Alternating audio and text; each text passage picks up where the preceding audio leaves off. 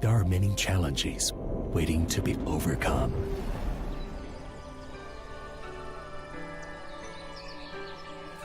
So, we keep exploring.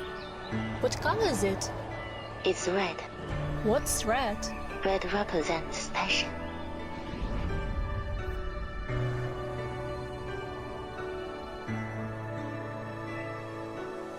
Explore more on App Gallery. There are many challenges waiting to be overcome.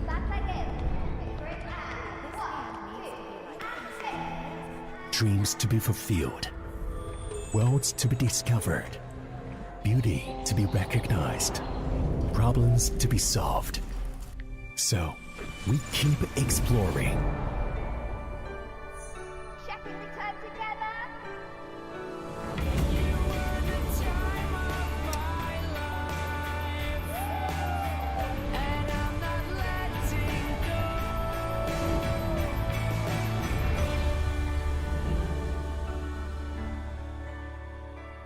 Explore more on App Gallery.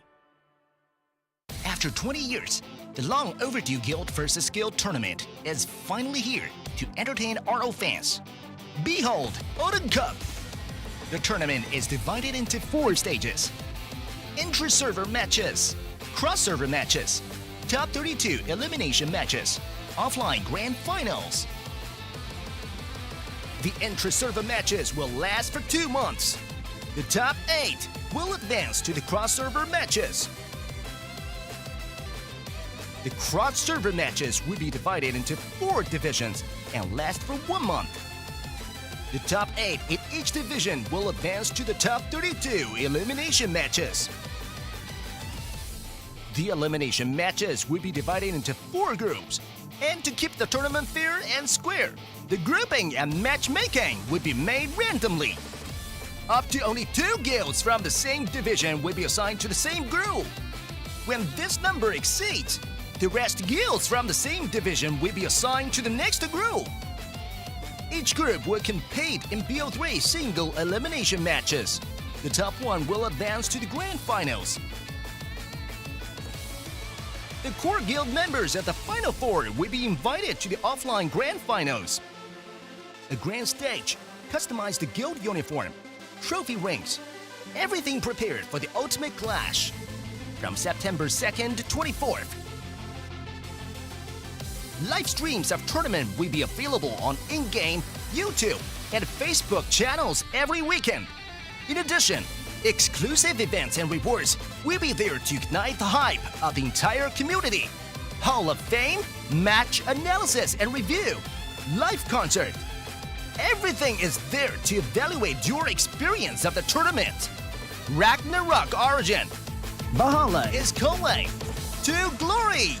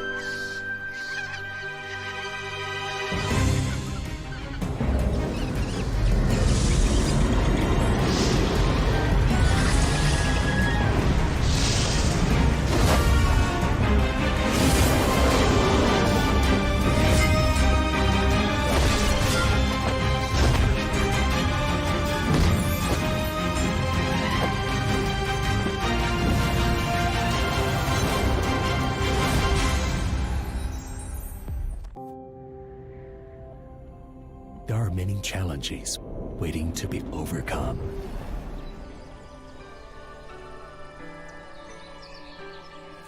So, we keep exploring. What color is it? It's red. What's red? Red represents passion.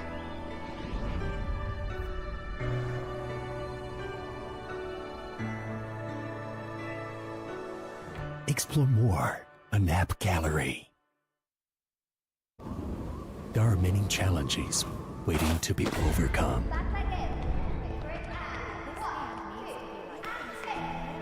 Dreams to be fulfilled, worlds to be discovered, beauty to be recognized, problems to be solved.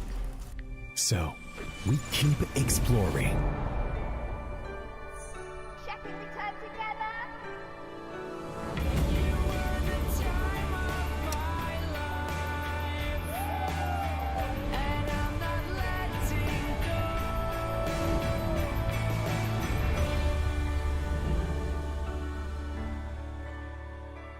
Explore more on App Gallery.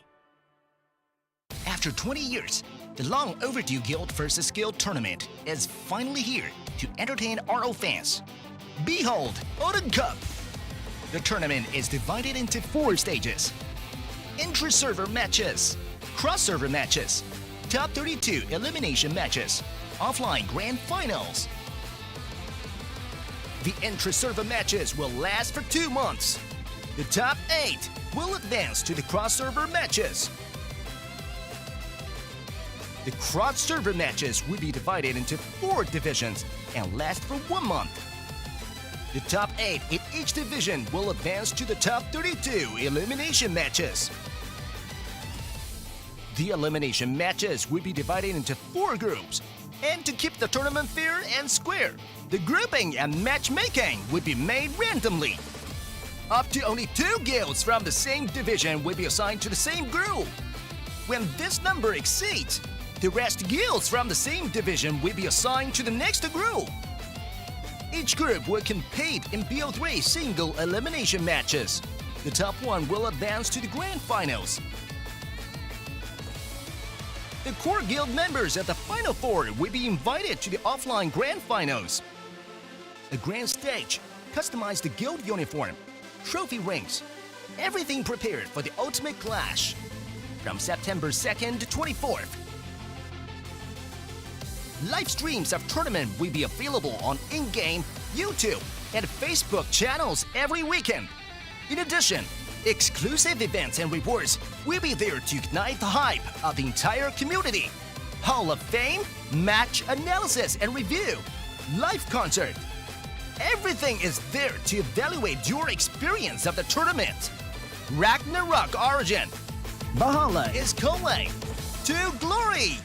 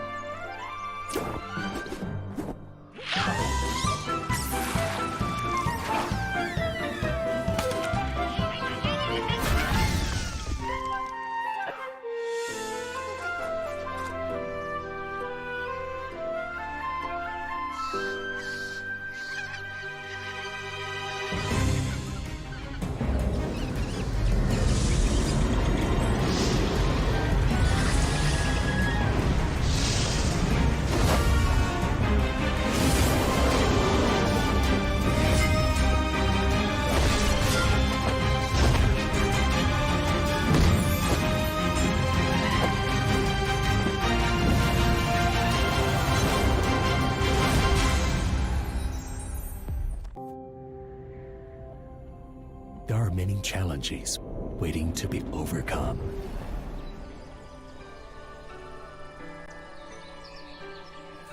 So, we keep exploring. What color is it? It's red. What's red? Red represents passion.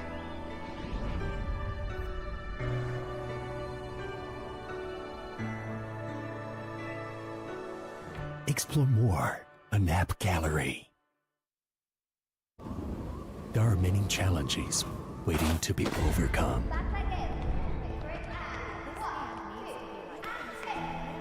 Dreams to be fulfilled, worlds to be discovered, beauty to be recognized, problems to be solved. So, we keep exploring. Checking return together.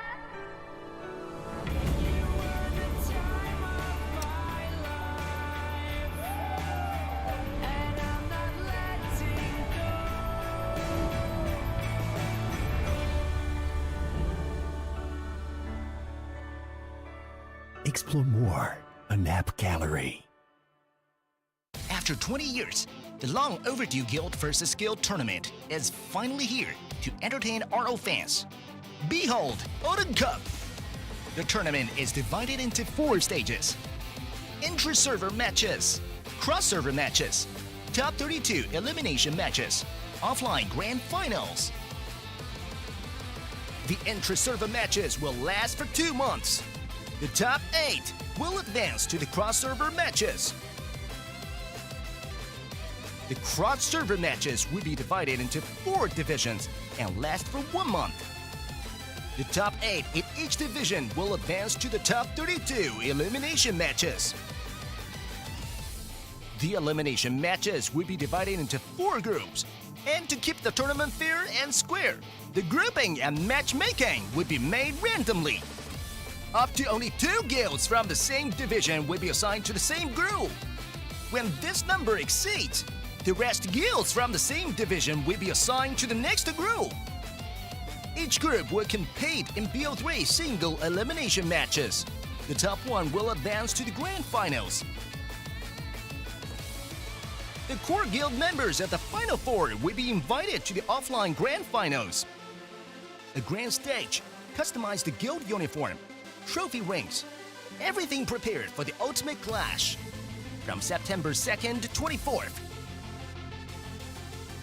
Live streams of tournament will be available on in-game, YouTube, and Facebook channels every weekend. In addition, exclusive events and rewards will be there to ignite the hype of the entire community. Hall of Fame, match analysis and review, live concert. Everything is there to evaluate your experience of the tournament. Ragnarok Origin. Valhalla is calling to glory.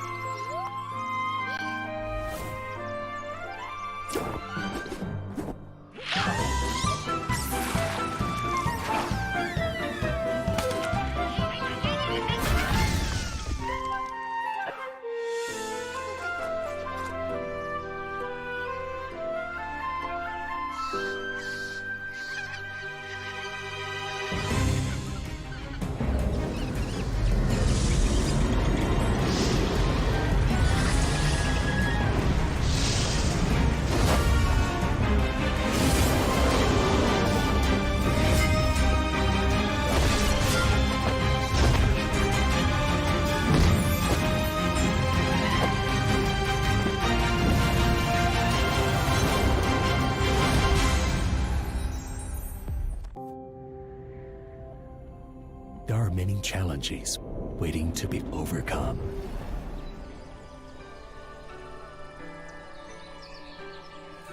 So, we keep exploring. What color is it? It's red. What's red? Red represents passion.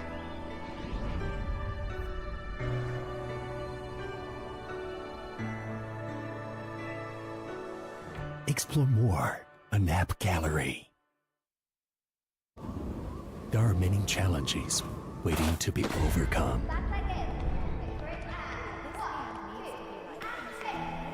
Dreams to be fulfilled, worlds to be discovered, beauty to be recognized, problems to be solved. So, we keep exploring.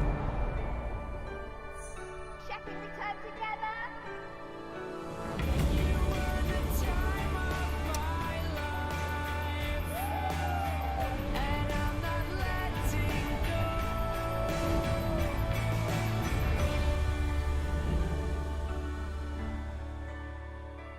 Explore more on App Gallery.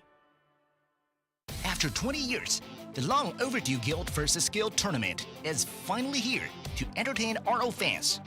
Behold, Odin Cup! The tournament is divided into 4 stages. Intra-server matches, cross-server matches, top 32 elimination matches, offline grand finals. The intra-server matches will last for 2 months. The top 8 will advance to the cross-server matches. The cross-server matches will be divided into 4 divisions and last for 1 month. The top 8 in each division will advance to the top 32 elimination matches. The elimination matches will be divided into 4 groups, and to keep the tournament fair and square, the grouping and matchmaking will be made randomly. Up to only 2 guilds from the same division will be assigned to the same group.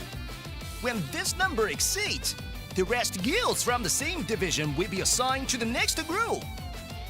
Each group will compete in BO3 single elimination matches. The top 1 will advance to the grand finals. The core guild members at the final 4 will be invited to the offline grand finals. The grand stage customized the guild uniform, trophy rings, everything prepared for the ultimate clash. From September 2nd to 24th. Live streams of tournament will be available on in-game, YouTube, and Facebook channels every weekend. In addition, exclusive events and rewards will be there to ignite the hype of the entire community. Hall of Fame, match analysis and review, live concert. Everything is there to evaluate your experience of the tournament. Ragnarok Origin.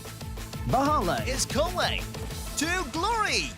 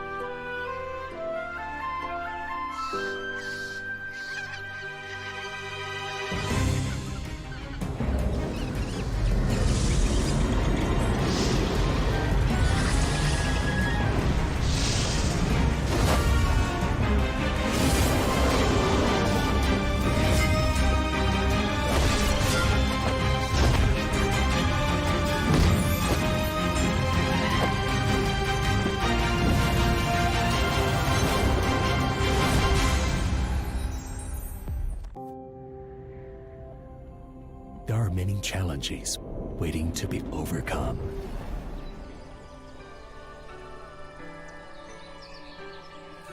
So, we keep exploring. What color is it? It's red. What's red? Red represents passion.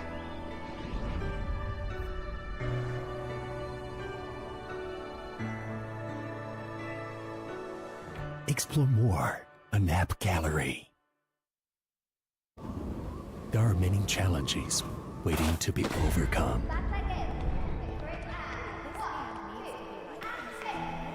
Dreams to be fulfilled, worlds to be discovered, beauty to be recognized, problems to be solved.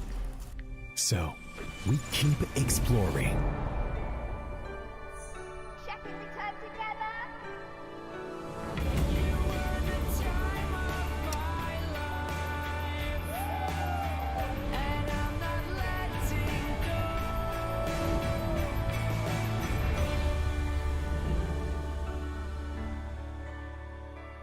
Explore more on App Gallery.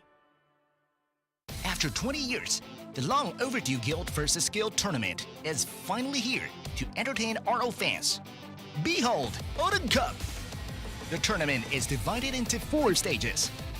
Intra-server matches, cross-server matches, top 32 elimination matches, offline grand finals.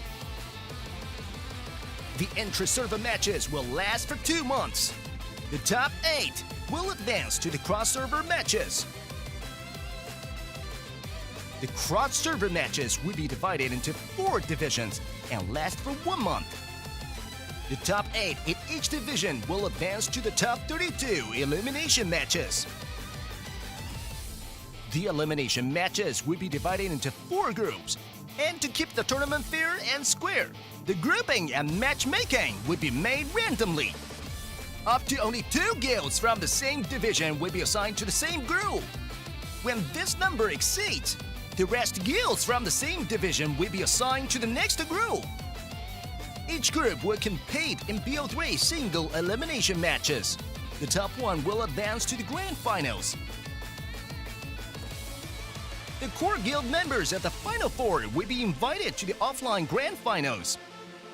A grand stage, customized the guild uniform, trophy rings, everything prepared for the ultimate clash. From September 2nd to 24th. Live streams of tournament will be available on in-game, YouTube, and Facebook channels every weekend. In addition, exclusive events and rewards will be there to ignite the hype of the entire community. Hall of Fame, match analysis and review, live concert. Everything is there to evaluate your experience of the tournament. Ragnarok Origin. Valhalla is calling to glory.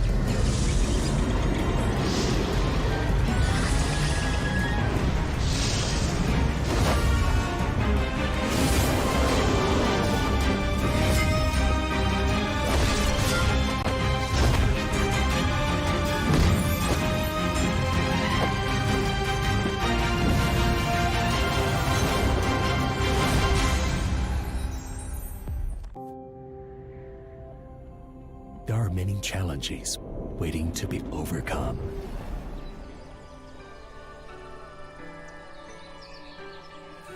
So, we keep exploring. What color is it? It's red. What's red? Red represents passion.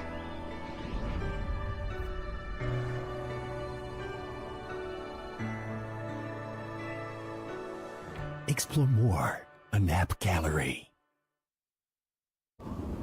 There are many challenges waiting to be overcome.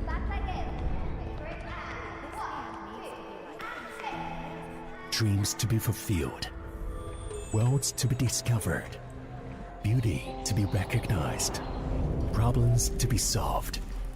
So, we keep exploring. Check if we turn together.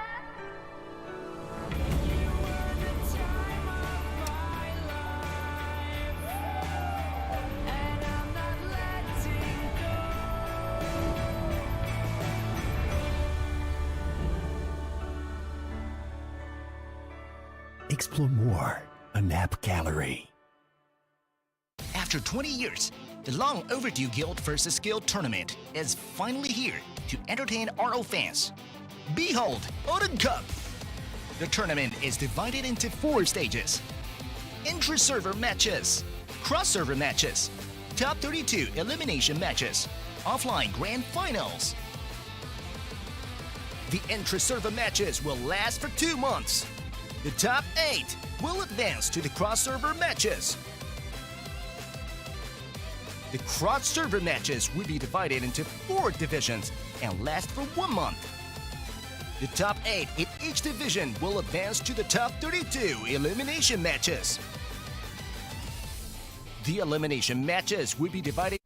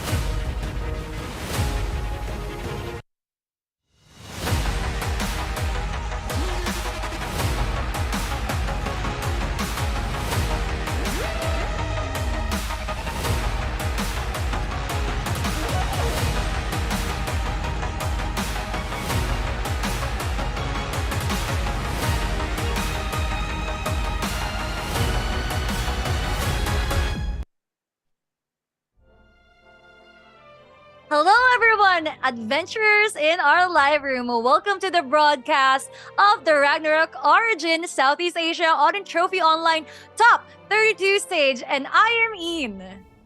Hey everyone, welcome to the stream. My name is Zero, and we are pretty happy to be here to be able to witness the birth and glory of the Odin Cup.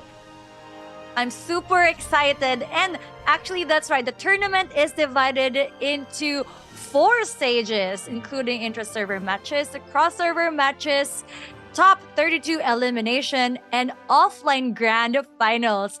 After multiple rounds of selection, the top 32 guilds from 4 regions have gathered here, the bestest of the best. And top players from various guilds will compete with each other, battling out with each other, group matches, and elimination rounds. And this competition not only shows the personal prowess of the players, but also they will test the party spirit, the synergy of various guilds, and ultimately the champion guild will be crowned and receiving the supreme honor and rich reward, standing at the top of Midgard continent. And of course, we will applaud them.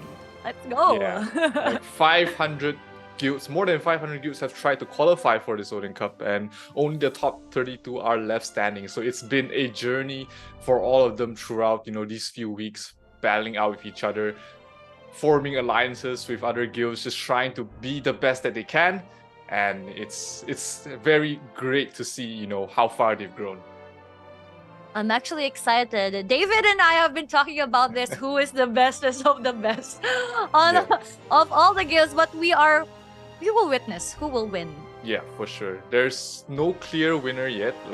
There's a lot of guilds stand chances, but we're gonna have to wait and see throughout this whole Odin Cup who will stand up on top. But before we start, we'd like to thank our sponsors, of course, Huawei App Gallery, for their strong support for this tournament. The Odin Cup is co-hosted by ROO and Huawei App Gallery, which is one of the top 3 global app markets. You can download games from Huawei App Gallery and enjoy unlimited benefits. Huawei App Gallery offers various promotions throughout the year, so download the games and claim your rewards. Discover more amazing apps and a vast selection of games, all on the Huawei App Gallery. Yes, and I'm actually a loyal fan of Gallery themselves as an application. I believe they deserve a full grade. And of course, exclusive rewards available in our official Discord community. This is an official invitation from our Discord tavern. Come and receive the bountiful rewards, free in-game items daily, find party mates, join guilds, and watch a tournament together. And you can access to a massive collection of game guilds. Be the first to know about the patch updates, so join the Discord now and acquire your role to get substantial rewards. And okay, so this is the steps. So first, go to the #roles channel and then tap verify as adventurer so you can receive your rewards. And the second, by obtaining the adventurer role, you also become eligible for the monthly community raffle. That is so exciting. There's so many things that you can get in a Discord channel. And of course, you can get the latest updates of the Odin Trophy on our exclusive event channel.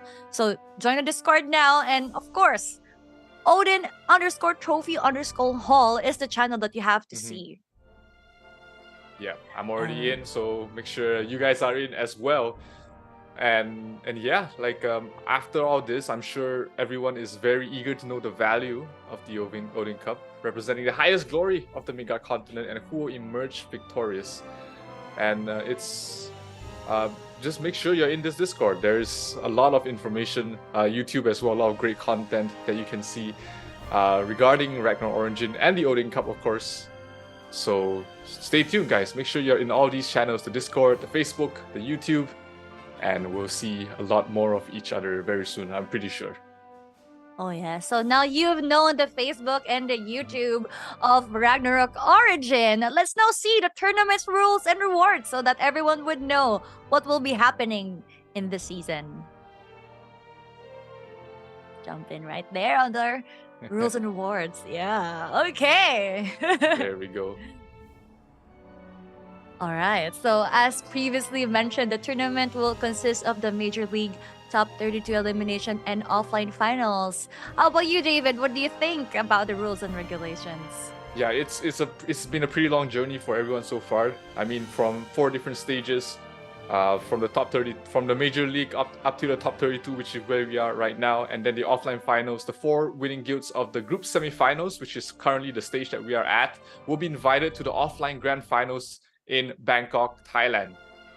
The Ragnarok Origin operations team will cover all airfare and hotel costs, and there will also be exclusive gifts for attendees. So even if you're just participating in it, even if you don't get a great placement or the placement you want, you will still not walk away empty-handed.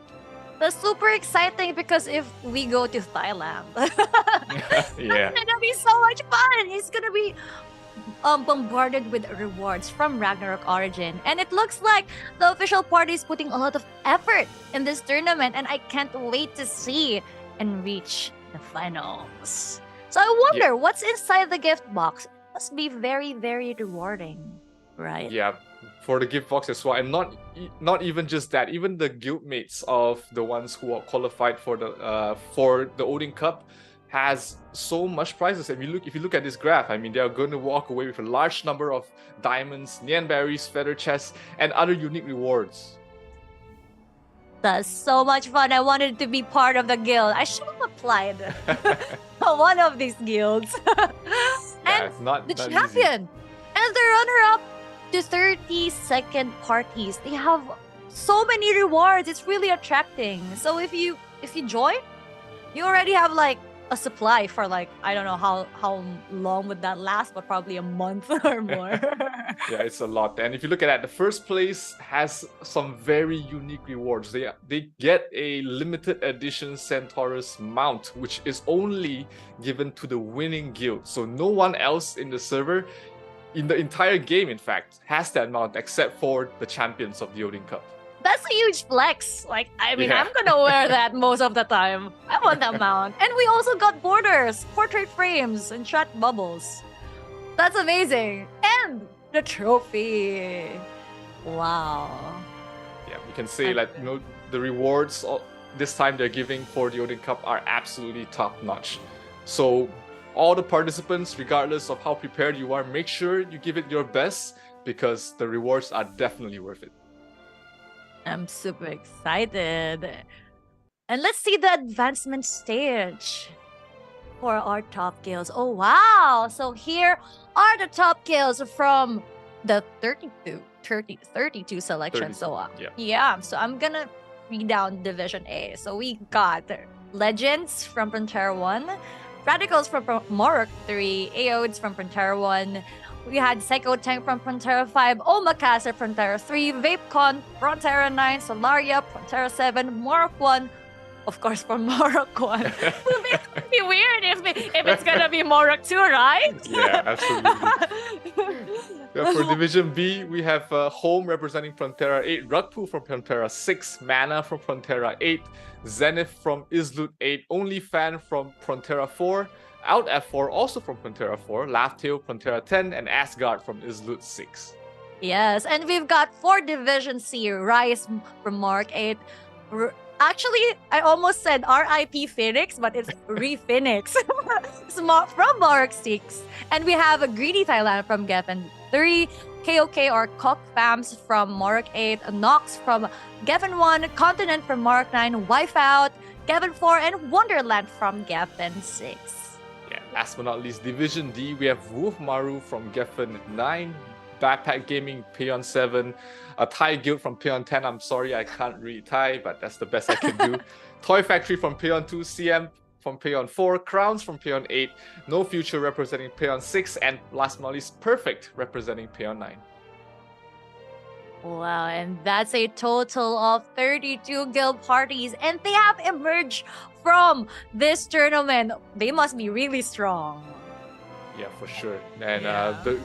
The groups have been drawn a few days ago. A very random group draw, so to ensure everything is fair. And this is it. This is the road to the top 16, basically throughout the 2 groups. So it's going to be very interesting. There are a lot of great matchups. There are a lot of underdogs in these stories as well. So I can't wait to get it started. I mean, Odin Cup has a lot of games prepared for us underway, and it's going to be a very exciting month. That's right. And we will be having 4 competition days. Mhm. It's really exciting for this one. And as you can see, we have for today, we have 4 matches. It's Wolf Maru versus Wonderland. And the next match will be Psychotech versus Omakaze. Bapak Gaming versus Wipeout. And Mana versus Alt F4. Don't quit that, Alt F4. Alt F4, but it's really exciting. I can't Yeah. wait to see who will reign today. Yeah, for sure. There's 8 guilds representing their individual servers, guilds, and divisions today. So it's going to be. We're gonna have to wait and see who's gonna move on to the top 16, because this is a single elimination format tournament. So if you lose here, you're basically out. It's not a great way to exit the tournament. Yeah, so I think everyone will get the best of the best matches Mhm. today. Yeah. And of course, we have rules for this competition, right? So are we Yep. familiar with the Guild League rules? Yeah, I mean, Yes. everyone has been playing in the Guild League, since pretty much since the second week of each individual server. But we're gonna have to describe a little bit, because for some people, it might be a bit confusing. There's a lot of nitty-gritty mechanics and details that if you're not very familiar with, for the Guild League, another guild with better understanding will get the upper hand. So these guilds have to make sure that they do know what the rules are, they do know the best way to get points for themselves, and it's not going to be easy fight. I mean, 150 in 2 different battlefields, 150 members battling out for points is not easy. That's true, that's true. And there's this highly popular PvP battle mode, which is the Mhm. Elite Adventures from participating guilds will compete in the main and sub-battlefields. And the main battlefield has multiple factors that affect their HP, while the sub-battlefield has factors that affect morale and commander skills, right? Mhm. So I think everyone from the live video would like to learn more about it. So let's watch this short video. Oh, actually, it's not a video yet, I think. But let's check out the Guild War rules. Yeah. Like we mentioned earlier, the main objective of the Guild League or the Guild War is to get your opponent's HP down to 0. Now there are multiple factors to get the points to reduce your opponent's HP. That's by 1, occupying tablets. There are 3 tablets in the map. 2, killing your opponents. Each kill amounts to 1 point, or 3, killing the mobs or the bosses that spawn. So each mob gives you 10 points. The bosses give you 500 points. So it is a very important area to contest. Now for the secondary battlefield, it is as important as the main battlefield as well, because it provides buffs to the main battlefield as well as very unique skills that can turn the tide of the battle. You have skills like Frost, which basically is a huge area with effect of slowing and freezing skill that's very important to control certain areas. Flame as well is a very powerful way to stop your opponents from being able to fight back. And then you have Shadow, of course, reducing everyone's HP, just making sure that your guild has the advantage. So let's take a look at the video to explain more about these rules. Guild League rules, ROO Odin Cup. ROO's Odin Cup is centered around the in-game competition mode, Guild League. In this guild versus guild event, strategy and courage are essential to emerge victorious. The battlefield of a Guild League match is divided into the main field and the subfield. The goal is to dominate the main field by depleting the enemy's guild points to 0. The subfield can provide morale, which will grant guild members in the main field buffs and guild skills. Methods to reduce the enemy guild's points in the main field. 1. Capture the Sun, Moon, and Stars tablets in the main field. 2. Defeating enemy adventurers in the main field. 3. Slaying boss and minions. Capturing tablets. There are 3 tablets on the main field. The capture of each tablet will be determined based on the number of members a guild has near this tablet. Once a tablet is captured, it will immediately deduct 50 points and then 10 points for 10 seconds from the enemy guild. Defeating adventurers. Each defeated enemy adventurer reduces the enemy guild's points by 1. Slaying monsters. Boss and minions will spawn at 10 minutes and 15 minutes after the match begins. Slaying each minion deducts 10 points. and slaying each boss deducts 500 points from the enemy guild. It is important to remember that the Guild League is not a stage for your personal show. It requires strategy, tactics, and team play. Valhalla is calling. To victory, adventurers! Wow. So here we are in the virtual field, the main battlefield of the Guild League. This is so cool. Yeah, this is where everyone has been fighting for so long, but for the players that are new, let's introduce the map a little bit because it might be a little bit overwhelming. You have the 3 tablets here, which are the main points of contention if you want to get points for your team. You also have the mob spawning places, the south side, which is right below the moon tablet, where you have mob spawning in the 10-minute mark, as well as the top left and the bottom left and bottom right side of the map as well. There are individual mob spawning, not to mention the boss, the Owl Baron, as well, spawning at the bottom side after the 15-minute mark as well. So plenty of ways to gather points for your team, but who controls the battlefield will ultimately determine the winner of the Guild Leagues. Yes, I heard that if you kill like some mods like the Mantis, you will gain like 10 points. But if you kill the boss, 500 points will go to the last hit. Yeah, it's absolutely, the last hit is very important because it doesn't matter if your guild or your team has been winning throughout the entire fight, but if you lose the Baron just by a lucky last hit, or if they manage to control it at the last second, suddenly you find yourself 500 points behind, and that's where we see most of the comebacks happening. That's a lot. And who knows, like if you guys are gathered within the boss, who will gain the last hit, right? Unless you control the party. Yeah, it gets very chaotic, especially with all the commander buffs and skills that comes in as well. It's going to be absolutely chaotic, and I'm very excited to see something like that happen. And as you guys can see, it really is very exciting for everyone because most of the representative per server are the best of the best in that server. So it might be a good outcome. When I was playing, oh my god, it was hard. It was a hard climb. Yeah, it is. There's no easy road to the top. So everyone, all the participants here and those who did not qualify as well have pretty much given it their all to try and make it to the top of Ragnarok, which is the Odin Cup right now. And being the first of its kind, the first tournament we have for the Ragnarok Origin global version, it's definitely an eye-opener for everyone, and I'm very happy to be on the journey with you here, Ian. It's gonna be an absolute blast of a weekend. I'm actually really excited because, of course, Ragnarok Origin prepared us a very rich rewards, right? Everyone is getting rewards, maybe us too. And of course, for our viewers, but for the guilds who has jumped and got into the top 32, they're going home with amazing rewards already just by joining here. And and the strongest of the strong will reign this. I'm actually excited to get the trophy, to see the trophy in the finals. It's actually a real trophy, right? I hope so. I mean, it looks really good. I mean, the virtual rewards are great as well. I mean, having a custom mount that no one else in the server or in the entire game has, that sounds like a flex that I really want.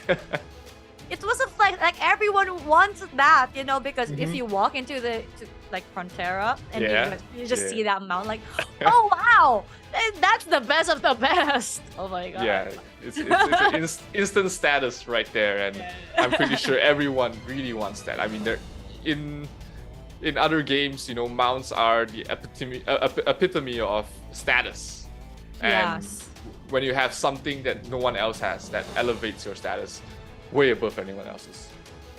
That's actually one of the things that I was really rooting for, like getting the unique mounts or the most expensive mounts like that you can get in the game. Of course, you play the gacha, so if you get that, super cool for you. And of course, okay, go.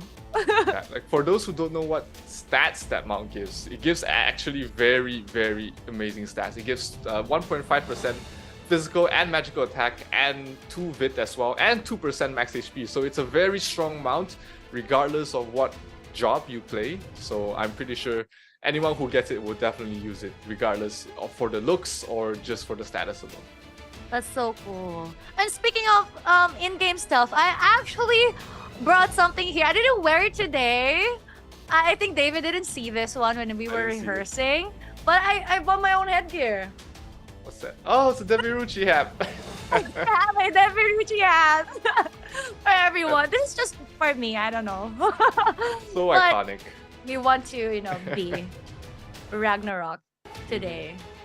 To Yeah, feel for sure. Ragnarok.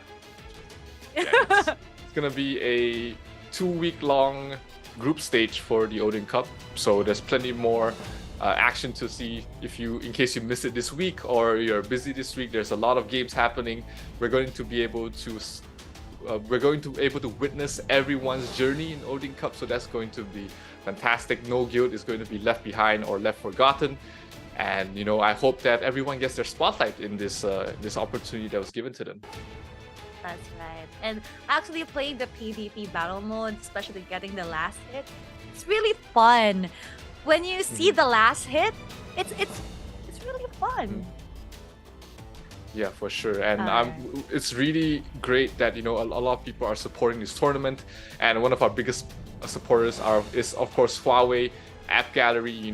We talked about this earlier, but just a reminder for everyone who jumped into the stream 5 seconds ago during the live broadcast. During the live broadcast of the group stage, which you're watching right now, players who kill the boss in the main battlefield, which is one person of each guild in each match who kills the boss in the main battlefield, and the players who get the highest amount of points from the winning side in the secondary battlefield will receive a gift which is a Huawei Band 6 provided by Huawei. So that's going to be additional prizes that players might strive to achieve. There's going to be 2 gifts per match, 24 per day, and a total of 96 Huawei Band 6 given over 4 days. Wow, that's so many. That's so a lot. many, yeah. Not to mention, during the live broadcast of the top 16 elimination stage as well, the MVP of each match will receive one Huawei FreeBuds SE provided by Huawei as well. And each player can only get it once. So if you've gotten the MVP once in a previous match, maybe it's time to let your guildmate shine once in a while as well. And finally, during the broadcast of the quarterfinals on September 23rd and 24th, MVP players of each match will receive a Huawei FreeBuds Pro, which is the better version of the Huawei FreeBuds SE provided by Huawei. And that's just a lot of additional prizes that participants can get, even if they lose in the first round. If they win a match and they get MVP, or they kill the Baron, or they gain the highest amount of points, there is still plenty of Huawei freebies that they're able to get. I'm actually happy, David. It's not just in-game rewards, but they can actually get actual, real in-game, not in-game, like actual physical stuff outside from the outside world. That will help them elevate their gaming experience, right? Yeah, for sure. I mean, I definitely want a Band 6. It's a really great watch. And in case you guys have any extra or any MVP players want to share it with me, you know where to hit me. It's like when someone's like, "Hey, you're late in the guild war," you would see it in your band. Yeah. Smartwatches are a great invention. Being able to connect everyone, even as as a wearable, it's really stylish. It's just really fashionable, and I think everybody wants something like that as well. That's true.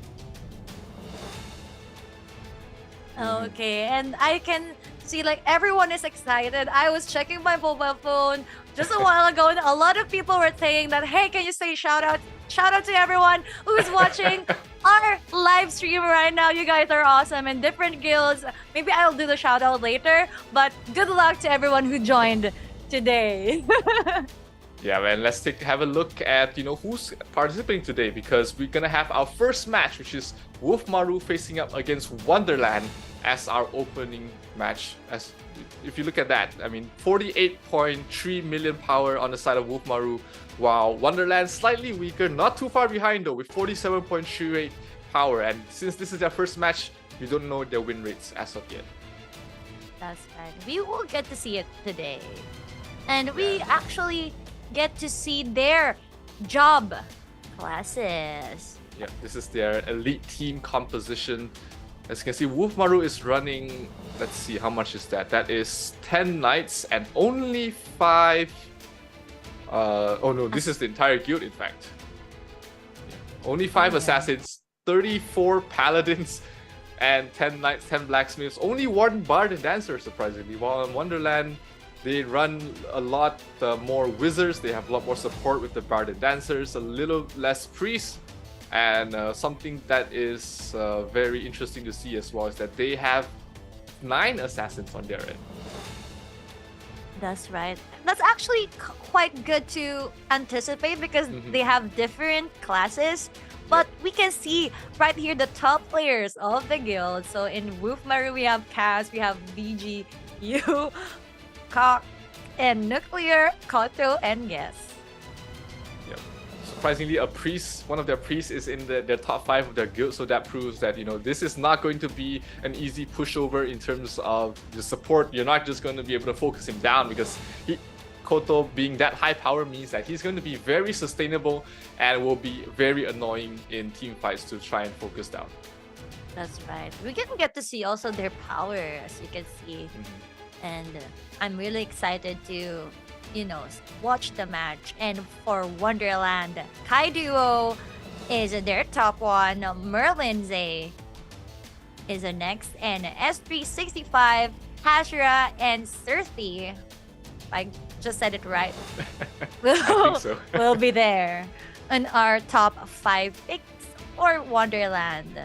And I think there is like a power. It's not that much, right? Like that 70,000 or 80,000 difference for our top one. Yeah. It does matter, especially depending on the classes they play, because the top one of the Wonderland side is an assassin, which can be very lethal. But if you don't have the front line strong enough to protect your supports, your squishy backliners, that might cause to be a problem. But let's take a look here. We are going into the battlefield here, looking at the primary members from the side of Wolf Maru.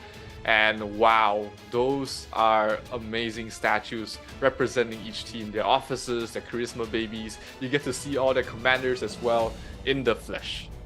Wow, this is cool artwork coming from Ragnarok Origin.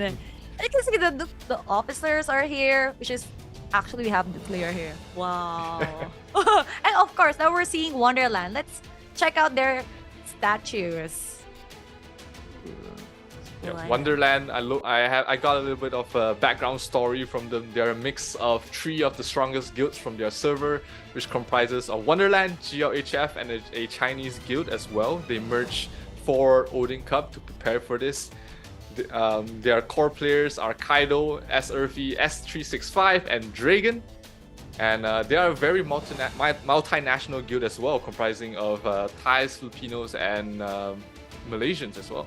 That's right. I've heard that guilds are also merging with different countries, right? It's not just like, not just because you're like majority like Filipinos. It's like you're a full Filipino guild. I've also experienced that everyone is trying to reach out the best of each of the country to build the best guild.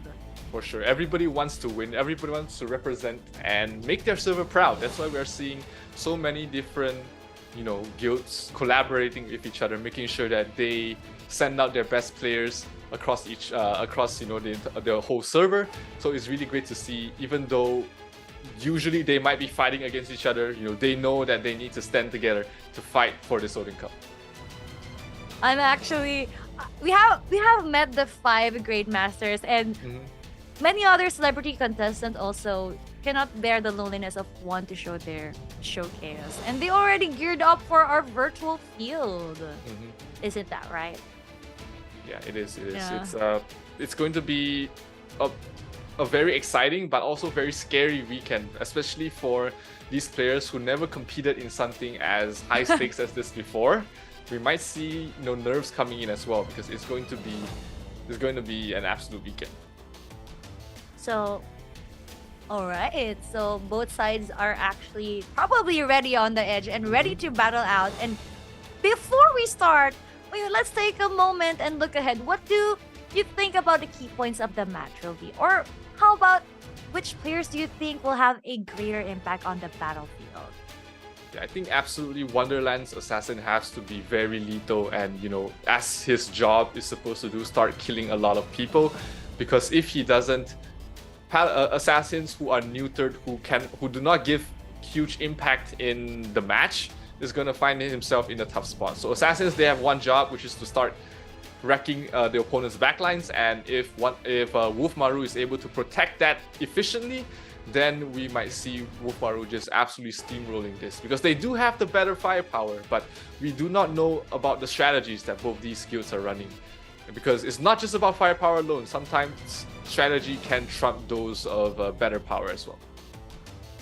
Alright, and I think for the same as well, it really depends on the team play, At the end of the day, how you guys synchronize as a guild. That's very important. It's maybe collaboratively the power is not that big, but if you guys are working together and synchronized, you might get it right.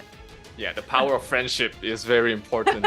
It's not a 1 versus 1. It's a 150 against 150. I mean, it's hard to work in a college group of 5 people. What do you think about 150? Making sure everyone does their role, making sure everyone's at the right place at the right time, submitting their assignments properly. That's already tough in the real world. But when you are individual commanders trying to control 150 people, that is a very tall task to ask for anyone. And whoever is able to make sure that their entire guild works as a unit, that is the guild that's going to come on top.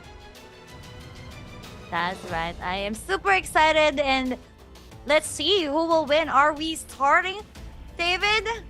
I hope so. To introduce? Yeah, we do want to introduce the first ever match of the Odin Trophy round of 32. Yeah, the first round is going to be Wolf Maru against Wonderland. Wonderland. And can't wait for it to start, because it's scheduled to start at 6. I'm pretty sure there is a 3-minute or 4-minute timer before it actually starts once the map loads in. So everyone's making sure they've got their right sigils on, they've got the right equipment on, because one wrong enchant and you might find yourself doing less damage or becoming a lot squishier. It's going to be a very intense time for them, especially since they are the first guilds to play on the Odin Cup. They want to make sure that they do their best, making sure that all of their equipments are right, and hoping to give us a good show. Yeah, that's right. I'm really excited to see who will reign. Is it like the assassin or the Wolf Maru? Is it Wolf Maru, right? It's Wolf Maru. Wolf Maru. Wolf Maru. It's a cool name. That's a cool name. And as I remember, Wolf Maru is from Day1. Wait, I forgot. But the server that they were rooting for is from Geffen 9. They're Geffen 9. Yeah, Geffen 9. Yeah, I had a little talk with some of their members as well. They are also a very international guild, much like Wonderland. They have a couple of key players who've been with the guild since the start. Kaz, Nuclear, Miku, Ukok, BG Ukok, Limsky, Karma, and Quincy PH. We didn't get to see all their names up in their top power, but they are important in different ways. Being commanders, being morale boosters for the guild as well. So these guilds, they have the camaraderie being together for so long, and that might be able to give them the edge when facing up against Wonderland. That's quite cool. And I'm really happy David knows them. Some of them me personally. Have you played with them, David? No. I David wish. was like ex-Wonderland. Nah, it's all these guilds, they are pretty tight-knit, regardless of what their majority nationalities are. So it's really great to see, games bringing people together, regardless of the language or the race. It's one of the great points about playing in a global server. It's that you get to meet different people of different regions, different countries, and get to work together and understand that culture at the same time as well. That's right. You get to meet new players, new friends, and who knows, like make a new family. Not like real family, but family group of friends. Yeah. And here we have it. Finally, game 1. The first match of the Odin Cup is ready. We're gonna have Wonderland going up against Wolfmaru in this best of 3 Guild League series. So it's gonna be the first to 2. Whoever gets 2 match wins first will win the whole thing. And we are already straight in towards the action, it seems. Oh, that is a lot of people, a lot of red names. That's gonna be the Wonderland side, and they are controlling already. Own 2 points, not yet, not fully controlling yet. It's still a battle for the Moon Tablet, but it looks like Wolfmaru is fighting back. Terminus dropped down, clearing the area, and that's going to be Wolfmaru being able to capitalize on that and capture all 3 points. 30 kill streak on Utok already. That is huge. Oh, looks like there's some contention on towards the Star Tablet, and they looks like Wonderland is at least able to hold on to 1 tablet for now, and we'll see the points start trickling down. If in normal strategies, if you capture 2 tablets and hold them throughout the entire duration, you will eventually win. But let's see if Wonderland is able to fight back in any way.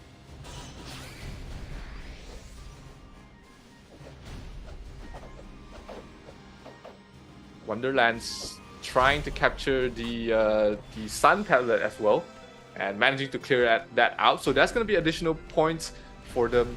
And this is surprising because Wolfmaru seems like they are a little bit discombobulated on the movements of Wonderland, because they are losing points and keeping things close. Wonderland does not have the better power, remember that, because they are slightly below power of that of Wolfmaru, but they are finding different ways to fight back and get points for themselves, because this is not just a straight up steamroll. People are fighting back, people are trying to capitalize on different sort of movements to be able to get points for themselves. And let's take a look at the secondary battlefield, where we do have things are still pretty even across both sides. As you can see on the bottom side of the screen, you can get the amount of kills they have, the amount of minions they've captured. Wonderland not too far behind of Wolfmaru. Bosses have not spawned in the sub-battlefield as of yet, so things are keeping it very close. Remember, it's not all about killing in the sub-battlefield, because mobs play a very important role in this sub-battlefield as well. But so far, it has been Wolfmaru taking control in the sub-battlefield. Only so slightly, a slight tip of the scales, and we might see Wonderland get the upper hand. 2 bosses taken down there by Wonderland, which is huge, because that means that the main battlefield for Wonderland, they get 2 buffs, and this is what I was talking about. Even though you have more kills, the objective is to get morale for your main battlefield, as well as getting the commander points that Wonderland has complete control of right now. Huge wall of Wolfmaru players stuck in their spawn. They can't push out, they can't get out. Wonderland has been doing great crowd control across this area. Meanwhile, let's head straight back into the main battlefield, where we do see Wolfmaru still having the slight lead, 2 points still captured by them. But Wolfmaru is cannot rest on their laurels at the moment, because Wonderland is not too far behind. They do have the 2 commander skills, remember that. And if they decide to drop it, that can absolutely turn the tide of tablet control here, as you do see Wonderland able to capture or at least contest the Sun tablet for now. A lot of fighting still going on towards the Moon tablet. Tier 10 Samurai doing his work, chopping things up. BG Wukong, 55 kills already. Just absolute maniac of a man right here. I think when you're fighting against Wolfmaru, you might need to equip a Shroud card, because these guys look like absolute demons. Hydra cards are not gonna help you out here in this fight. But it looks like Wolfmaru able to stabilize and stop the capture of the Sun tablet, giving them control back in their favor. And nuclear going absolutely nuclear on that Paladin there. But snipers against Paladin, you guys already know what's going on there. Jumping back to the secondary battlefield, we do see Wonderland has been able to capture 1 more boss for themselves, but Wolfmaru able to get a boss for themselves as well. The kills are still pretty even over here, but it looks like Wonderland has not been able to get any minions from their side, so less morale points for them. The 2 bosses do still give them the advantage, but it looks like Wolfmaru is able to control the main outlets of the morale, which is the minions, and they're still ahead of the kills as well, which is great to see. Still fighting in this congested area as we jump back into the main battlefield. All 3 points here controlled here by Wolfmaru, which is going to be a lot of points taken away from Wonderland. 50 points the moment you capture the tablet, and the ticking points are going to start hurting here for Wonderland. They need to try and gather up, recapture a point as soon as possible, and they are doing exactly that at the star tablet. Kaz already has 60 kills. No one has been able to deal with him yet. I'm not sure if Uchok has died so far, and it looks like Wolfmaru able to stop the push on the star tablet, and this is a complete battlefield control here going towards the way of Wolfmaru. 400 point differential going to the red team right now. Wonderland trying desperately to fight back as the paladins, we see Uchok on the screen right now. He's a paladin and he's doing absolute damage to the enemy side. Wonderland trying to capture the sun tablet for themselves, but looks like Wolfmaru might be able to rotate back in time before they fully capture it, because the moment you capture a tablet, there's 30 seconds of basically invulnerability on the tablet, which you might find you may be able to rotate to other positions. And Wonderland able to get 1 point for themselves. They're going to get the second tablet on the star side as well, and we're going to have a look at what's happening here in the sub-battlefield. Still a lot of kills going the way of Wolfmaru, and they do have a 100 kill advantage going towards their end so far, but it looks like the bosses have not spawned yet, the minions have not spawned yet, so it's just going to be trading of kills, getting their team's morale as high as possible before the next mob spawn, because area control is very important, because the moment the bosses spawn, you do not have too much time before the opponents start trickling in to try and contest you over it. So getting the kills, getting the early wipes is very important in the sub battlefield. We do not see any frozen worlds or terminal wings dropped here. This is the sub battlefield. It comprises of usually more people but less power of the main battlefield. I'm not sure if they put any one of the main players in the sub battlefield to try and control the tides. But we're gonna jump back to the main battlefield here, as we do see still a 400 point differential on the main side, not too far behind. They haven't gained any ground, but Wonderland is slowly losing the health points. 400 point differential is still very close and very dangerous, because it's just a one boss differential. The moment one boss goes down on the other side, like you said earlier, Ian, if they get the last hit on the Duke, suddenly Wonderland will be able to win the match. But to do that, they still have to get some points their way, as we do see Wolfmaru has lost control over the moon tablet, but they are still in control of two other sides as well. Whew, a lot of contention going everywhere. But Wolfmaru is going to capture Wonderland is going to capture all 3 points here. Where is Wolfmaru going? Is it the 10-minute mark? I can't see the timer, but it should be almost the 10-minute mark, which means that the Owl Baron is about to spawn, and I think that's where everyone from the side of Wolfmaru is, at the boss spawn, preparing to capture the Duke. Moon Tablet able to be controlled back here by Wolfmaru so that they get some points going their way. Losing all 3 points does hurt them a little bit, but it looks like at least it's not going to be a complete rollover on one end. Wolfmaru still has the lead here with a 500 point differential now, so they are catching up in terms of the point differential. It is increasing over ever so slightly, and the Baron should be spawning very, very soon in the bottom side of the map. Control taken over here by Wolfmaru on all 3 points, so that is a lot of pressure being given here by Wonderland. The Duke has not spawned yet, and it's just spawned. Let's see if anyone rotates over to try and capitalize on the boss, or are they just going to let it go? I believe this is the wrong spawn. It's on the bottom side of the map. But it looks like still all 3 points being controlled here by Wolfmaru, which means that the points are slowly ticking down for the side of Wonderland. Still kills being traded across everywhere here. Wasabi doing a great job anchoring that point, not allowing Wolfmaru's Paladin to capture it for free. But here we have a look at the Baron spawn. Looks like the Baron was actually taken on there by Wolfmaru. That's where the huge point jump we see going the way of Wolfmaru went. And Wonderland, with only 300 points, they do have a couple of tablets going their way, but things are not looking well for them. They do not have any room to breathe right now.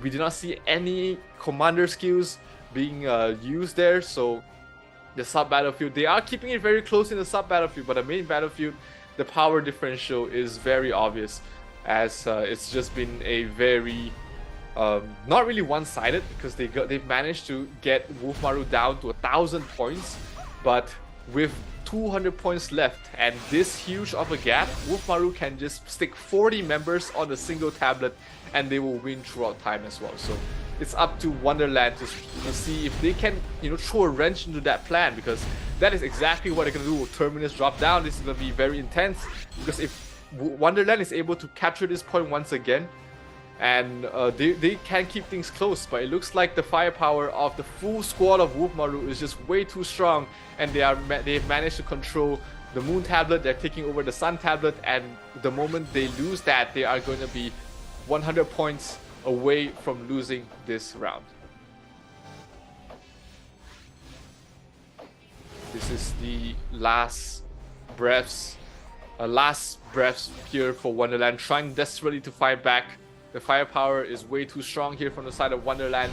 Can they make a miracle happen? It is very unlikely at this point. 65 points of health left here for Wonderland. Both sides have reached maximum morale, but it's way too far. And Wolfmaru is going to be the winners of the first round of this best of 3. And Wonderland, you're gonna have to take a look at their strategy. What can they do? What can they change to make things better? But before that, that's just going to be Wolfmaru taking a decisive 1,000 point lead win in game number 1. Congratulations to Wolfmaru for taking the first game. But of course, this is not yet done. This is a best of 3 match, so we will be anticipating one more game for both of the guilds. And actually, it was a very crucial game, and as I was watching, we've seen Wolfmaru got the last hit. Yeah, that last hit, if Wonderland was able to get that last hit, that might have been the difference maker of this being a 1,000 point finish, or things going all the way down to the wire. But since Wolfmaru was able to, they had a lead already, they had a 400 point lead by getting the Baron, pretty much was the nail in the coffin for that round. So let's see if Wonderland is able to make any adjustments coming in towards the second game, because I'm sure they don't want to go out like that.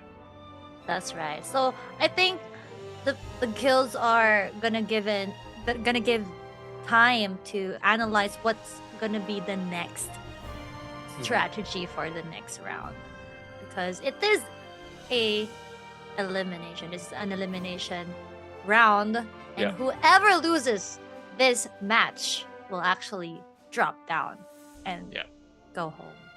Yeah, which is kind of sad. It is a single admission format, which doesn't not give you too much room for error. You have to bring your best on day 1.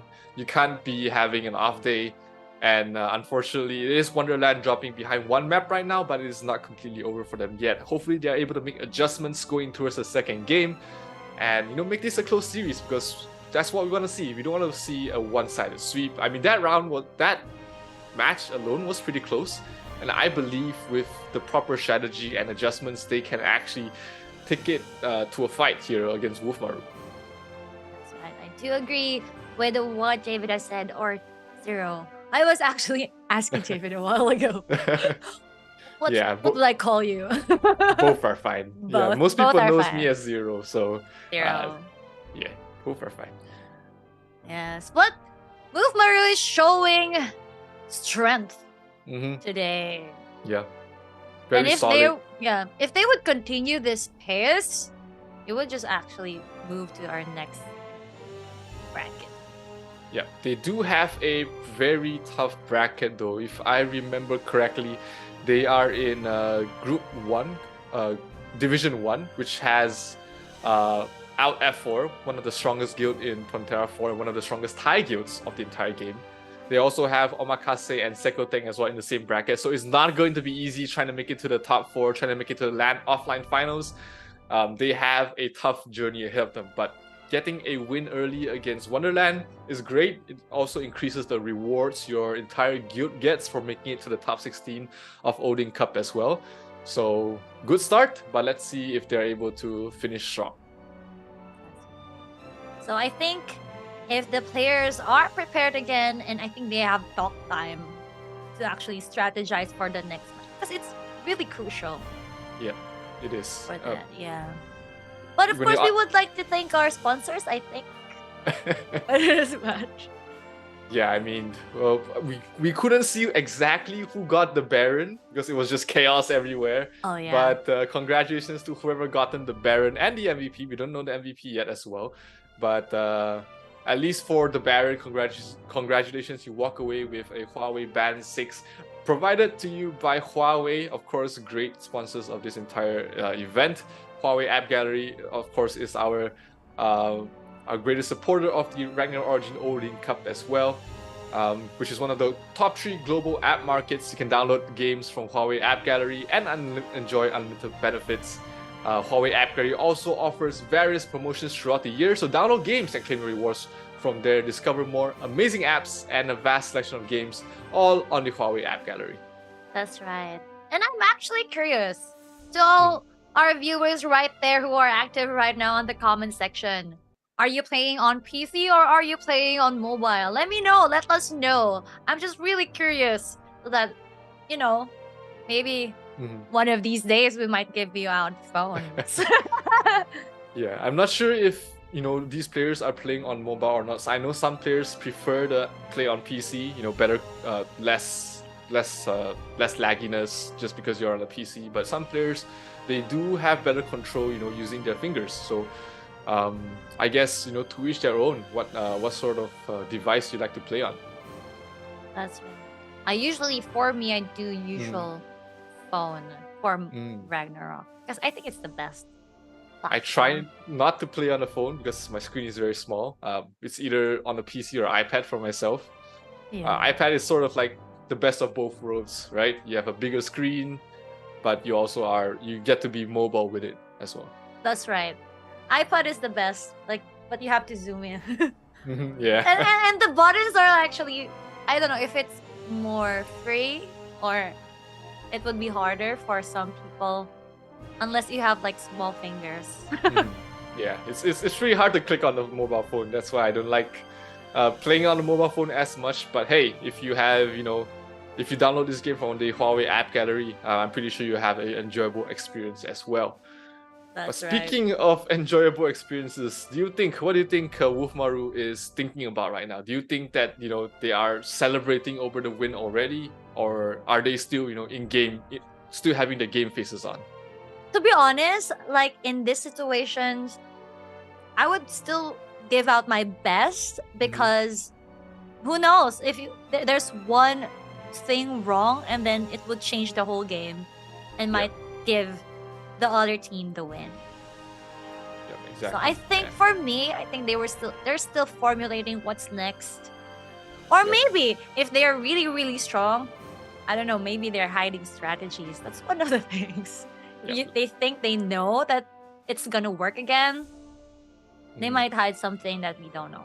Yeah, some important information that the players might be able to use is the match stats that we have from the previous round. As you can see here, Wolfmaru against Wonderland. This was game 1. The damage difference was pretty huge in going the way of Wolfmaru. 100 million difference going their way. The morale was pretty good, I would say. The sub-battlefield for Wonderland did absolutely amazing despite being slightly behind, but they managed to get the maximum amount of morale that their main battlefield needed. But unfortunately, the control on the main battlefield was mostly in the favor of Wolfmaru, and despite the best efforts, they'll have to try again in the second round. That's right. So Wolfmaru is actually showing prowess and strength here for this game. But on our secondary match, we can see Wolfmaru is still taking everything. But for the total damage, it's not that far. Actually Wonderland here has more total damage than Maru. And no, actually it's not N, but Maru has more kills. Yeah, surprising because you usually account more damage means more kills, but it looks like for the side of Wolfmaru, maybe they were better at securing kills, being able to finish people off rather than having them run away with low HP. That might be a very important factor as well. But yeah, I think the secondary battlefield for both sides did very well. Usually we do see the sub battlefield being more of the forgotten, the second child, didn't really care about the secondary battlefield, but this is the Odin Cup. Every guild wants to bring the best of the best, and it's great to see that it is not a one-sided sweep on both battlefields. It's been pretty close, and I believe with a little bit of adjustments going to both ends, especially towards Wonderland, we might see them being able to hopefully clinch game number 2. That's right. And we are gonna see the MVP of this game. Yep, this is BG Ukok. Wolfmaru, total damage of 78 million. 78 million. You will get a device. Good device. Yep, Huawei FreeBuds SE going on the mail to him right now. 149 kills for him. So he's contributed to at least 149 points for the main battlefield. 78 million damage. That is a lot of damage being dealt here just by this one paladin. There's a running joke happening, in chat everywhere in Discord that this is Paladin Cup, Paladin Origin. But yeah, it's a paladin meta. It is. It's one of the strongest classes to deals a lot of damage. It's very tanky. It's very hard to deal with. We've seen guilds having to craft entire strategies around paladins, just trying to counter them. Hopefully, we see the counter being showcased in the Odin Cup. I know that some guilds have already completely figured out paladins and the ways to counter them. I won't name the guild, I won't name the players, but I've seen them just completely making paladins completely useless. But for this match, Ryuji Ukok absolutely was not useless. He's definitely the MVP of this game. Congratulations to Wolfmaru, and I'm actually excited if they would still take the second match. But who knows, it might be 1-1, or it could be 1-2. Or Wolfmaru just can take everything. It is not the end of the road here yet for Wonderland. They still have some time, make some adjustments, try and figure out a way to make that little point differential. They do know that they have a weaker team, so to say, in terms of power, but there are certain strategies that you can run to counteract that. There are certain strategies you can do to counter your opponent's composition in the main battlefield as well. And because they've played one round against each other, getting that information of, hey, these guys are running 15 paladins, how do we counter them, right? That might give them an idea of how to come back in the second round. That's right. And also, other guilds can learn from the matches. And they will see what is in the strong meta for our first match, because actually the first match is giving us more information for the rest of the Odin Cup. Yeah, it is. Like, they start the first game, so unfortunately they do not have a lot of information to go with. But it is what it is. They have to adapt as they go. That's right. And of course, we are inviting everyone to follow our Discord channels, because there are still exclusive rewards available for everyone to get. So it's an exclusive invitation from our Discord tavern. Come and claim the bountiful rewards, free in-game items available daily, find teammates, you can join guilds as well, and watch the tournament together. And you can access to a massive collection of game guides. So if you don't know, if you're a newbie, I think you guys can check out the official Discord. It's on the QR code on the screen. Just switch up your camera tap it, and you're good to go.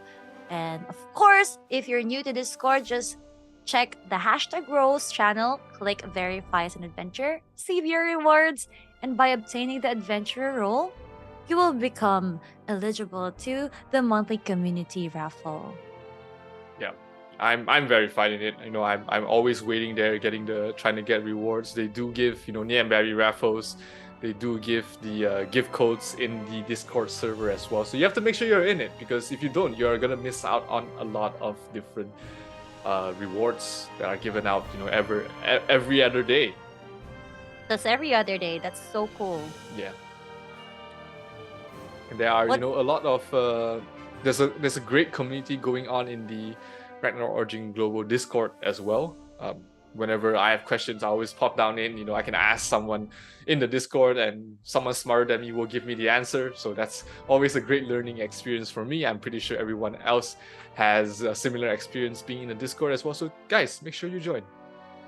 That's right. You can actually meet more friends. Yeah. Join guilds. That's Mhm. right. That's the purpose of Ragnarok. Camaraderie. Yeah, you can even host a watch party on the Discord. That's right. There's nothing feels better than watching the same thing with people with the same interests.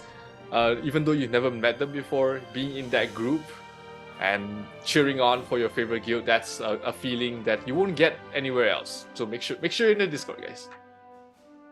Yes, don't forget to join the Discord channel. It's really useful. And if you don't know Ragnarok Origin yet, this is the first time you have watched anything about Ragnarok Origin, I think it's time for you to check out Discord. Yeah, for sure. Make sure you're in it. And we're just waiting for the second round to start between Wolfmaru and Wonderland. It is scheduled to start at 5:30 server time, so we should be jumping into the battlefield very, very soon. All these players, they have a little bit of time left to make sure all their equipments are right, all their sigils are correct, and that is going to be the difference maker. Like we said earlier, if one enchant is wrong, you will find yourself doing less damage, or become squishier, or finding yourself less effective, depending on what class you play. So give these players their time to make sure everything is right, and we'll show you the game very, very soon. That's right. Just wait and see. But of course, we would like to thank our sponsor. David, why don't you say about the sponsor? Yeah, in case you guys don't know, this Odin Cup is co-hosted by Ragnarok Online Origin and Huawei App Gallery, which is one of the top 3 global app markets in the world. You can download games from Huawei App Gallery and enjoy unlimited benefits. The Huawei App Gallery offers various promotions throughout the year, so download the games and claim rewards. They are also the proud sponsors for a lot of gifts here, Huawei that is, giving gifts to the MVPs, giving the gifts to the one who gets the last hit on the Barons, giving gifts even for the top 4 offline guild attendees that will be making their way to the offline LAN finals in Bangkok, Thailand at the end of September. So we'd like to thank them once again, really great supporters of the Ragnarok Online Origin, especially the Odin Cup as well.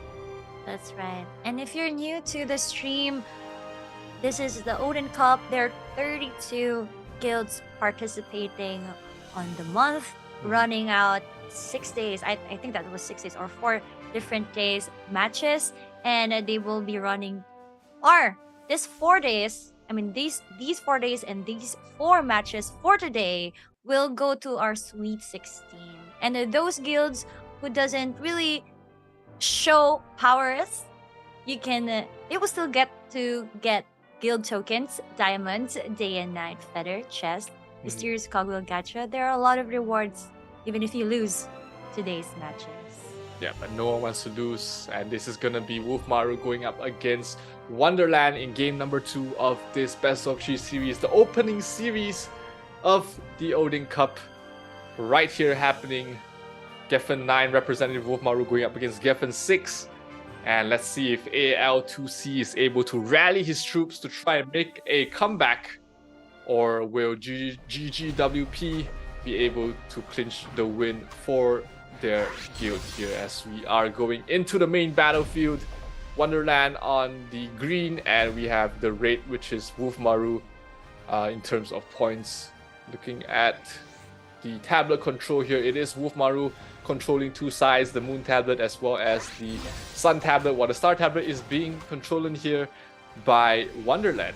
Let's see the rotations coming in. 30 seconds before they can capture a different tablet, and they are already contesting towards the Moon Tablet. There's a lot of rotations coming in from Wolfmaru, which has opened up the middle tablet going towards the way of Wonderland, and they might be able to capture before the rotations come in. They are trying to crowd in. Remember, how you capture tablets is having more members than your opponent inside the tablet. So it doesn't matter if you kill a lot of people. Of course, killing people inside the tablet will reduce the amount of people there, but if you do not crowd them, even though you are stronger inside the tablet, you will lose control of the tablet. And it looks like Wolfmaru has been able to rotate the amount of people that required to recapture the tablet, and they will get immunity on towards the Moon side. But meanwhile, Sun Tablet being attacked here by Wonderland, they've managed to get it to the halfway point past neutral. Wolfmaru trading with the Star Tablet of their own, and it's just gonna be a back and forth so far, just trading across both sides. Not too big of a point differential going both ways right here.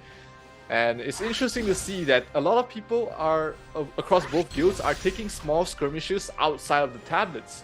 This is a very interesting strategy or gameplay mode that both these guilds are using against each other, trying to get them out of positions so that there's not too much of a focus inside the tablets, and whoever has control over two tablets at this point does have the advantage. And look again, they are trading the side tablets, keeping the Moon tablets still in control of the side of Wolfmaru.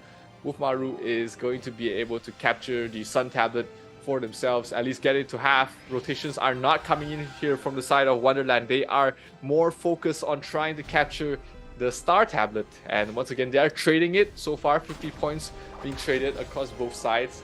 These trades are still favoring the side of Wonderland, so they have to see if they can get the point differential back somehow, because if you're just trading these points constantly, it's just going to be 50 points traded again and again, and you're not really gaining any ground for the side of Wonderland. So other than kills, other than tablets, they have to try and focus on kills, focus on the mob spawning. The mobs will spawn in 2 minutes more.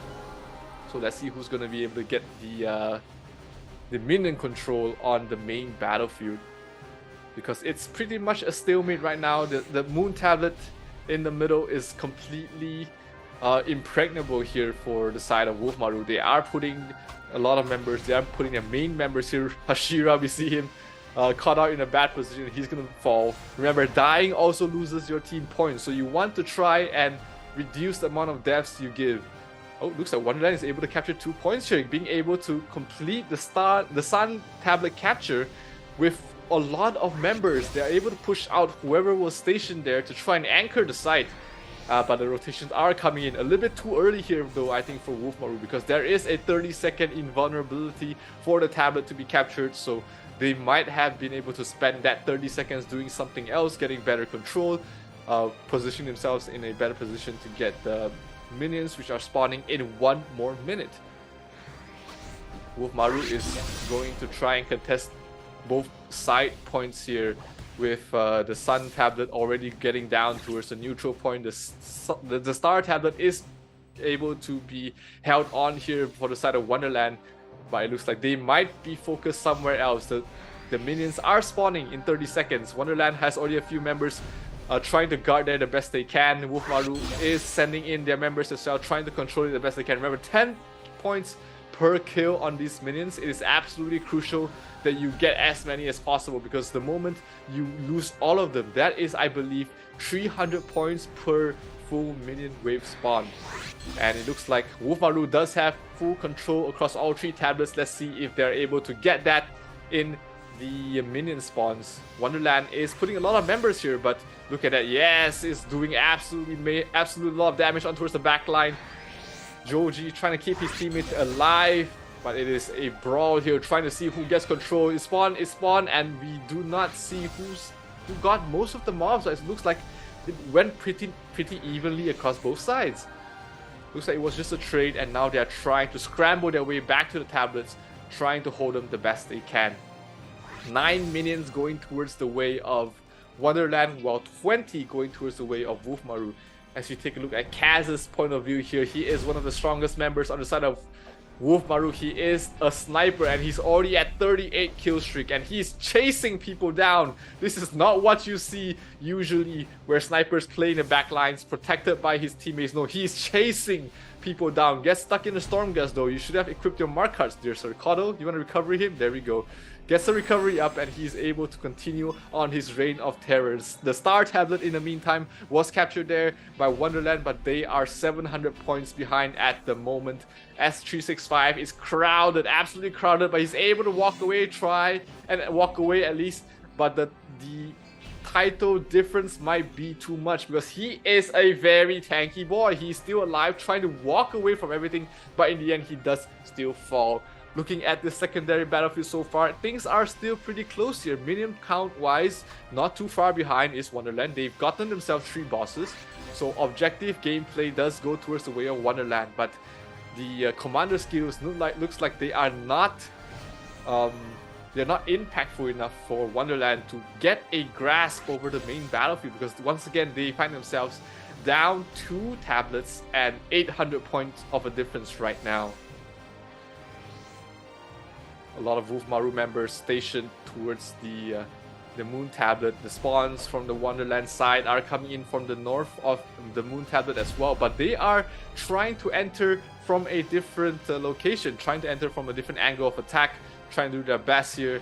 Our Terminal Wings is dropped down by the side of Wolfmaru. They are just wiping them right now. 80 kills there on the Kaz with a 55 kill streak. He's died once, so at least they managed to make him bleed, but is it enough though? 90 kills already on Wukong. Can he do more here? More tablets are being tried to being attacked and controlled here.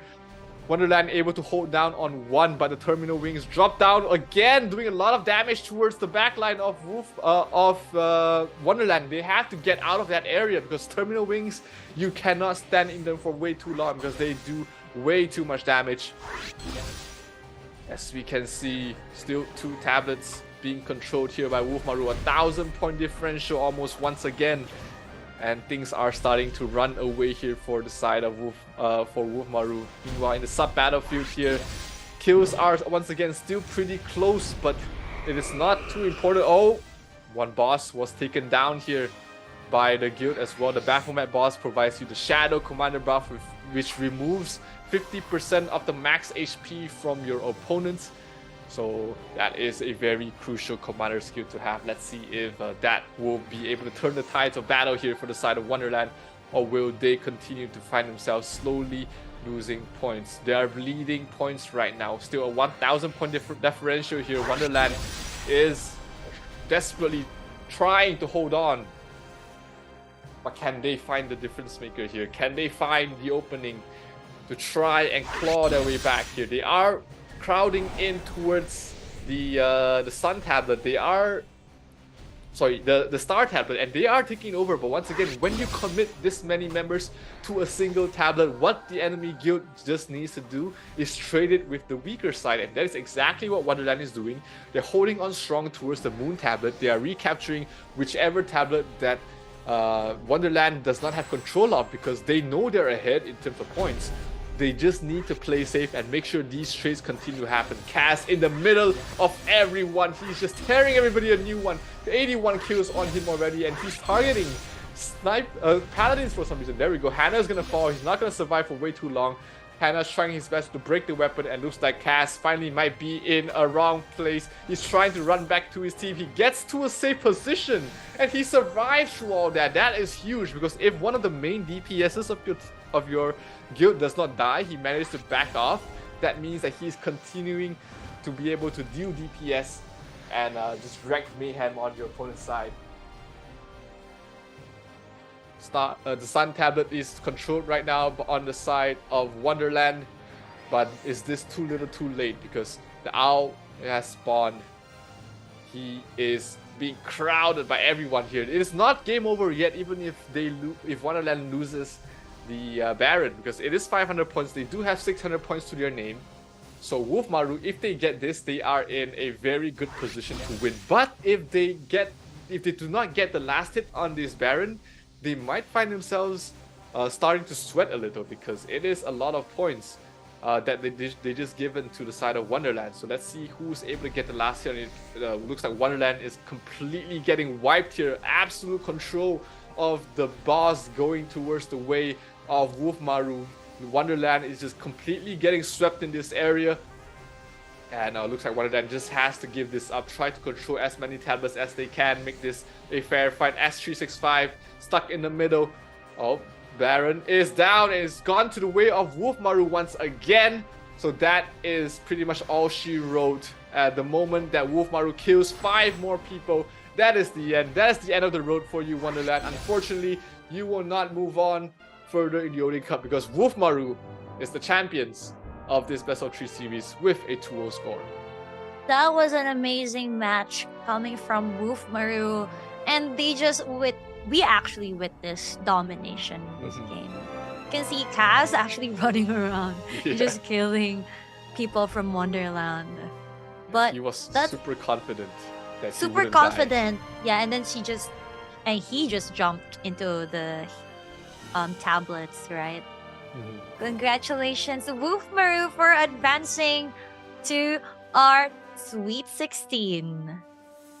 Yep, they put themselves one step ahead of everyone else, being the first to qualify to the Sweet 16 of the Odin Cup. They find themselves one step away from facing up against stronger guilds. But for now, I'm pretty sure Wolfmaru will be celebrating their win because that was an impressive performance coming from the Geffen Guild.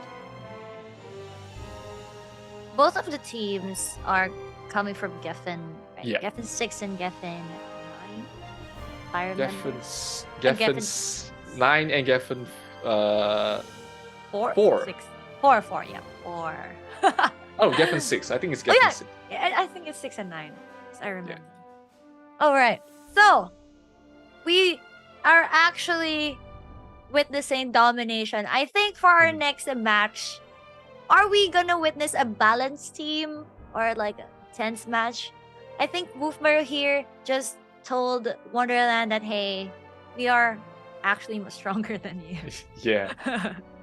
It's just a very strong showcase of power from the Wolfmaru side. That's right. And including their lineups for their guilds, they have a more powerful classes compared to Wonderland. So we can actually write it down that they will win. But but of course, a lot of things can happen. We don't know how their synergy is because this is the first match of the day. Yep. So we just witnessed that. Yep. Unfortunately, that is the end of the road here for Wonderland, but they should be proud of themselves being able to qualify for the Odin Cup. You know, being the top 32 guilds of over 500 different guilds is not an easy feat. So don't feel too bad. You know, you've done great. You guys have shown great prowess. But unfortunately, the better guild wins, and it is going to be Wolfmaru moving on. But Ian, what do we have next? We have the stats for the match. Yeah, this is the stats for the second map of this Best of 3 series. And wow. Yeah, that's a lot. That's like 180 million differentials. And for the morale, we have like 4,000, actually 3,000 for the morale. And skill differences, wow, that's a lot. So they were like, hey, we are dominating each of the tablets. So we can see Wonderland here responding again and again and again. Yeah, Wolfmaru, I think they got their confidence after the first game and decided that, you know, enough is enough. Let's stop playing safe. Let's, you know, go for kills. Let's play more aggressively.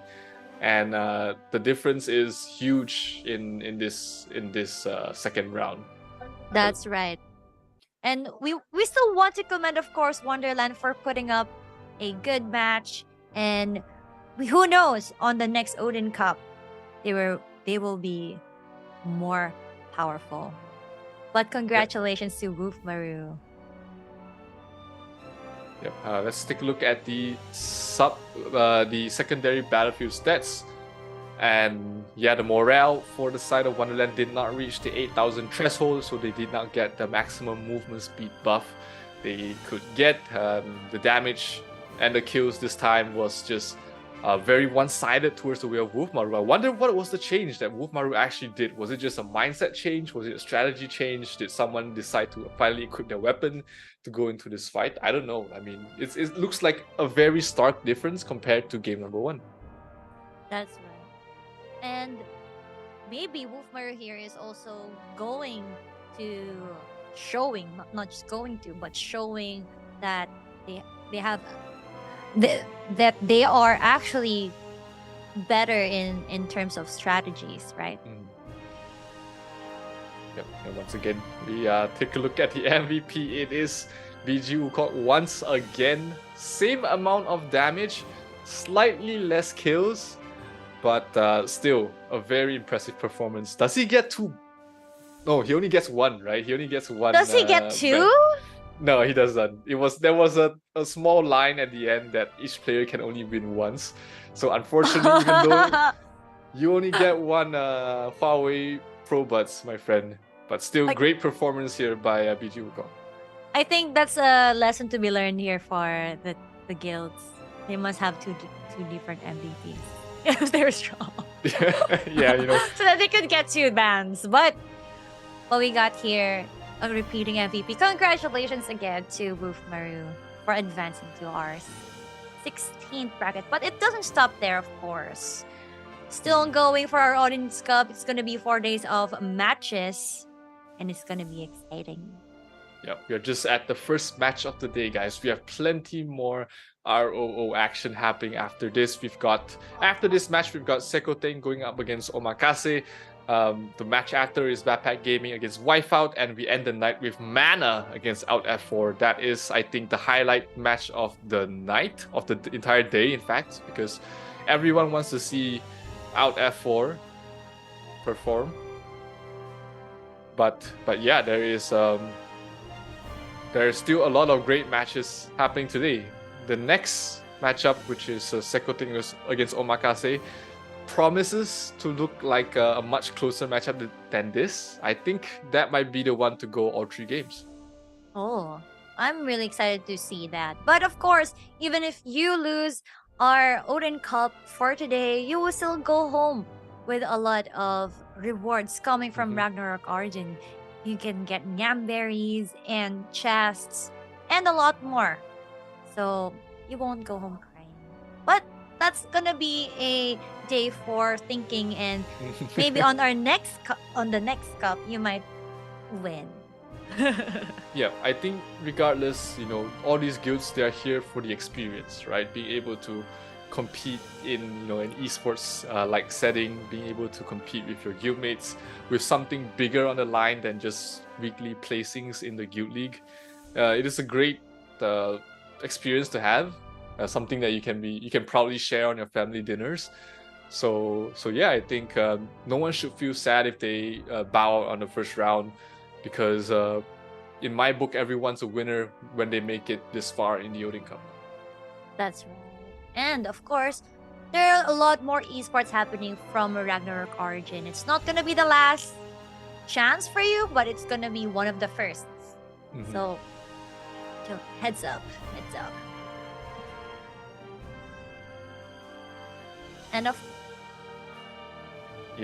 And of course, there is just so much Ragnarok Origin Odin Cup happening, throughout these few weeks. So make sure that we want to make sure we show a huge showing of appreciation to our sponsor, which is Huawei. Remember, they are giving away so many things to all the participants and even the viewers as well.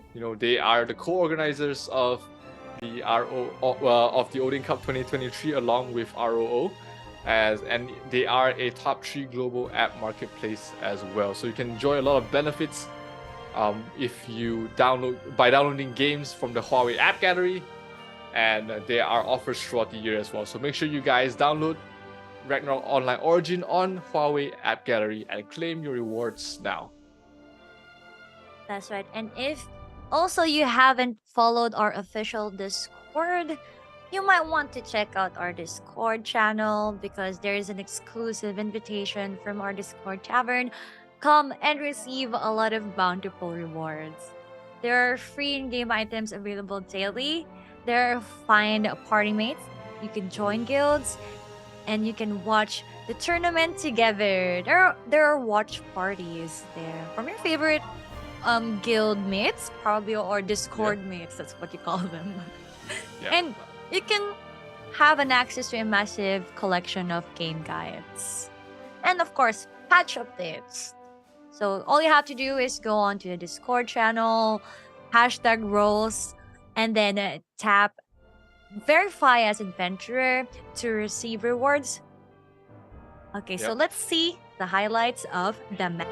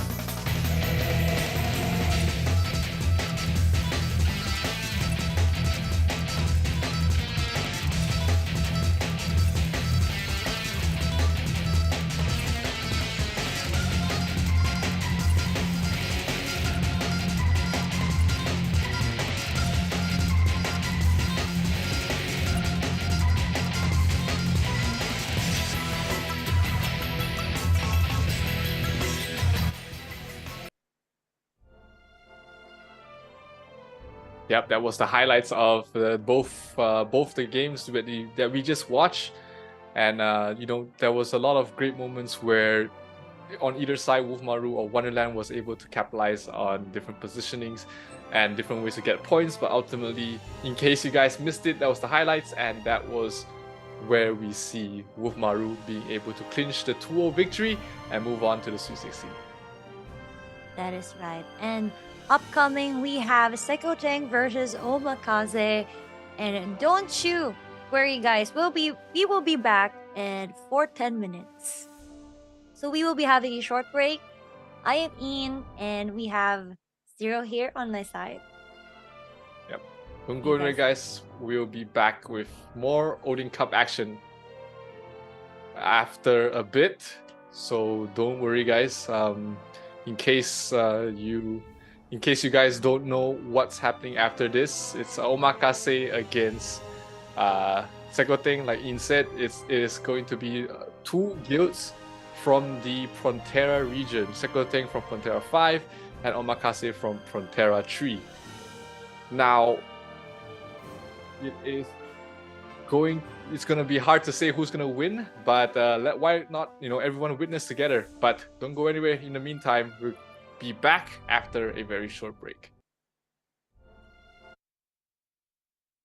Wonderland.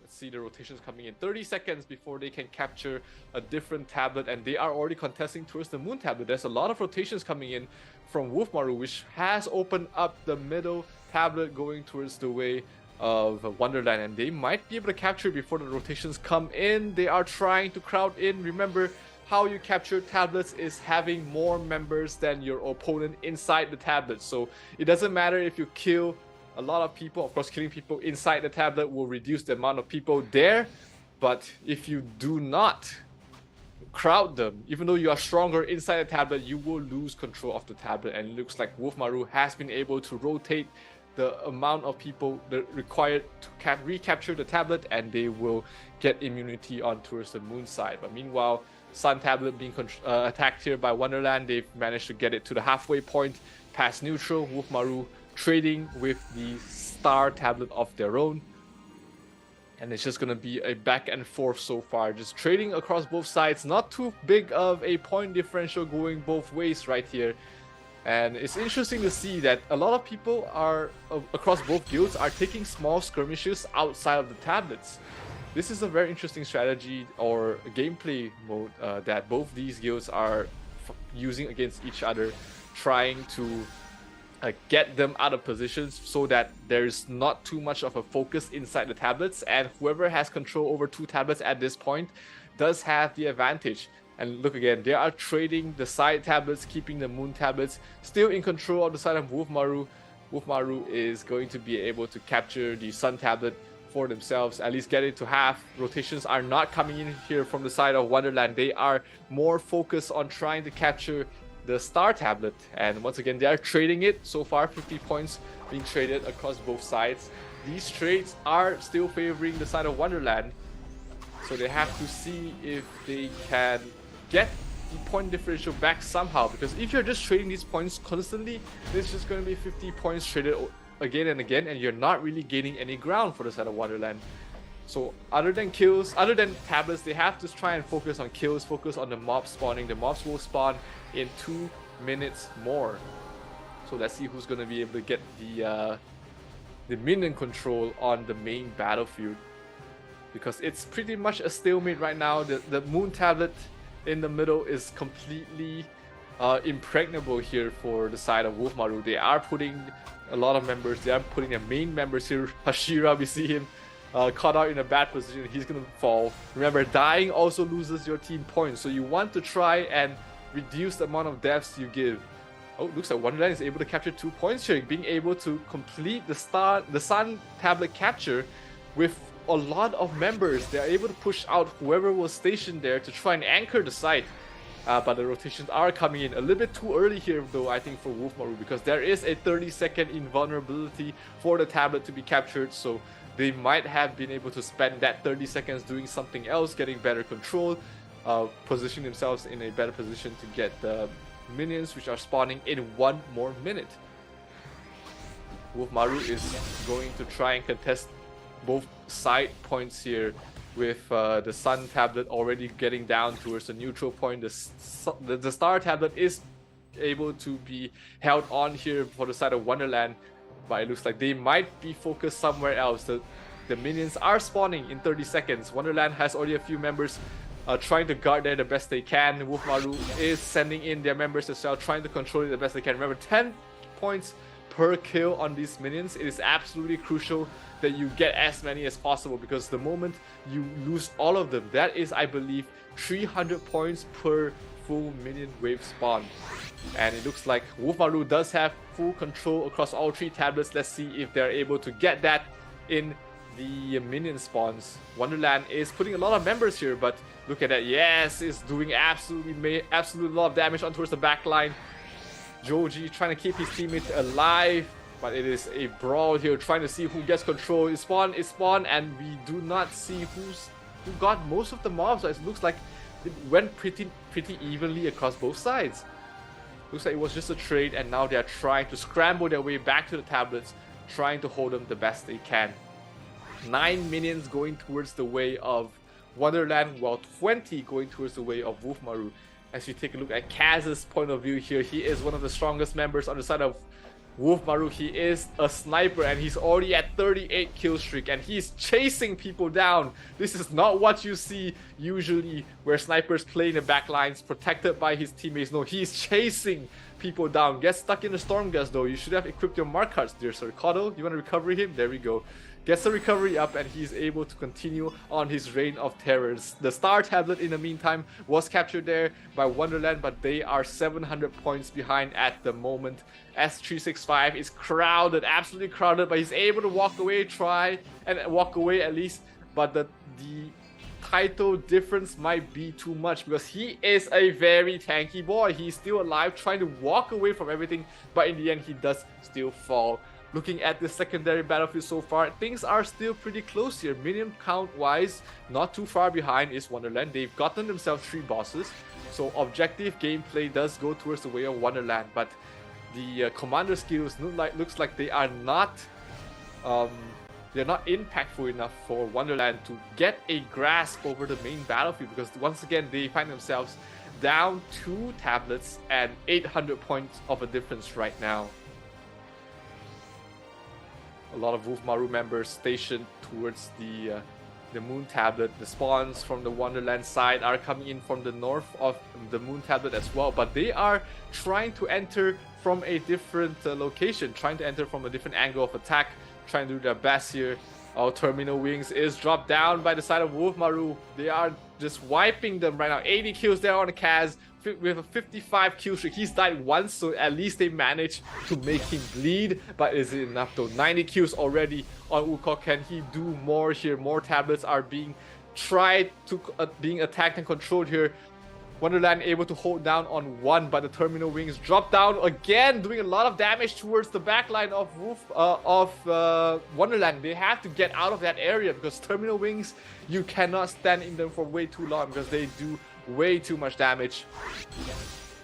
As we can see, still 2 tablets being controlled here by Wolfmaru. 1,000 point differential almost once again, and things are starting to run away here for the side of Wolfmaru. Meanwhile, in the sub battlefield here, kills are once again still pretty close, but it is not too important. Oh, 1 boss was taken down here by the guild as well. The Baphomet boss provides you the Shadow Commander buff, which removes 50% of the max HP from your opponents.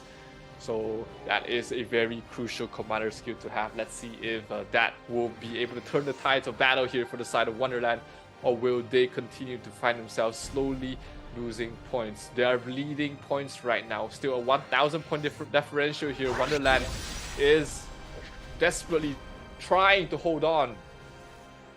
But can they find the difference maker here? Can they find the opening to try and claw their way back here? They are crowding in towards the Sun Tablet. They are... Sorry, the Star Tablet, and they are taking over. But once again, when you commit this many members to a single tablet, what the enemy guild just needs to do is trade it with the weaker side, and that is exactly what Wonderland is doing. They're holding on strong towards the Moon Tablet. They are recapturing whichever tablet that Wonderland does not have control of, because they know they're ahead in terms of points. They just need to play safe and make sure these trades continue to happen. Kaz in the middle of everyone. He's just tearing everybody a new one. 81 kills on him already, and he's targeting Paladins for some reason. There we go. Hannah's gonna fall. He's not gonna survive for way too long.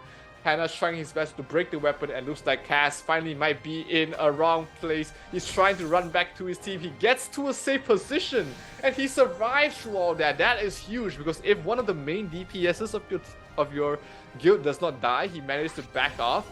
That means that he's continuing to be able to deal DPS and just wreak mayhem on your opponent's side.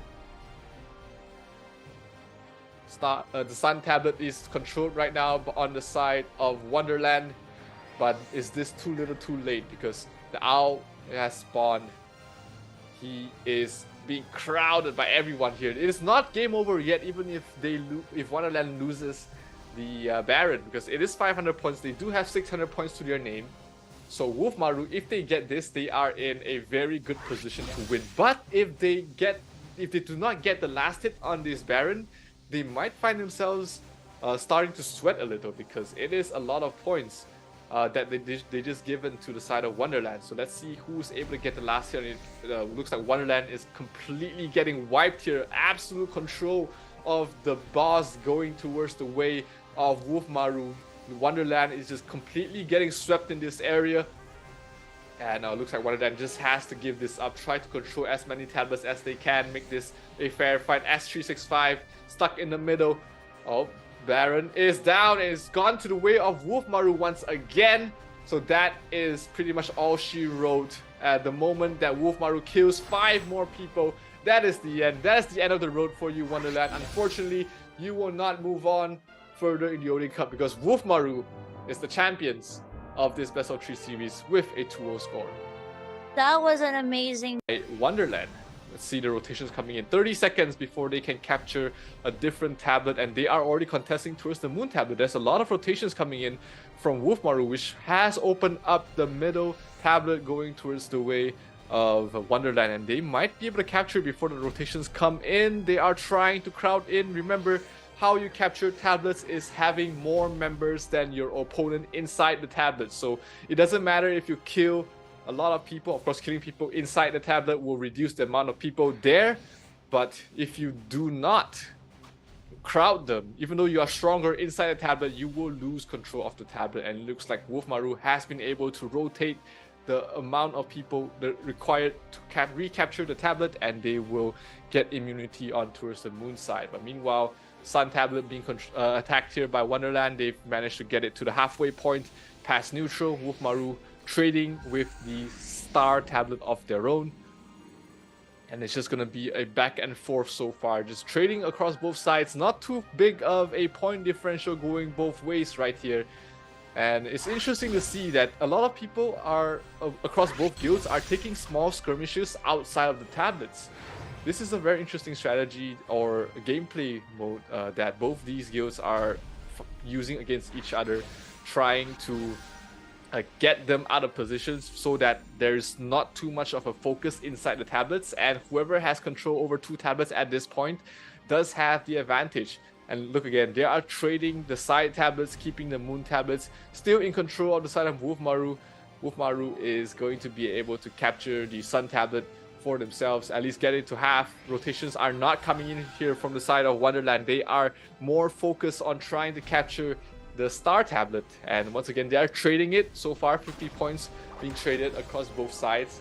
These trades are still favoring the side of Wonderland, so they have to see if they can get the point differential back somehow, because if you're just trading these points constantly, it's just going to be 50 points traded again and again, and you're not really gaining any ground for the side of Wonderland.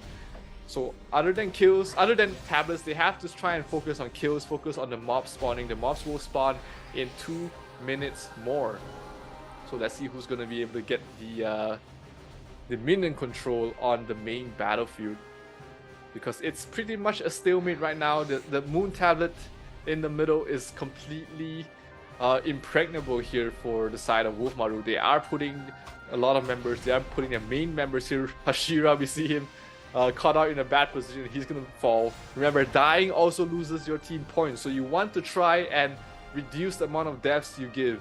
Oh, looks like Wonderland is able to capture 2 points here, being able to complete the Sun tablet capture with a lot of members. They're able to push out whoever was stationed there to try and anchor the site. But the rotations are coming in a little bit too early here, though, I think, for Wolfmaru, because there is a 30-second invulnerability for the tablet to be captured. So they might have been able to spend that 30 seconds doing something else, getting better control, position themselves in a better position to get the minions which are spawning in 1 more minute.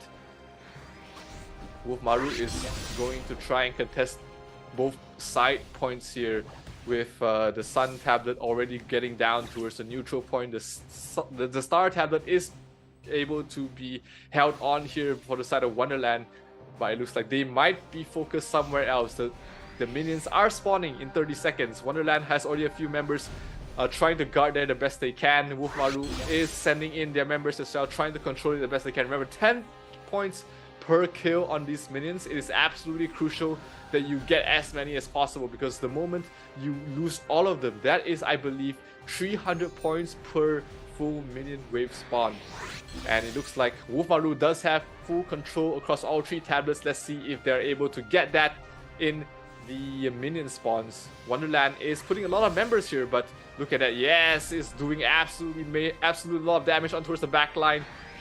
Joji trying to keep his teammates alive, but it is a brawl here, trying to see who gets control. It's spawn, and we do not see who got most of the mobs. So it looks like it went pretty evenly across both sides. Looks like it was just a trade, and now they are trying to scramble their way back to the tablets, trying to hold them the best they can. 9 minions going towards the way of Wonderland, while 20 going towards the way of Wolfmaru.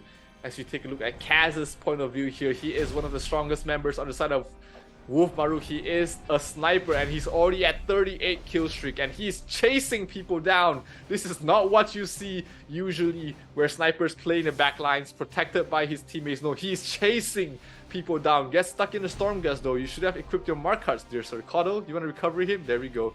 Gets the recovery up, and he's able to continue on his reign of terrors. The Star tablet, in the meantime, was captured there by Wonderland, but they are 700 points behind at the moment. S365 is crowded, absolutely crowded, but he's able to walk away, at least. But the title difference might be too much, because he is a very tanky boy. He's still alive, trying to walk away from everything, but in the end, he does still fall. Looking at the secondary battlefield so far, things are still pretty close here. Minion count wise, not too far behind is Wonderland. They've gotten themselves 3 bosses, so objective gameplay does go towards the way of Wonderland, but the commander skills looks like they are not they're not impactful enough for Wonderland to get a grasp over the main battlefield, because once again they find themselves down 2 tablets and 800 points of a difference right now. A lot of Wolfmaru members stationed towards the Moon Tablet. The spawns from the Wonderland side are coming in from the north of the Moon Tablet as well, but they are trying to enter from a different location, trying to enter from a different angle of attack, trying to do their best here. Our Terminal Wings is dropped down by the side of Wolfmaru. They are just wiping them right now. 80 kills there on the Kaz with a 55 kill streak. He's died once, so at least they managed to make him bleed. But is it enough though? 90 kills already on Wukong. Can he do more here? More tablets are being being attacked and controlled here. Wonderland able to hold down on 1, but the Terminal Wings drop down again, doing a lot of damage towards the backline of Wonderland. They have to get out of that area, because Terminal Wings, you cannot stand in them for way too long, because they do way too much damage.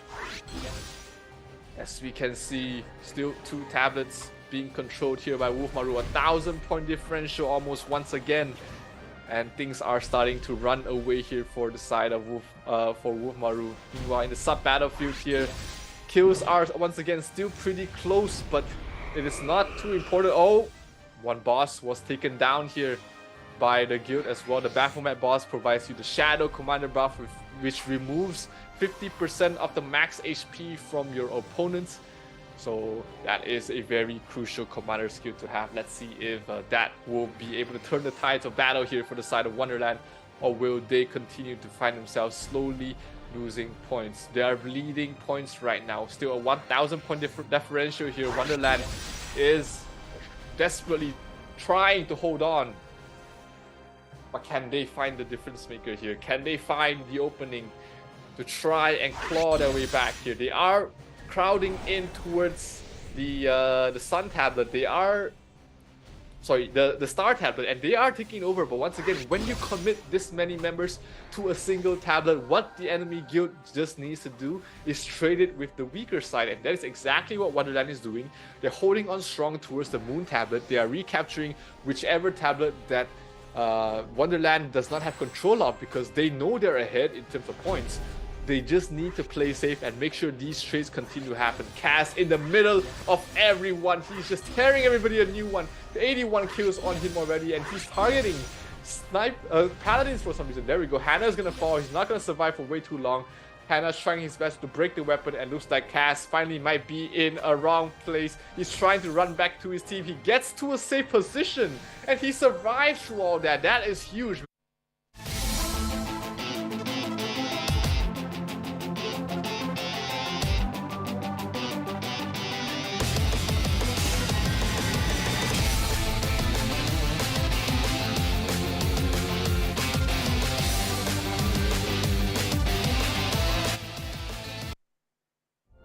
Hey everyone, welcome back again to the Odin Cup.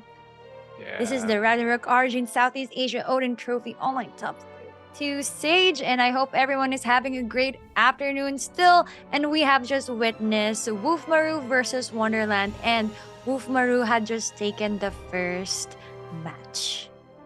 Yeah, it was a 2-0 series in the end, but it wasn't like a very one-sided match as a score would indicate. It was actually pretty close. There was plenty of ways that Wonderland could have been able to try and get a win, but unfortunately it is Wolfmaru, their opponents, moving on to the Sweet 16. But enough about that. We've got another match coming up for us, which is going to be Sekoteng going up against Omakase. That's right, Sekoteng versus Omakase, and I think they are from which servers again, David? They're from Frontera 5 and Frontera 3. 3. So the Pront server. Yeah, one of the earliest servers to start off. So we do expect them to be a little bit more, in terms of equipment, a bit more advanced, because they've been playing longer, they have a little bit more time to collect the stronger equipments, especially the divine armaments. That is a very time-capped equipment. So the longer you start unlocking them, the better ones you have. So they do have that slight advantage going towards their way. As you can see here, the power difference is also not too much, only a 1 million power difference throughout the entire guild. So I'm expecting a pretty close fight across both of them. That's right. We can see, I think in this match, we will be seeing a balanced guild. So we don't know which of which would win in this.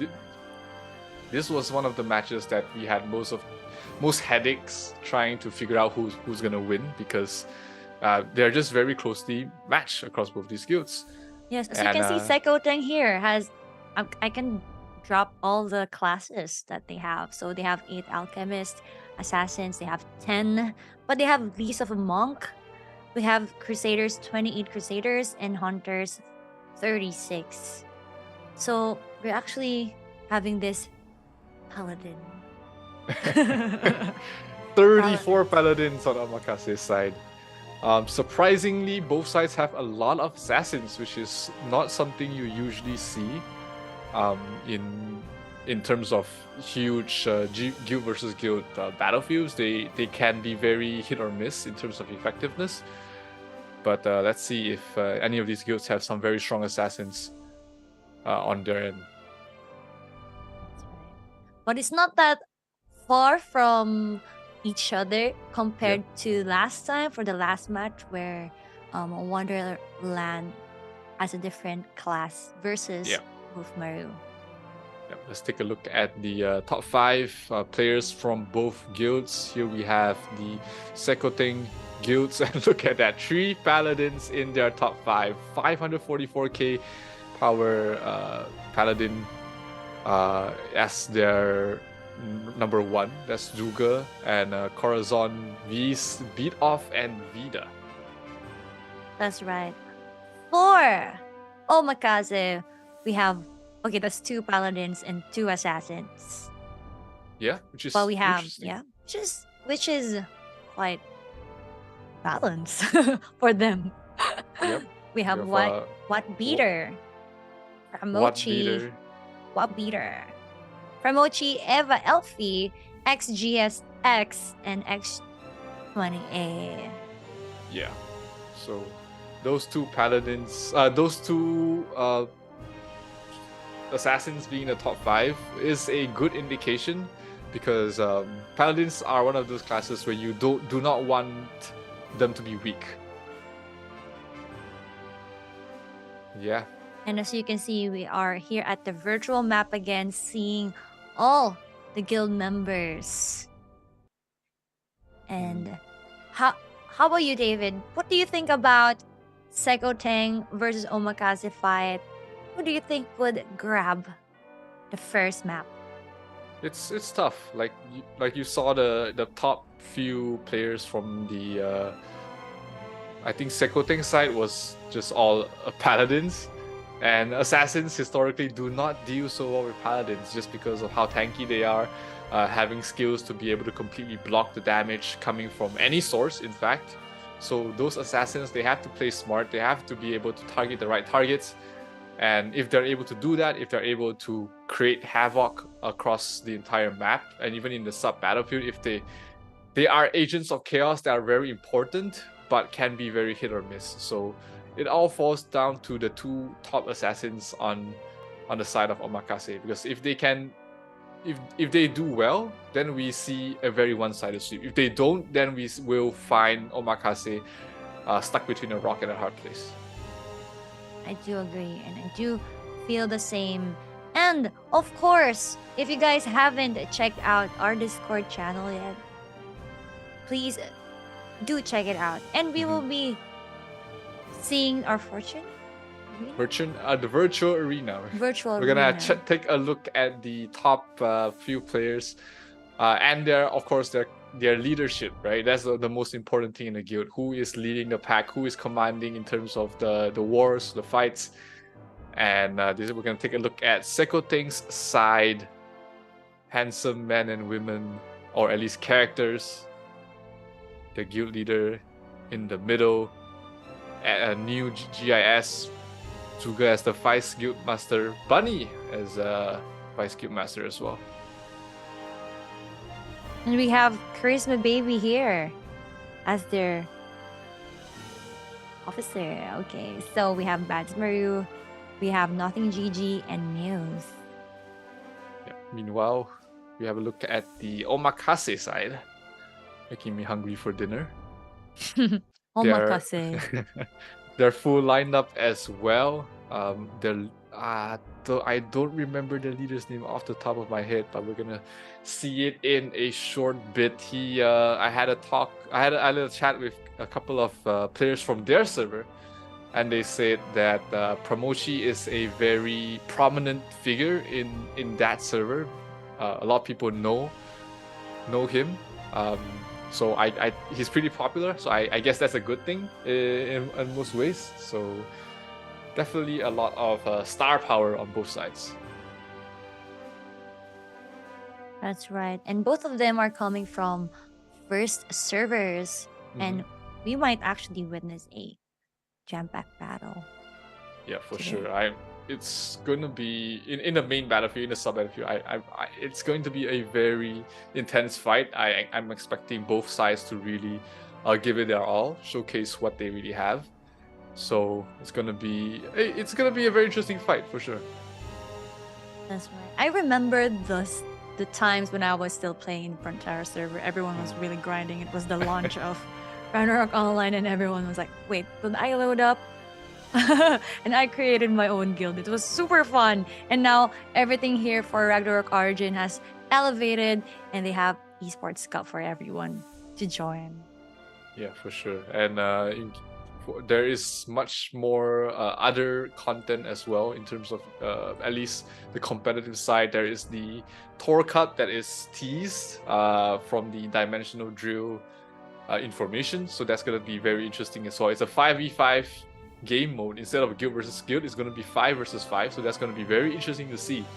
But before that, we have to get through Odin Cup. There is still 31 guilds competing against each other to find out who will move on, at least to the land finals, before finding out who is the champion. That's right. And if you guys didn't know, today's match, there will be 4, technically 8 guilds battling out for each other. 4 matches for today. It is Maru Wonderland and the first that was done. Now Sekoteng versus Omakase. And later on, we will be seeing Backpack Gaming versus Wife Out and Mana versus Alt F4. And again, if you haven't joined our Discord channel, please do check out our Discord channel, because there are exclusive rewards available in the Discord and exclusive invitation from our Discord tavern, and you will receive bountiful rewards. There are free in-game items available daily. You can find party mates and you can join guilds and watch the tournament together, which actually you can stream it on your own on your own channel, and then you can ask your friends to come over, chat with you, and talk about today's tournament. And of course, you can access different game guides. If you're a newbie, you can try and just follow the things that people are putting up on the Discord channel. And of course, you can always ask people in the group chat. There are also patch updates. Yes. There are also patch updates, and there is a Discord role that you can activate. So all you have to do is hashtag roles, click the hashtag roles channel, tap verify as adventurer, and once you have received your role, you can be eligible to the monthly community raffle.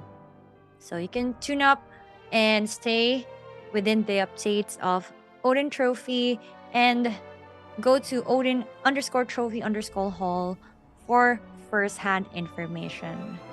And of course, check out our Facebook and YouTube, because there are weekly bonuses that you can get, and of course the latest news of Ragnarok Online Origin. Yep, all these platforms, definitely you want to be in them if you're not already, so definitely scan those QR codes, YouTube, Facebook, as well as the Discord. A lot of information, a lot of patch updates, a lot of teasers are shared there as well, so make sure you're part of the community and join us as we all witness the crowning of the Odin Cup, or at least the adventure that they make along the way. That's right. And I've seen that people are asking for codes on this stream, but I think my suggestion is you go to the Discord server. There are codes up for grabs, and of course, when you join the Discord server, you can be eligible with different community raffles. Yeah, for sure. Right now, we're just waiting for Sekoteng against Omakase to load up. They are, once again, loading in towards the battlefields. They do have some time before it actually starts, double checking their sigils, their cars, their equipment, making sure everything is all right, because they have one chance. This is their one chance to make it to the top 16. It is a single elimination bracket, so if they bow out of here, they will not have a second chance. So everyone has to make sure everything is ready before we go in. So guys, we're not missing any action. We're just waiting for them to make sure they have everything ready to fight. Yes, and everyone will actually go home with different rewards. So don't forget that most of the guilds that joined here will get in-game rewards and amazing prizes from Ragnarok Origin. Yep.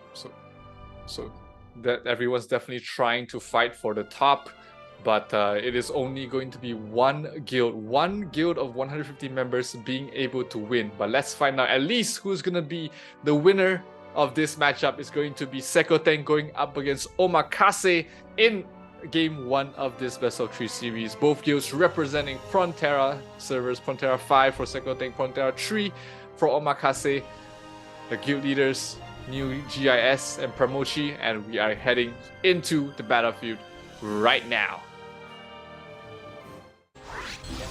Here we have the green side is Omakase, the red team being Sekoteng, and they are trying heavily to contest the Moon Tablet. The Moon Tablet, once again, is in a prestigious position across the entire map because you are in a central location. You can rotate to both tablets very easily, and that's why we see so much focus being put on the Moon Tablet in towards the middle. We do see a lot of photon bursts drop down, trying to make sure that they are able to keep alive, because it's all about the numbers when you're trying to take over a tablet. And looks like it will be Sekoteng having control over the Moon Tablet for now, but let's see what adaptations they will make on the Omakase side to get the points back in their favor.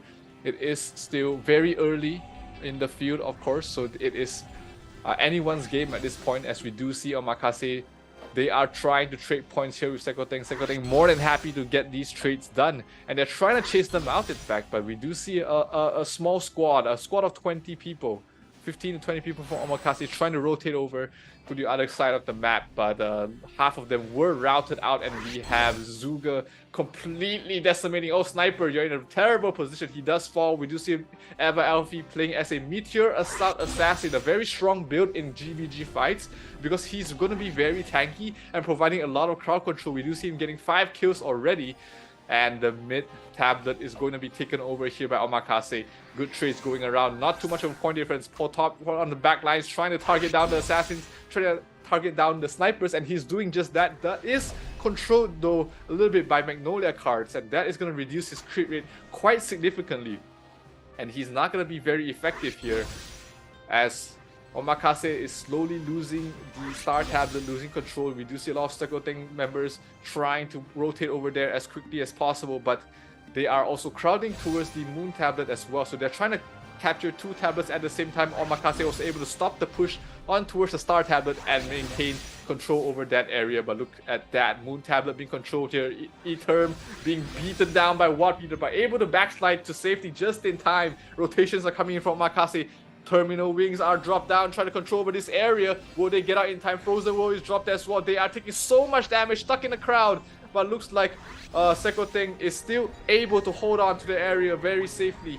And they are going to get the control on towards the middle tablet. And we are going to take a look at the main party. Probably what I think is party number 1 here of Sekoteng. Beat off Zuga and the rest of his team. Look at Zuga just completely ignoring everyone. 19 kills. This is why they're calling it Ragnarok, or Paladin Ragnarok, whatever you want to call it. This is the strength of Paladins. They are tanky, they are strong, they do a lot of damage, and everyone can do nothing about it except try and run. He's chasing down Vera, but maybe he should focus on the objectives a little bit here, because they are trying to crowd in towards the Moon Tablet right now.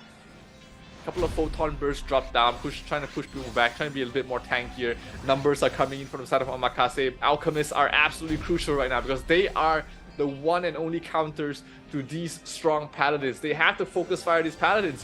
Omakase is slowly overpowering them in towards the middle tablet, so that's going to be a good way for them. And the moment they capture it, they can immediately rotate towards the sun tablet. And the call right now should be rotate, rotate, rotate. Get to the sun tablet as quickly as possible. Or looks like they have other plans. They want to try and capture the Star Tablet for themselves, which is a good call at the same time, because at this point you are going to be able to control 2 tablets, and the vast majority of Sekoteng who's trying to capture the other tablet will not be able to rotate in first time. Omakase is taking control over all 3 tablets. The middle tablet will be open in another 15 seconds. So, but in the meantime, Omakase has control over all 3 tablets. They are fighting back. This was why we were saying that this was going to be the closest matchup of the day, because these 2 guilds are very evenly matched.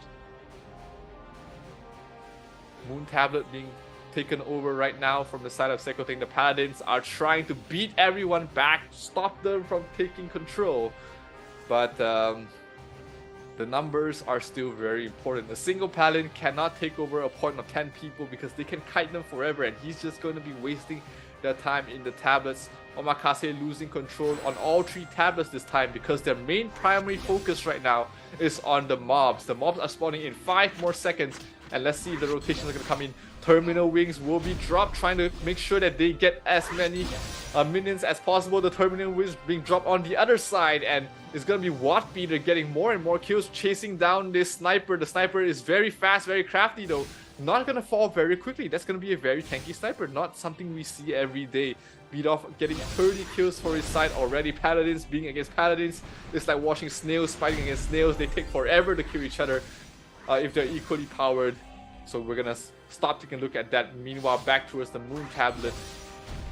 Oh, Zuga finding the sweet and tasty morsels on towards the backline. Pramochi has to back off. He's playing a meter assault assassin, trying to do his best. He does a lot of crowd control. Zuga is actually stuck. He's trying to chase him down, but he's not able to do a lot. Pramochi will fall. That is their guild leader lying on the ground. Gets rezzed up just in time though, and he's continuing to try and crowd control as many people as possible, but he is gonna have to back off because control over the middle tablet is falling. Sekoteng trying to capture it for the moment, but it is still not in their control. Omakase, Watt Beater standing in the middle of everybody. He is cursed up. He's not going to be able to deal his maximum critical damage, but on the other sides of the map as well, 2 sides of the tablets are being contested here by Omakase, and they are not too far behind. Only 200 point differential across both these sides, and once they capture this point, they will be getting a good be in a good position to rotate towards middle and start contesting with 40 people in towards the moon tablet. 52 kills right now on Pramochi. Very strong assassin. Look at that, just sweeping everybody like a Beyblade towards the backline. They have not captured the middle tablet yet.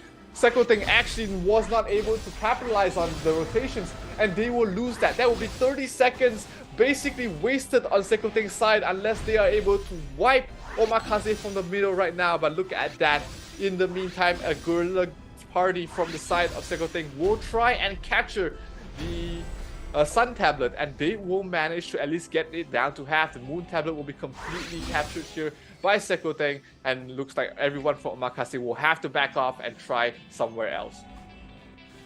Star tablet being taken control here by Sekoteng, so it's going to be all 3 points being controlled here by Sekoteng.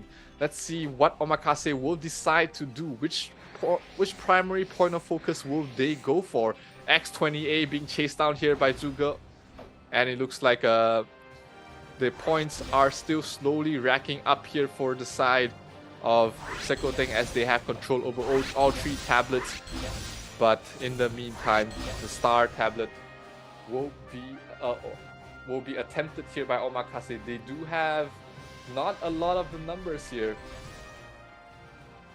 but they will still manage to capture it for the moment. Still a mass amount of people towards the middle tablet here is Sekoteng, making sure they do not lose that before the boss spawns.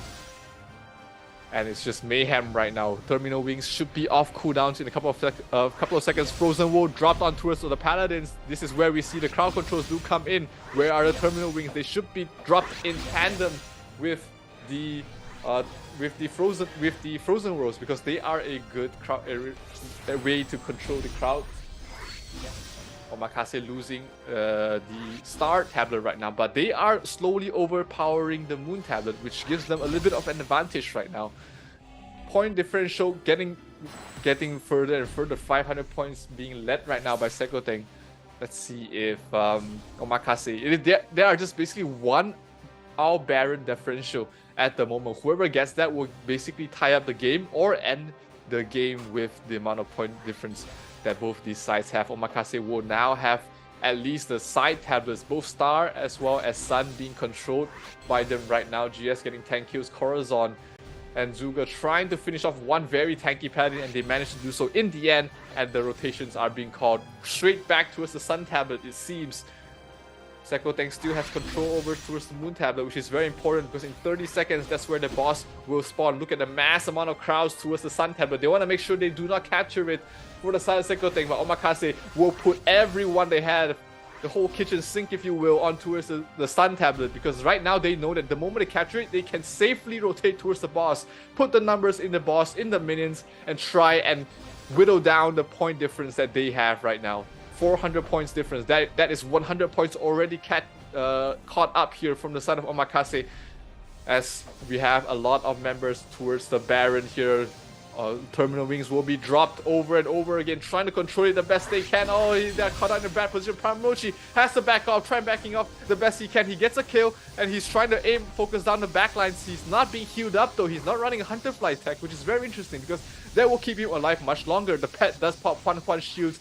So amazing, keeping everyone alive for the moment. The Baron, 75% of health here. He's trying to aim for the priest on towards the backline. He finds new GIS. Can he focus him down in time? Yes, he can. That's a lot of kills. A lot of great kills going towards the way of Eva Elfie as well as Promochi, and they might have control over this area. 2 points being taken over right now by Omakase, and they will get the points whittling their way. But right now, Terminal Wings will be dropped all over. The Baron. It is a very important position right now, because whoever gets this will find themselves in a great position to win the game. 10%, 5%, who's gonna get the last hit? Let's wait and see. It's gonna be... Oh, actually, Omakase gets the kill, and they find themselves with a 50-point lead right now. So it's all tied up at the moment. Omakase with the great control. Eva Healthy and Promochi absolutely wrecking mayhem on towards the backlines. And right now, it's gonna be all very close. Whoever controls most points at this time towards the end will win. The kills also matter, because Omakase looks like they are not getting the amount of kills that they can. Promotion is a 100 kill streak. As an assassin, he is absolutely the difference maker if they manage to win this game. Promochi, definitely MVP in my books.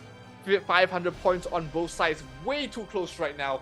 It can go either side. Remember, each point, each tablet traded, captured is going to be 50 points. Each kill is going to be 1 point. And there are mobs spawning in a couple of minutes, but I don't think it's going to reach that point, because these players are going ham at each other. 2 tablets being controlled right now by Omakase. They are trading on the Sun tablet though, and the Star tablet. If they manage to rotate over to the Star tablet right now and stop it from being captured, they will find themselves in a great position. But let's see what the rotations will be coming from the side of Omakase, because this is way too close to call. Sekoteng trying to crowd in right now. Oh, Omakase actually holds on towards the Star tablet, and that's going to be huge, but that is a lot of points that will be slowly going towards their way. Sekoteng scrambling now. They find themselves on the back foot, not a position they are very used to. 2 tablets in the control of Omakase. 70 point difference across both sides right now, as they are trying as much as the best they can, crowding in towards the Sun tablet. They need to stall the bleeding. They need to do the best they can. Pramochi looking for his target. He sees one. He sees an assassin. Hello, goodbye. He gets the kill, and he's gonna back off, continuing chasing. Oh, he sees a tastier target. He sees someone he wants to kill, and he's gonna go straight for it. The Sun tablet still controlled right now by Omakase. Meanwhile, they are losing the Star tablet. Can they rotate enough people back in time before they lose control over it? 140 point difference right now. Omakase leading the way, all because of 1 Baron kill. That was the difference maker. That is why we say the Baron is the most important point of the entire map, because that will determine victory or defeat. Because Omakase, with that Baron kill, finds himself with a 180 point lead right now, and things are looking bad for Sekoteng. They had absolute control for basically 15 minutes, but the moment the Baron spawned, looks like Omakase just had way too much control, and they are slowly but surely going to whittle down unless Sekoteng can find some way, somehow, one big play, one big player, one big move to end this fight right here and then. But they are not even able to capture any of the side tablets. 100 points left. That is 100 kills. That is 2 tablets traded, and Omakase will seal the victory. They will lose the Star tablet right now. They are just crowding in towards 1 tablet, knowing that they just need to hold on to a single tablet to win. 41 points, 31 points, things are going down. Sekoteng, they are scrambling. Is there a way for them to come back? I do not think so. 30 points left remaining for the side of Sekoteng, and it might be all over. For what eternal events right here for Omakase. They managed to crawl back, they managed to fight back, and that is going to be a devastating defeat here for Sekoteng, as Omakase will be the one to take this victory. That was shocking. And the Baron last hit was the one that gave Omakase the lead. I thought Sekoteng was getting the points, but since Omakase got control with the Sun tablet and the Star tablet, after they killed the Owl Baron, Yeah. they just dominated it. Their rotations were absolutely perfect, making sure they never lost any of the side tablets. And you could see Sekoteng was panicking. They had no idea where should they contest. They didn't put enough members on either side. They sort of put maybe 10 players on each side and focusing 20 players defending the middle. That might have been the downfall of them in that match. And regardless, that was a very impressive display coming from the two assassins. We were talking about how those two assassins would make or break Omakase's game, and boy, did they perform well. They did perform well. This was the match that we are looking for because it was intense. And it sure. was like two of the teams or two of the guilds are showing super powerful outcomes. But of course, we have to see the stats, so we know how to gauge what happened, who's who. Yeah. These Now stats let's are see going the- to tell a story for sure, because I mean, it was way too close until the very end. I mean, if you look at that, only 491 million done by Omakase, but they've gotten a lot more morale on the sub battlefield, and they won in the end because of that Owl Baron kill. The Owl Baron was the game changer. That's what I'm gonna say. But yeah, we can see the total damage. And Sekoteng is on the lead. Yeah, But Omakase here killed 4 boss. But we have to see also the secondary stats.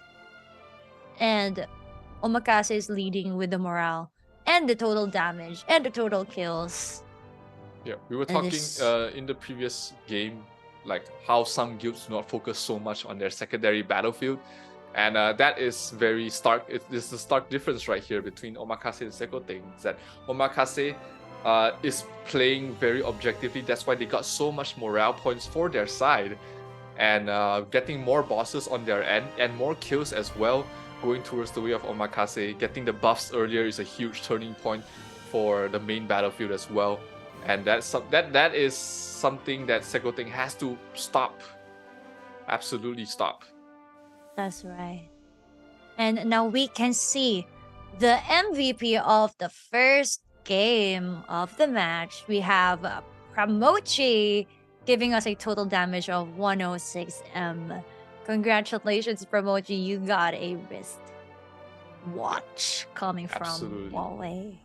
Yeah, he absolutely was the MVP in my book, getting a lot of core kills, just being able to survive all that long, being able to provide the crowd control that a meter assault assassin can do, showcases, the versatility that you can do with certain builds, especially an assassin. You have 3 different builds, actually 4 different builds that you can use in different scenarios, and Pramochi brought out the best knife for the right meat, and he definitely cut them through like just Wellington beef here, because he was absolutely dominating the backlines of Sekoteng. That's very astonishing win from Omakase, because you know what? Early game, Sekoteng was dominating, and we can see like, oh, I think they might get the Owl Baron this time because they're dominating. They were killing a lot Yeah. of Omakase's front line. But of course, we don't know what will happen, and Omakase just hit it and turned the games around and controlling the tablets. I've also seen they were letting Sekoteng get the moon tablet, but they were controlling the sun and star tablets continuously. Yeah. So they were controlling 2 tablets, but they were letting Sekoteng get the moon. It's okay. Like, it's okay if you get it, Yeah. but we're getting the 2 tablets, right? So Yeah. that's a good strategy. Yeah, and they were rotating to defend the other tablet as well, making sure that they always control those 2 tablets, and just splitting the focus of Sekoteng. They don't know where to go. Do I go left? Do I go right? Do I stay in the middle to defend? That was just a great call from whoever was leading the charge there from Omakase, and definitely promises us a very good series because these two guilds are very evenly matched in terms of strategy and power. And I think this is, like I said earlier, this was gonna be one of those games that go all the way to the game number 3. That's true. I'm really curious. What will Second do on the next game? What adjustments can they do? What information have they gathered from the first game? Because in a best of 3 series, sometimes some people like to think the first game as, you know, a warm up, some way to gather information, get an idea what your opponent is running. And right now they have an idea. They see that Omakase has 2 very strong assassins. So there are ways to play against these 2 strong assassins. But let's see if Second will figure that out with the amount of pressure being put on them right now, because they are 1 game down. They lost the first game, which they thought that they had control over. And that's going to be a hamper on their confidence for sure. That's right. And I just want to remind everyone who is watching, this is an elimination match. So whoever loses this will say goodbye. Yeah. And whoever loses here. Yeah. It's so much pressure if you get like the first map win and then something that goes wrong on the next map.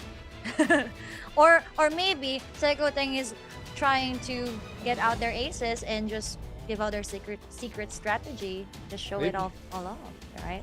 Maybe, yeah. Second could be, you know, trying to test the waters a little bit, you know, find out what their opponents are running, because they do. It's a best of 3 series. It's not over yet, and they definitely were in control for the earlier part of the game. They just have to smoothen out their rotations and mid-game control, mid-game movements across the map, and they might make it to a game 3. But yeah, it's up to them. If you're not experienced in high-stakes situations like these, some players might, you know, start getting nervous, getting the nerves, stage fright as well, not being able to perform their best. And that's why when we talk about esports, it's not only just the skills, it's also about the mental pressure as well. Yeah. I'm actually curious about their comms, because usually is it getting chaotic when it was actually on the late game, who are screaming or who are commanding? Yeah. Because I've seen the chaos in guild matches.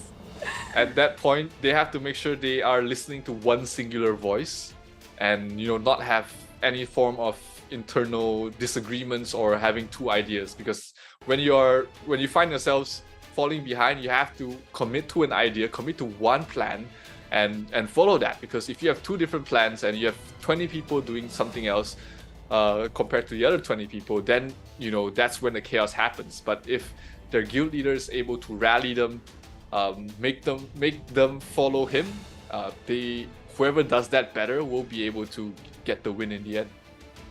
And I like if the IGLs would actually build composure to everyone and confidence whenever there is like a mistake that just happened. That's really important for matches like this. Yeah, for sure. Like, as a guild leader, you're not only the commander, but you're also, you know, a coach, a friend. You know, you have to be multiple roles. So it's not easy being a guild leader or, you know, one of the officers of the guild. So shout outs to all the guild masters, vice guild masters. If you're managing a guild, you know, shout outs to you guys. It's not an easy job, and thank you for all your hard work.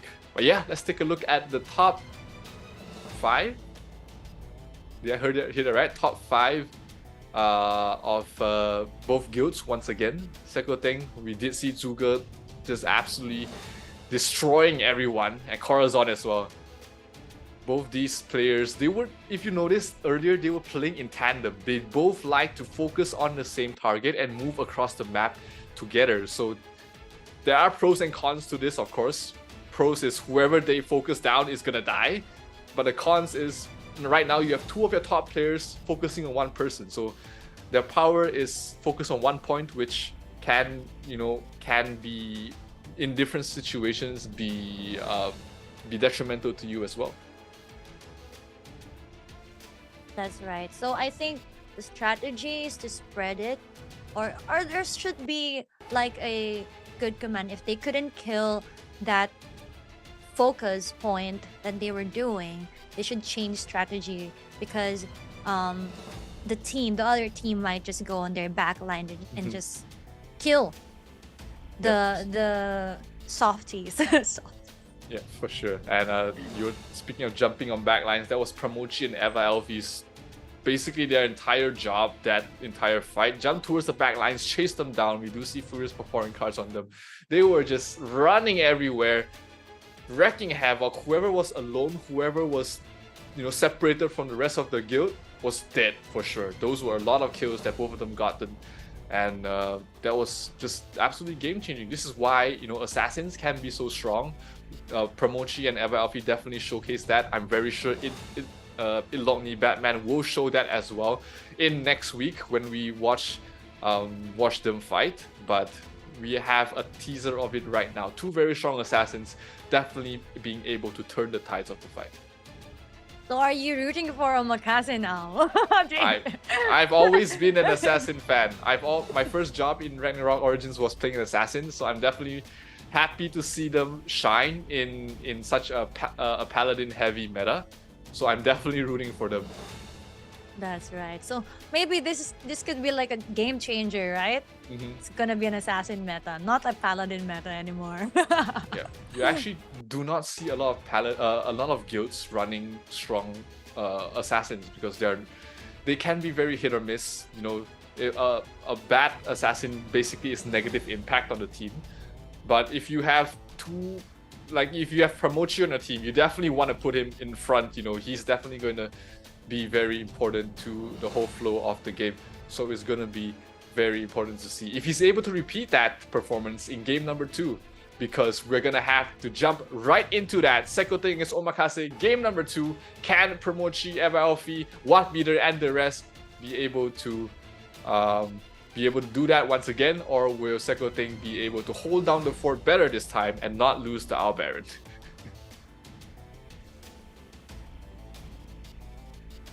Alright, so let's jump into the game, shall we? Let's jump into the game. Indeed, game number 2 of Sekote going up against Omakase. Do or die here for Sekote as they find themselves in a rough spot after losing game number 1 because of an Owl Baron, because of Pramochi, the Guildmaster of Omakase. And let's see if they are able to repeat that performance on the Prontera tree side, because boy oh boy, that was a treat to watch. Game number 2, what sort of adjustments they will make on both sides? What sort of gameplay changes? Will he change builds? I'm interested to see if he's going to stick to the Meteor Assault build, or will he switch up to Grimtooth, seeing that how easy was it to kill people, or will he change to a Soul Destroyer build as well? 2 minutes. The poising is very important. This is why the preparation phase is very important as well. We did not show that in the first 2 games, but the preparation phase is absolutely important because you get an idea, you get to scout out your opponents. Where are they running to? Where are they moving? Where are they congregated at? What equipment are they using? Where are their star power is at? And making adjustments before the game starts is very important because that allows you to counter them before it starts. That is the last time. This is the last moment you can do it, because the moment you jump into the game, everything is locked. All your equipments cannot be you can't transfer refines, you can't switch your stats, you can't switch your presets. So it is very important that this 1 minute they do everything they can, get as much information as they can before it starts, and be in the right position at the right time. Now we see a huge group of the Sekoting side congregated at the south side of the Moon Tablet. They really like the control over this area because, again, it is the most important point of the map. It's central, it locates, it connects you to the Baron. You are in the middle of 2 other points as well, which you are able to rotate to and provide backup just in time. And let's see if which side will be able to capitalize on it first. 30 seconds before it starts, and looks like Omakase is moving more and more members towards the south of the Moon Tablet as well. They want to make sure that they have control. The Moon Tablet, absolutely important. This is why we see a lot of guilds, they'd like to run a 6-2 formation, start off 2 parties on towards a side tablet and 6 parties congregating in the middle to make sure that they are able to get as much members as they can towards the middle. 5 seconds, let's see how he does. Paladin's gonna lead the charge. There's a couple of alchemists and mastersmiths helping them as well, as we do see Omakase on the green, focusing on towards the middle. Looks like Terminal Wings and Frozen World will be dropped. Omakase, not too much people caught in it though, so they are in a good position and they will manage to capture the Moon Tablet as well as the Star Tablet. So Omakase, let's see what they're gonna do. Rotations are already being called here. Looks like they're gonna rotate and try and contest another Terminal Wing drop on the other side of the map as well, trying to push them back. Remember, 30 seconds before they can capture the other tablets, because there is a invulnerability timer. 30 seconds is down, and this is where they are going to try and full focus down on another point of the map. Eva Alfie being trying to focus down, drops to half health, but the backslide is just way too mobile for him to be caught down. Oh, Eva Alfie still alive, going to try and run away, trying to back off, but in the meantime, there is way too many members from the side of Sekoteng on towards the middle, and everyone is pushed out on the Omakase side, but the rotations are coming in. Can Omakase make it in time? They are crowding members in. It is very close. Can they stop the capture in time? No, they are not. They lose the point, and they will slowly lose their Star Tablet as well. This is a great play here from Sekoteng, being able to capture all 3 points in time and going to give them a very early lead. Looks like rotations from the side of Omakase, making sure that they do not lose the Star Tablet. They are crowding members in. Frozen World dropped on the back end. Zelev doing his best he can, trying to focus down Eva Alfie, who is spinning and turning, trying to do the best. Gets a kill onto his Beer Con Lankarn, and he's chasing more. He's going for more. 14 kills right now on Eva Alfie, and he's not done yet. Full HP on him. He's gonna look for a squishier target. Hello, not a you, Paladin. I don't want you. You want something tastier. Promochi following him as well. And they managed to hold on towards the Star Tablet and trying to capture the Sun Tablet for themselves. Sekoteng going to give that up. Zuga leading the charge, killing down Sisa, killing down No Pain. 3 hits on towards that both priests, and he's not done yet. Continuing to wreak havoc. 22 kills. Oppa, can he do anything? Not at all. But on the other side of the map, Omakase being able to overrun them on towards the Sun Tablet as well. They are losing the Star Tablet, but they should be able to rotate back in time. Look at that. They are completely abandoning the point the moment they capture it, knowing that there is 30 seconds of invulnerability. Great knowledge of the game mechanics here will be very important for both ends to try and win this. 2 tablets being under control here from Sekoteng. Corazon in the front. He's trying to chase down something other than a Paladin, and he is hungry for blood right now. Some Gloria Dominis being dropped down, not something we see every day, especially not in certain servers. But looks like they are going to trade the middle tablet here for the side tablet on towards the Sun and Moon. Hotop trying to hold his best, but not able to do anything else. Zuga chasing down Alan. Alan has to run for his life the best he can, but poor old Master Smiths can do absolutely nothing. Linois, those 2 hits from the Paladin, he's going to fall. All 3 tablets in control right now from Sekoteng. They managed to be able to recapture the middle tablet, and that still gives them a 2 tablet control here for the side of Sekoteng. The point differential is not much. Frozen World being dropped down here. King Lord stuck in the middle, not in a great spot, but the Huan shields do pop it back up and keep him alive for the moment. Sekoteng does have a lot of members here, but they are losing the side tablet that was in their control. Permochi, 23 kills at the moment. Oh, he does see a tasty target. He goes for it, he gets a kill. 24, 25, 26, 27. It's just a countdown for him at this moment because he's getting a kill every second or so. 2 points right now under the control of Omakase, and they are calling it out of here. They are calling everyone towards the middle tablet right now because there's no point being here. Vida, a little bit late to the party, sir. You gotta catch up. Permochi in this, no one sees him, no one knows what he's doing. He's going for something tasty or something squishier. Not you, Paladin. Zuga, oh, I want to get away from that. And Just everyone's very tough right now. Oh, he gets the priest. He finds Bunny. That's the target he's been looking for. And right now he's trying to crowd control these two tanky paladins. Ken doing his best. He can absolutely stop the rotations on the back end if he positions himself properly. 27 kills already. He's gonna reposition to a better place here. He sees his guildmates being crowded in. He's gonna back off. 2 points still in control of Omakase.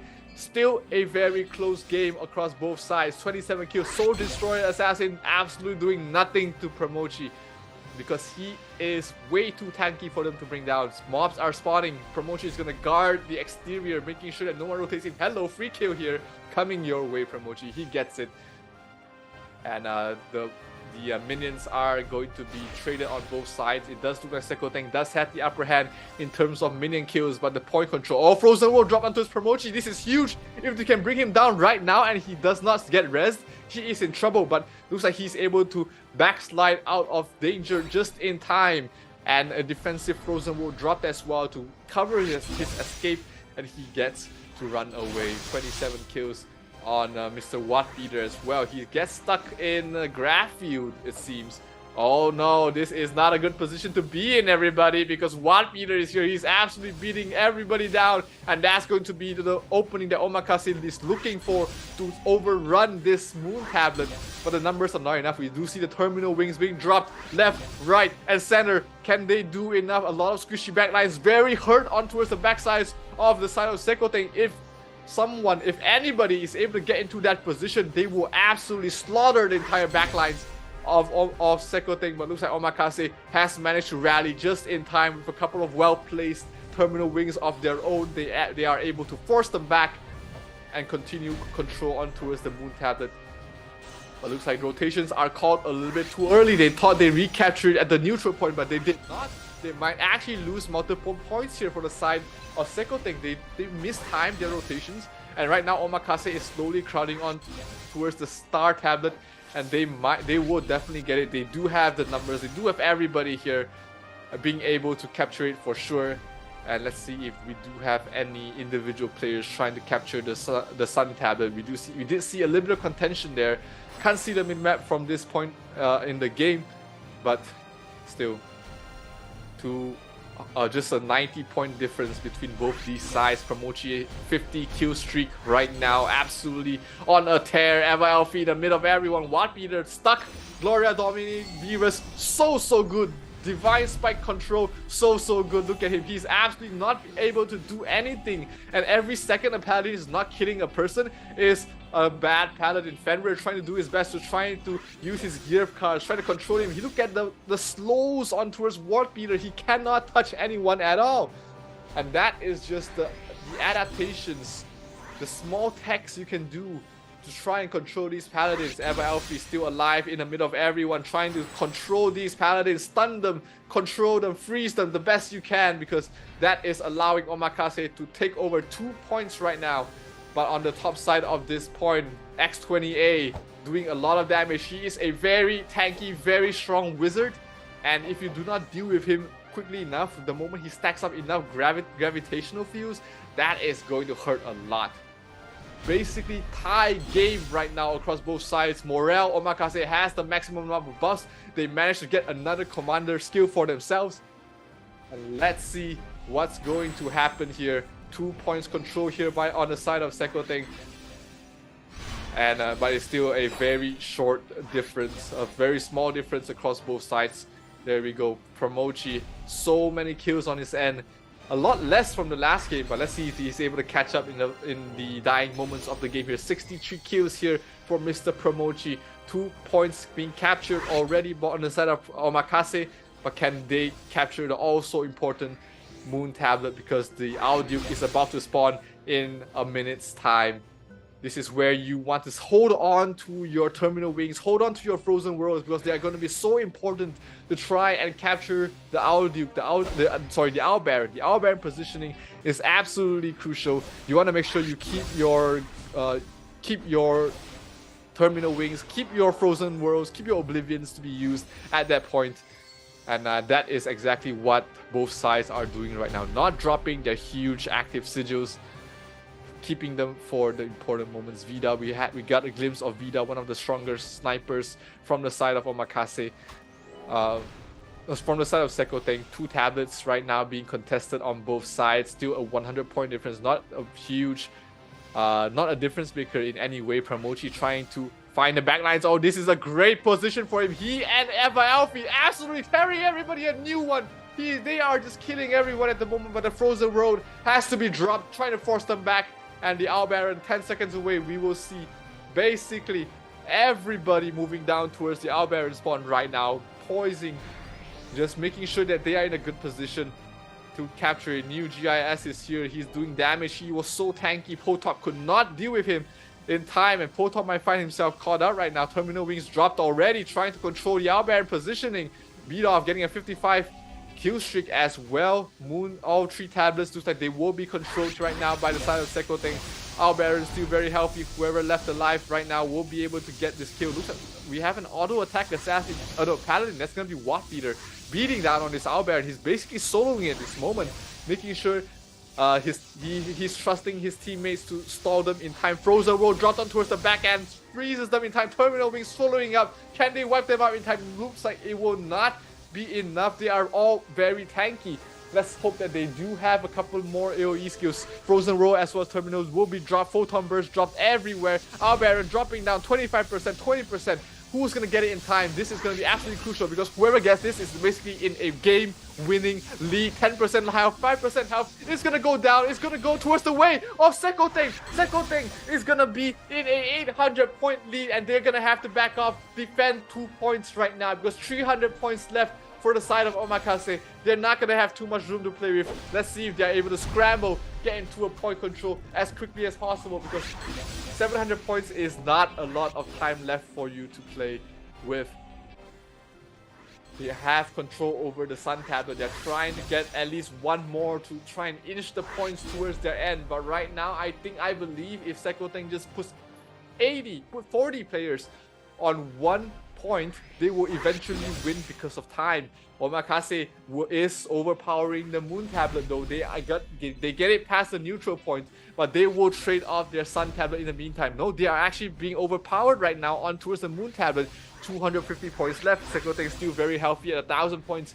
Who's going to be able to close things off? Zuga continuing wailing down. Pramochi is gonna fall. Pramochi will die. He's gonna be able to survive Osiris card? No, he dies once again. That's Pramochi down. He was caught out, and he's gonna be having to walk back in to try and help his team. But that was basically the nail in the coffin right now. Too little, too late. 120 points left here for the side of Omakase. 900 points for the side of Sekoteng. They just need 1 point. They just need 40 players on 1 point right now, and they will secure the win. And boy, oh boy, is this a series. We are talking about this going to a game 3. Well, ladies and gentlemen, this is going to be a game number 3, as Sekoteng will be able to get game number 2, not lose the Baron this time, and force us into a game number 3 series. Absolutely 14 points left anytime now. There we go. That's gonna be it. Sekoteng even things out. Not gonna lose right here, and they will force this to a game 3. You were right, David. They were dominating the first half of the game, and they continued dominating when they killed Al Baron. So Sekoteng learned from their mistake in the first game or the first map in today's series. Yep, so absolutely. Wow. Just don't lose the Baron. I mean, that's Just not don't too lose hard. the Baron. At the first few minutes, they were like 100 points apart, which is good because it's actually reversible. We don't know who's gonna win until they kill the Al Baron, that's what Sekoteng needs to do. Just go continuously and flawlessly throughout the game. Yeah, like just from that performance, you could see both guilds are very evenly matched. It was tied up until the 15-minute mark, which is basically almost unheard of. Both guilds moving very well. The positionings were very well. Being able to push them back, gather the right members at the right time, putting enough amount of members to hold them back and not overcommitting on a single point. Up till the Owl Baron, it was basically anyone's game, and even if they lost here, I don't think Omakase should feel too bad. Sometimes when it comes down to the Baron, it is just luck that, you know, whoever gets the last hit. It is very unpredictable. That's why that is why most guilds do not want to be in that position, that the Owl Baron makes or break your victory, because it's anyone's game at that point. That's true. But in the early matches, Seiko Teng is actually controlling the mid map again and most of the maps. But Omakase is trying to get even with Seiko Teng. Yeah. But unfortunately, it's Seiko Teng's point for this map.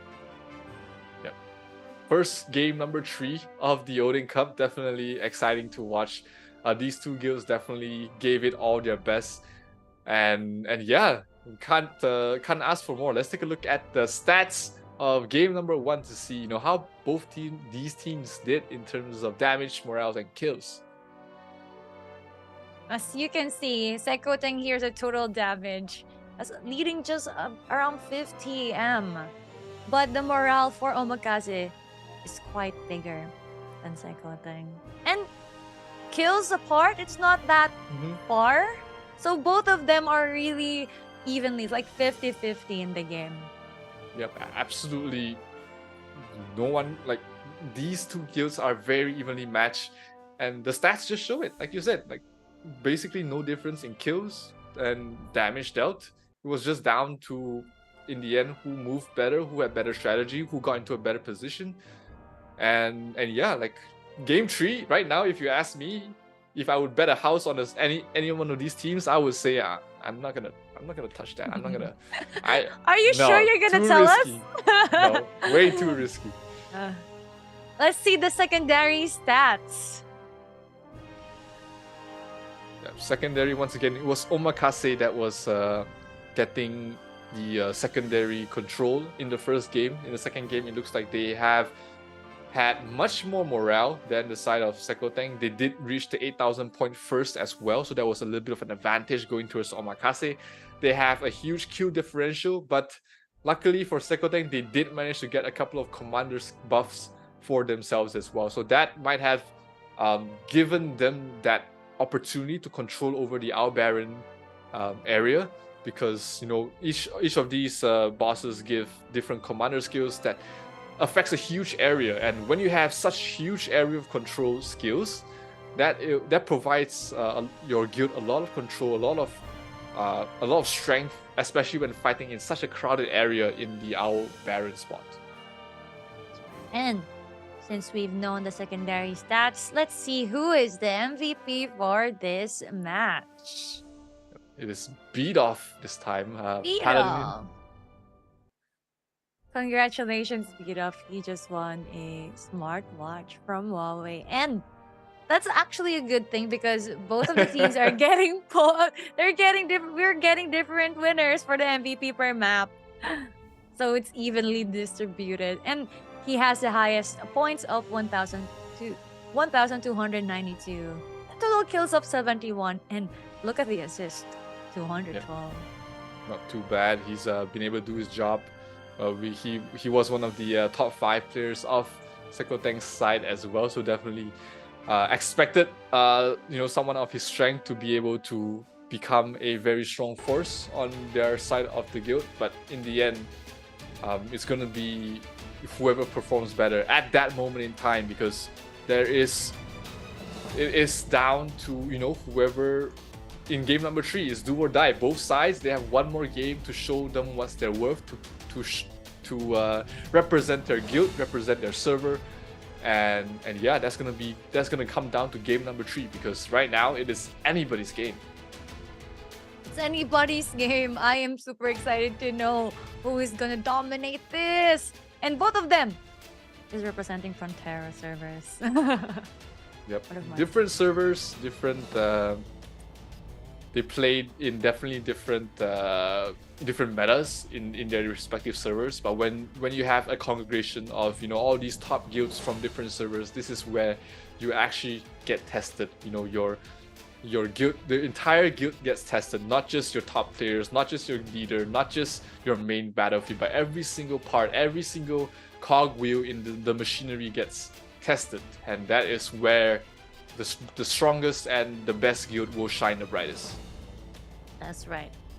And of course, I want to shout out all the Frontera 6 people out there, Frontera 4 and Frontera 9. Did I say it right? All the Frontera people out there, hello to the chat.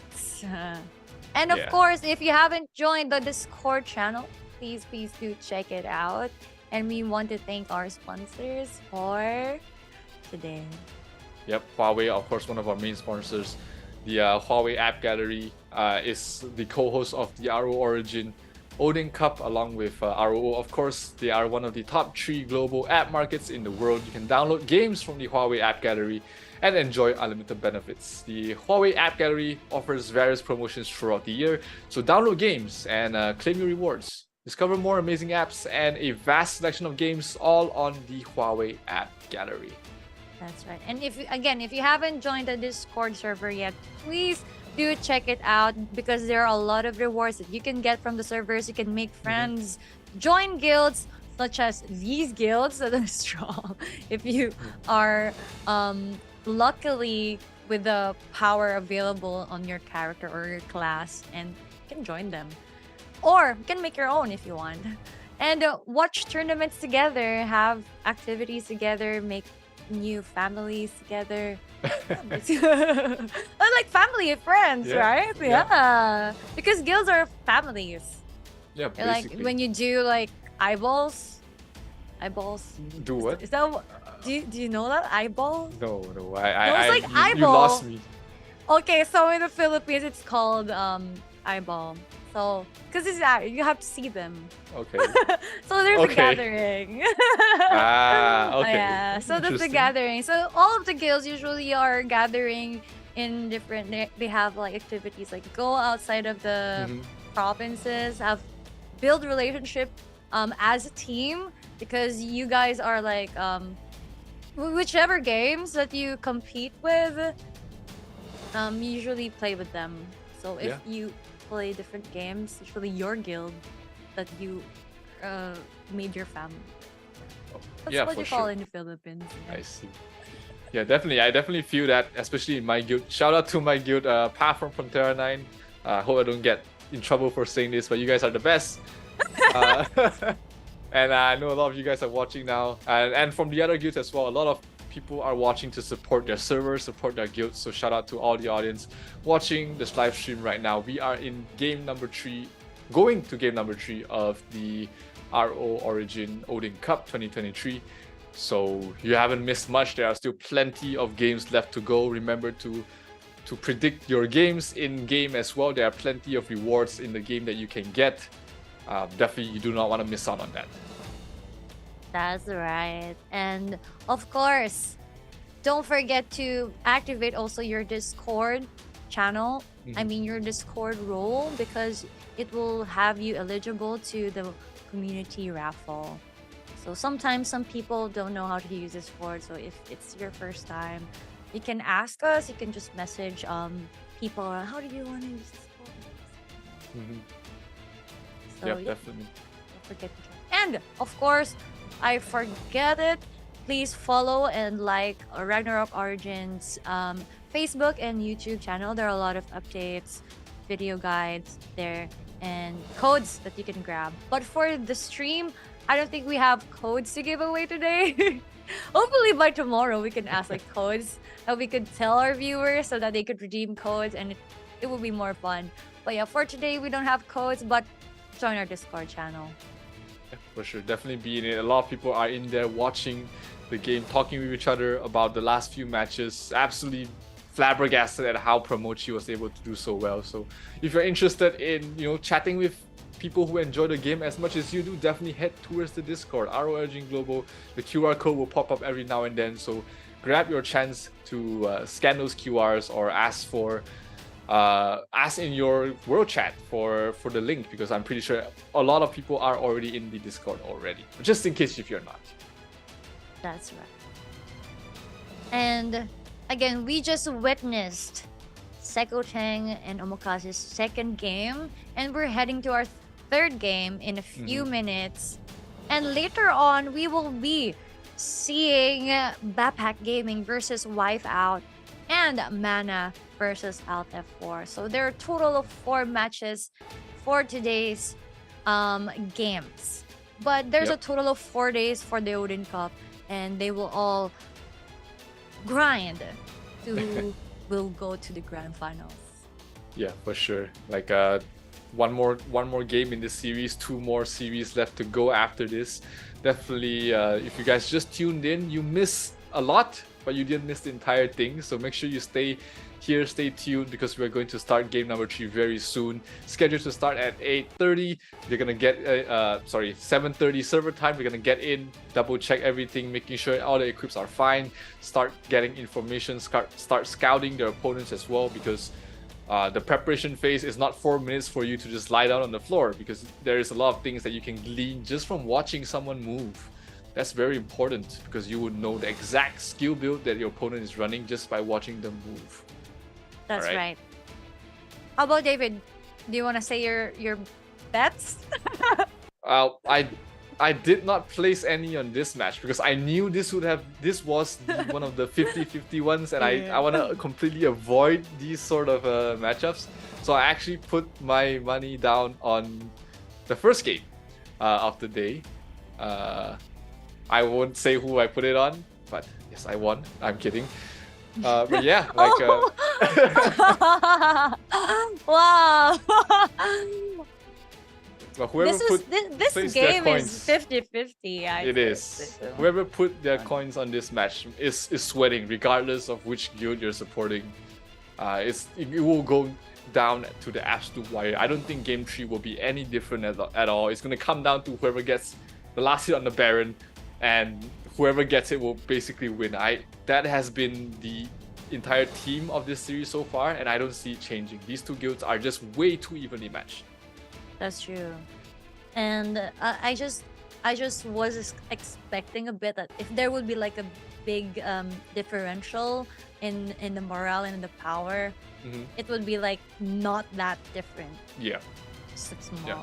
But of course, game 3 is here, and let's jump into map 3. Let's go. Game number 3. Potentially the last game that one of these two guilds will play in the Odin Cup, and the last guild league even that one of these 2 guilds will play in a very long time is gonna be Sekoteng going up against Omakase in a do or die match. New GIS, the guild master of Sekoteng, against Pramochi, the guild leader of Omakase, and we are in the preparation phase. People are getting in. Remember, 40 against 40. Everyone's positioning, everywhere you stand across the map absolutely matters, because that means you are going to be able to pressure different stars of the map depending on what you do. Now we do see still both guilds have not decided on where to focus on, where to contest. They're just still scouting out, making sure they're not giving any information away as well based on their own positioning, so that your opponents cannot gauge where to start defending. The last 30 seconds will be the most important, because that will determine which 2 points will be the ones that are traded, and which, of course, the Moon tablet will 100% be contested. Although I'm definitely curious to see if anyone forgoes the middle tablet at the start and focus on the 2 side tablets. Let's wait and see what both these teams will decide. 1 minute left on the clock. Paladins are one of the best classes to scout just because of how fast they move with the Peko, not to mention with other cards that they can slot in as well, other accessories. I've heard of some scouts actually switching to move speed gear just for this phase to make sure that they can get across the map as quickly as possible. So those are the real min-maxers out there, making sure that they do absolutely everything in their power to gain any form of advantage towards their side. 50 seconds left. Omakase against Sekoteng is going to be promising to be a very, very tight match. They have been at loggerheads at each other since the start. Score is now 1-1. If you missed the first two matches, this is basically the grand finale for you. The closing, the ending of a story for a guild and the beginning of a story for another as they move on to the Sweet 16 of the Odin Cup. Last 20 seconds, movements are already being called. As you can see, the red team massing across the left, the Sun Tablet as well as the Moon Tablet, while Omakase is on the other side as well. Look, red side, the red team is going to be Sekoteng. The green representing the morale of Omakase as we are heading in. Game number 3.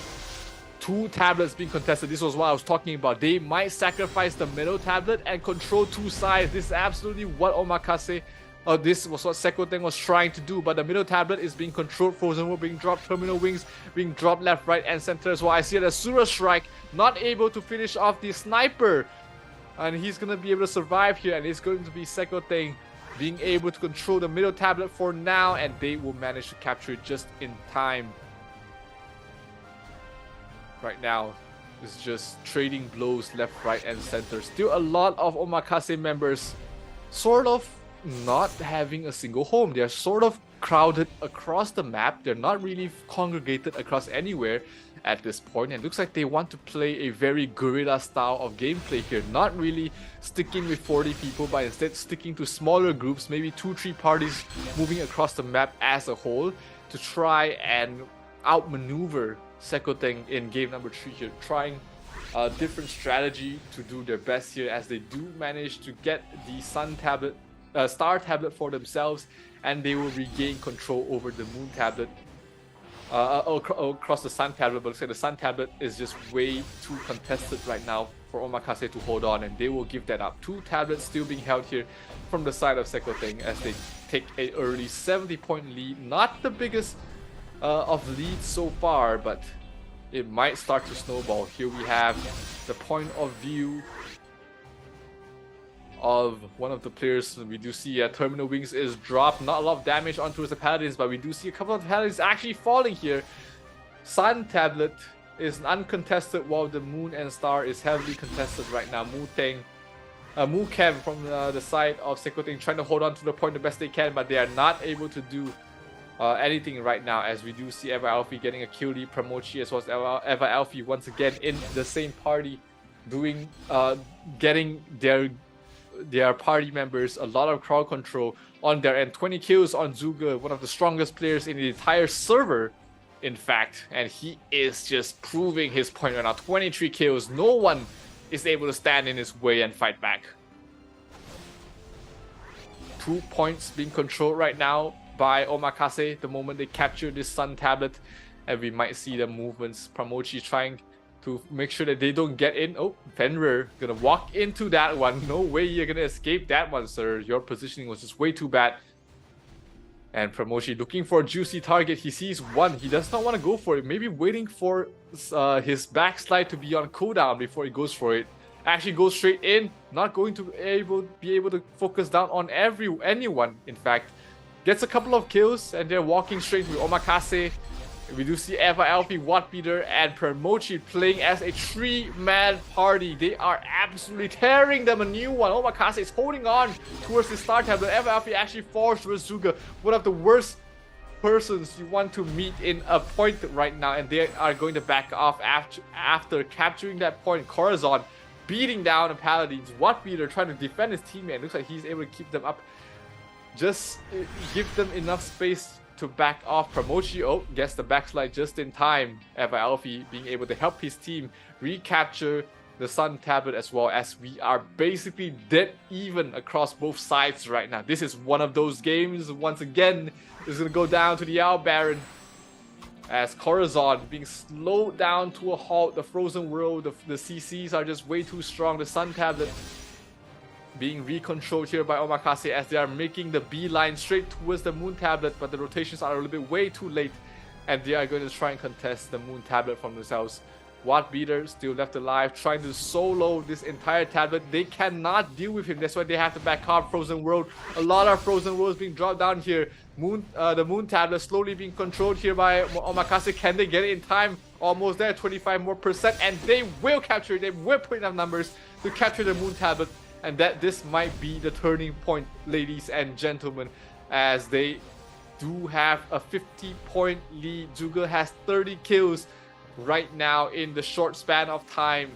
5 minutes, that means the Owl Baron is about to spawn in 20 seconds or so, and this is where we do see everyone slowly rotating to the Owl Baron right now. The points are being controlled, 2 by Omakase right now, 1 by Sekoteng, and we will see once again the decider, the Owl Baron boss decider in this game. Pramochi is left alive. He does not get any heals so far. He gets healed to full and he goes straight to a point, gets 1 kill, gets 2 kills, and he is doing it all by himself. He gets crowd control there by New Giz though. New GIS doing absolutely a lot of work. He gets stunned up. He might fall to this graph, you know. He gets to be able to back off in time. The sharpshooting is doing a lot of damage, and New GIS is gonna fall. No, he misses the sharpshooting. This is why you should not keep your sharpshooting on auto. That was a huge kill that they missed out there for the side of Omakase. 100-point lead right now for the side of Omakase. The Owl Baron has spawned. Can they rotate there in time? Oh no, sorry, the Owl Baron has not spawned. There's 5 more minutes before the Owl Baron spawned. My mistake there. 30 kills there for Pramochi. Terminal Wings will be dropped along with the Frozen World as well. This is gonna absolutely wipe everybody from the side of Sekoteng, as they will be forced to back off here. Omakase will rotate themselves towards the moon tablet, trying to overpower whoever's left in here. The Gloria Domini is doing a lot of work, slowing down, completely providing the crowd control that Paladins can have with the Virus cores that they have. 37 kills here right now on Promotion. He sees a juicy target, he goes straight for it. He sees the Wizards, he knows his job right now. Kill the backlines, kill the crowd control, allow my Paladins to run over them. Eva Elfie as well, trying to back him up as well. GS doing the same thing, and they will start taking over the Sun Tablet for the side of Omakase. But Sekoteng is going to crowd into here, crowd into the fight. Terminal Wings is dropped, a lot of damage being dealt by Zhuge. Zhuge has to back off, and looks like it's going to be 2 ways, 2 tablets being controlled here by Omakase. Omakase has control over this tablet right now, but Sekoteng is still there, still trying to fight back. Zhuge still alive, has not died a single time. 25 kill streak, 40 kill streak in fact. And the Terminal Wings, they are using a lot of the Terminal Wings, but their timing might be a little bit off, because in 2 minutes and 50 seconds, that is when the Owl Baron will spawn, and you want to keep your active sigils for these moments, because they are a 3-minute cooldown. If you use them too late or too early, you might find yourself getting inefficient use out of it.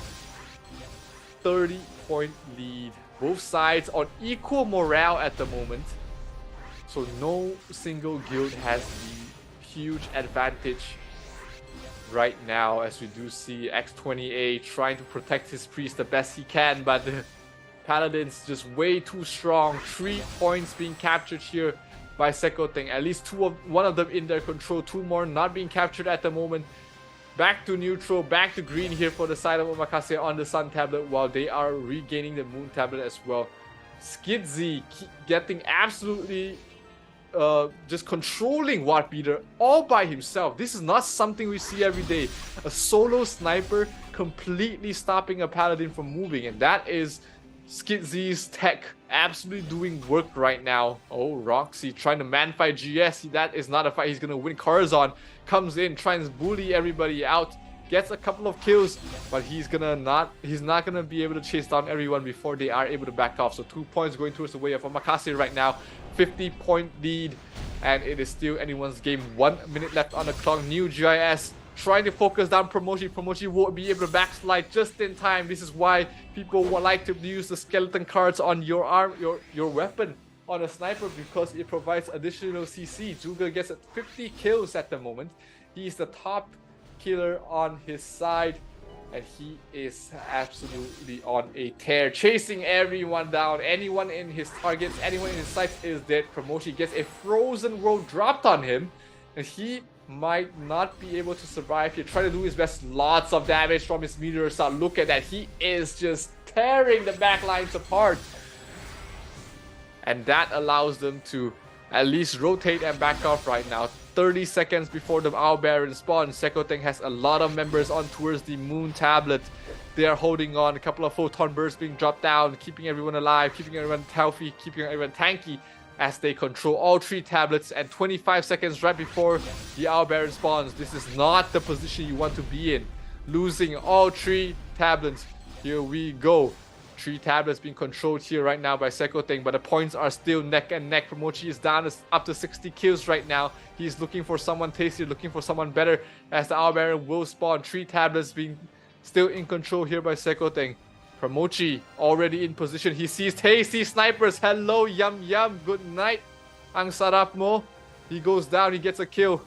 But not enough. Owl Baron is spawned. Not enough control right now. Everyone is rotating in, coming in from Omakase's side. Sekoteng is slowly losing their members as Omakase looks like they have control right now over this spawn.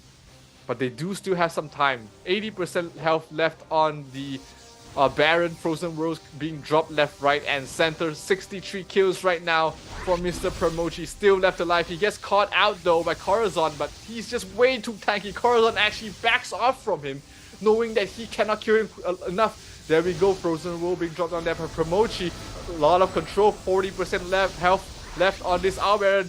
Here comes the Terminal Wings. Who's gonna get it? Who is going to get the Owl Baron? Is way too close to call. And it is going to go down. And who gets it? It's going to be actually Sekoteng getting that 500 points. Omakase, right now they do have control over 2 of the points. But will they be able to capture enough tablets to hold on, to stave the bleeding? Because they are now 500 points down behind. They do have control over 3 tablets. So that is good to see.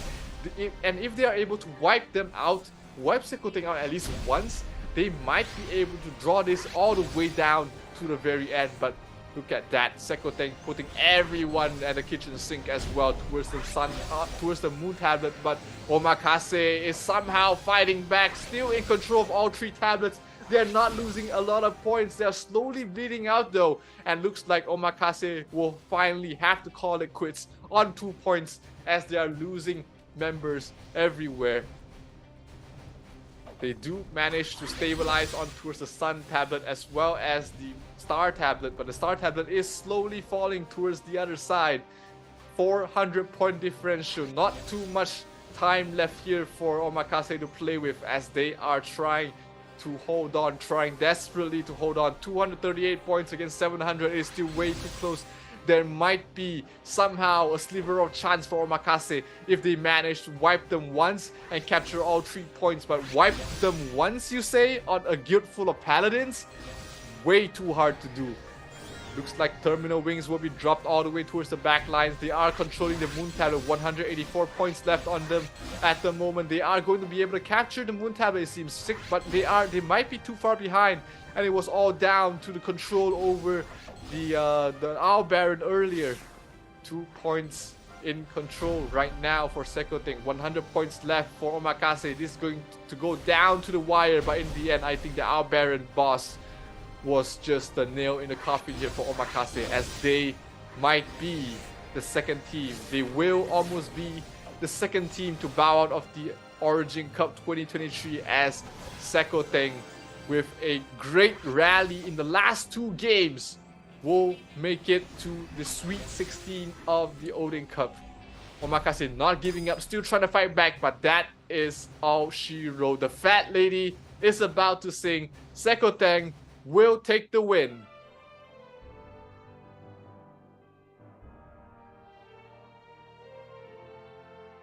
That's a sweep. Reverse sweep coming from Sekoteng. Wow. Yeah, that was, again, the Owl Baron was just way too important in this matchup, and everyone basically tried to get it. The entire guild across both sides tried to focus it down. Sekoteng maybe got lucky. In this one, they didn't have absolute control over it. But hey, sometimes you just need that little bit of luck to push you forward, and congratulations once again to Sekoteng. You qualified to the round of 16 of the ROO Odin Cup 2023. Yes, congratulations, Sekoteng. It was a good match. It was combination of luck and learning from the mistake on the first map. And since they know that the strategy, what the other guild was doing on the first map, they already adjusted to Yep. game 2 and game 3 so that they go victorious. Yeah, that was a great adjustment from Sekoteng. Like you said, the minor movements across the maps, those the small things of being in the right positions and not being caught out by the two assassins that they just witnessed demolishing their backlines in the first game. That was the difference maker, because they do not lose points as much. Their members, they are able to congregate more members at certain points in time better, and that allowed them to take these two games back to back. In fact, like you said, reverse sweep for Sekoteng, but I think, Omakase should not feel too bad. They were basically giving Sekoteng a run for their money, and in the end, when it comes down to the Albaron, you really can't be too mad on who gets the last hit. That's true. It's like a really 50-50 thing, because it's the last hit is the important thing. But Sekoteng gets it. But let's see what is the match statistics for game 3. What's Sekoteng versus Omakase's giving us? It's not so much of a difference. No, absolutely almost no difference really across both sides. 100 morale difference. Kills were barely, not a huge deal here. The damage was very close as well. Again, down to the last point of the game, down to the Baron, and in fact, Sekoteng actually had less bosses going their way this time, only getting two two commander skills to use, and still managing to get the Owl Baron is a testament to how strong their guild is in terms of communication with each other. That's right. And I'm really happy that we can see a reverse sweep happening. So it means that both of the teams or both of the guilds has been adjusting to the situations, what's happening from the first game to the second game and third game. But of course, we can see the secondary match stats here. And again, it's not much of a difference. Not at all. I mean, minions, Not at all. like, it was just way too close. And let's have a look at who was the MVP of game number 3. And Is it a Zuka. different one? It is. Nice. All 3 MVPs were different for this series, and this time it is their servers, Frontera 5's rank 1. The top player in Frontera 5, that's Zuga, 82 kills, 232 assists on this paladin. Very, very strong. I don't think I've seen him die across 3 games. That's how strong he is. He's super in Filipino terms. I've heard you say something in Filipino a while ago. Maya, he's super makunat. Mahulat. Yes, Makunat. absolutely. Makunat. Makunat. All right. Yeah. Congratulations to Zugi. He just won a watch too. And we also seen that there are different MVPs per games, which is actually good opportunity for those players who wants a different matches. But of course, let's jump into the game highlights and see.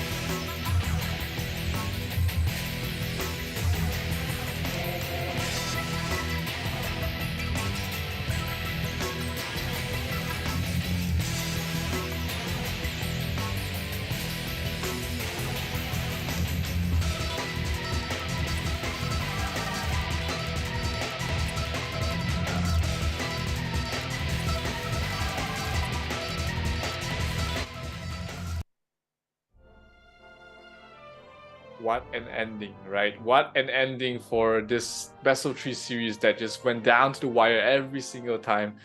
And yeah, like in the end, whoever controlled the most areas of the game better was able to win. Sekoteng, game number 3, was able to control their usages of their sigil skills the best, knowing when to hold on to them, knowing when to use them, and that secured them the Baron in the last game. And they're moving on. They're moving on to the top 16, the Sweet 16 of the Ragnarok Online Origin Odin Cup. Congratulations to Sekoteng moving forward, but of course, Omakase won't be crying free-handed because they will be going home with different prizes from Ragnarok Origin. Yep. Still, Top congratulations to everyone. Yeah, 32. Even if they finish like in the top 32, their entire guild get 2,500 nyans and diamonds for everyone. Everyone in their guild gets 2,500 nyans and diamonds, not to mention a lot of feathers and statue parts as well. That is huge. And that is you can be very proud that you made it this far, because again, you are the top 32 guilds across 500 over guilds that competed to try and qualify for Odin Cup. So hats out to Wonderland as well as Omakase. You guys had a great run. That's the end for you guys, unfortunately, but there's more to come in the future in Ragnarok Online Origin. Congratulations again, Sekoteng and Omakase, and of course, Wolfmaru, Wonderland for getting into our first day. You guys are the highlight of the first day. Yep. But of course, we will be having 2 more matches for today. We have a Bapak Gaming versus Wipeout, and we have for our last match would be Mana versus Alt F4. So we will be witnessing Bapak Gaming and Wipeout on our next game. I am super excited to see them. Yeah. Let's take a look at both these skills. Backpack Gaming representing Payon 7, while Wipeout representing Geffen 4. Both these guilds are actually they are from the newer servers, so in terms of progression, they're not that far, they're not very as advanced as the Frontera servers, but they definitely have some powerhouses of their own.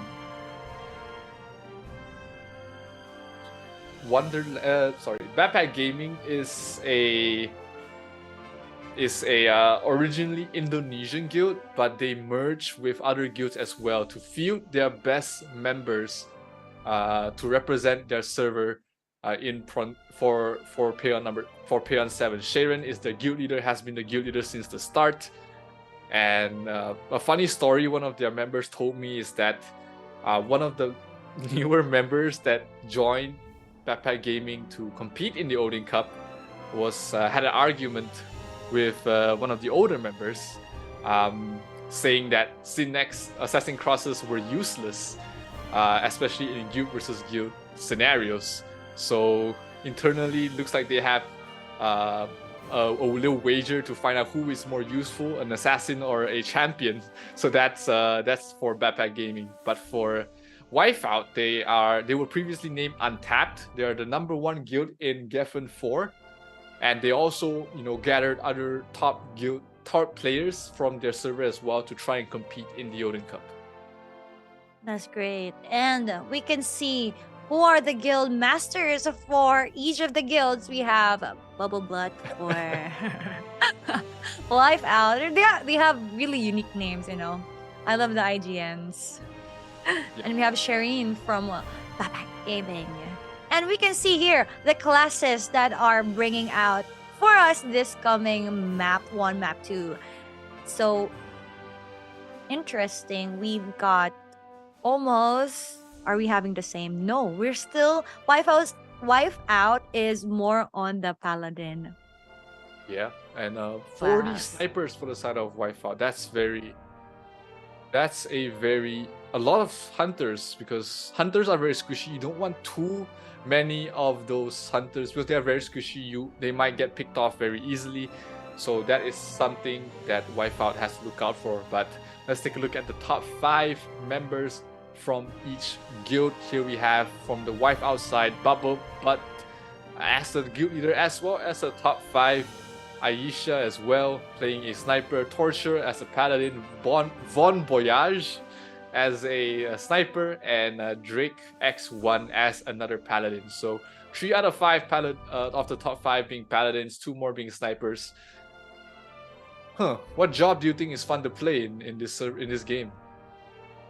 I'm a support main, but it's quite not new to me because since I've played Ragnarok, it's still a paladin meta, and right now it is what it is. It is. So it's fun to be tanky, but it's fun to be damagey at the same time. So for me, I think it would be great if I would be an assassin, so I could hide and kill the backliners. But yeah. Oh, 4 Backpack Gaming. It's a hunter as their top one, which is their guild master. Well. Yeah. Sharon here. Sharon. And we got Idol Player here. And we got Al, Hachi, and Pat. Cool.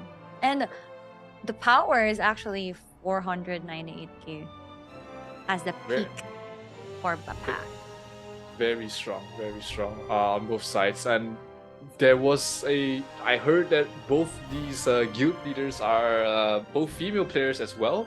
I'm not sure if that's true or not, or they were trolling me when I was asking them. But if it is great. That's great to see. That's both great. of them, Yeah. both Women of them are in the top as gaming. well. Women in gaming. Exactly. That's great. And Sharon it seems like it's a female name. Yeah, it does sound like female. And I don't know about Bubble, but It's a song, right? it is. Song. I've never I heard think that song. so. It's the lyrics of a song. Here I won't sing it. Okay. But Here are we've the got lineups. wife out here. In the commander side and our officers, we can see the guild masters and the vice guild master here. There you go. Got to zoom in. We've got Jisoo Kim, a Blackpink fan over here. Dragon Ryu, our officers. Puke, Crazion, and we got Torture. Please don't torture the other team. They have cute names. I love it. And we've just seen. Yeah, go. Sorry, I've been talking. No, it's fine. Very interesting names, to say the least, like you said, on both sides. So it's gonna be very interesting to see how they do when they go into the game, because as compared to other servers like Payon and Geffen, they are like 5 or 10 levels behind the other servers. So it's gonna be interesting to see as we head into game number 1 between Wipeout going up against Backpack Gaming. Who has the upper hand? Who is the stronger between both of these guilds? Because we're gonna go and witness game number 1 of this best of 3 series.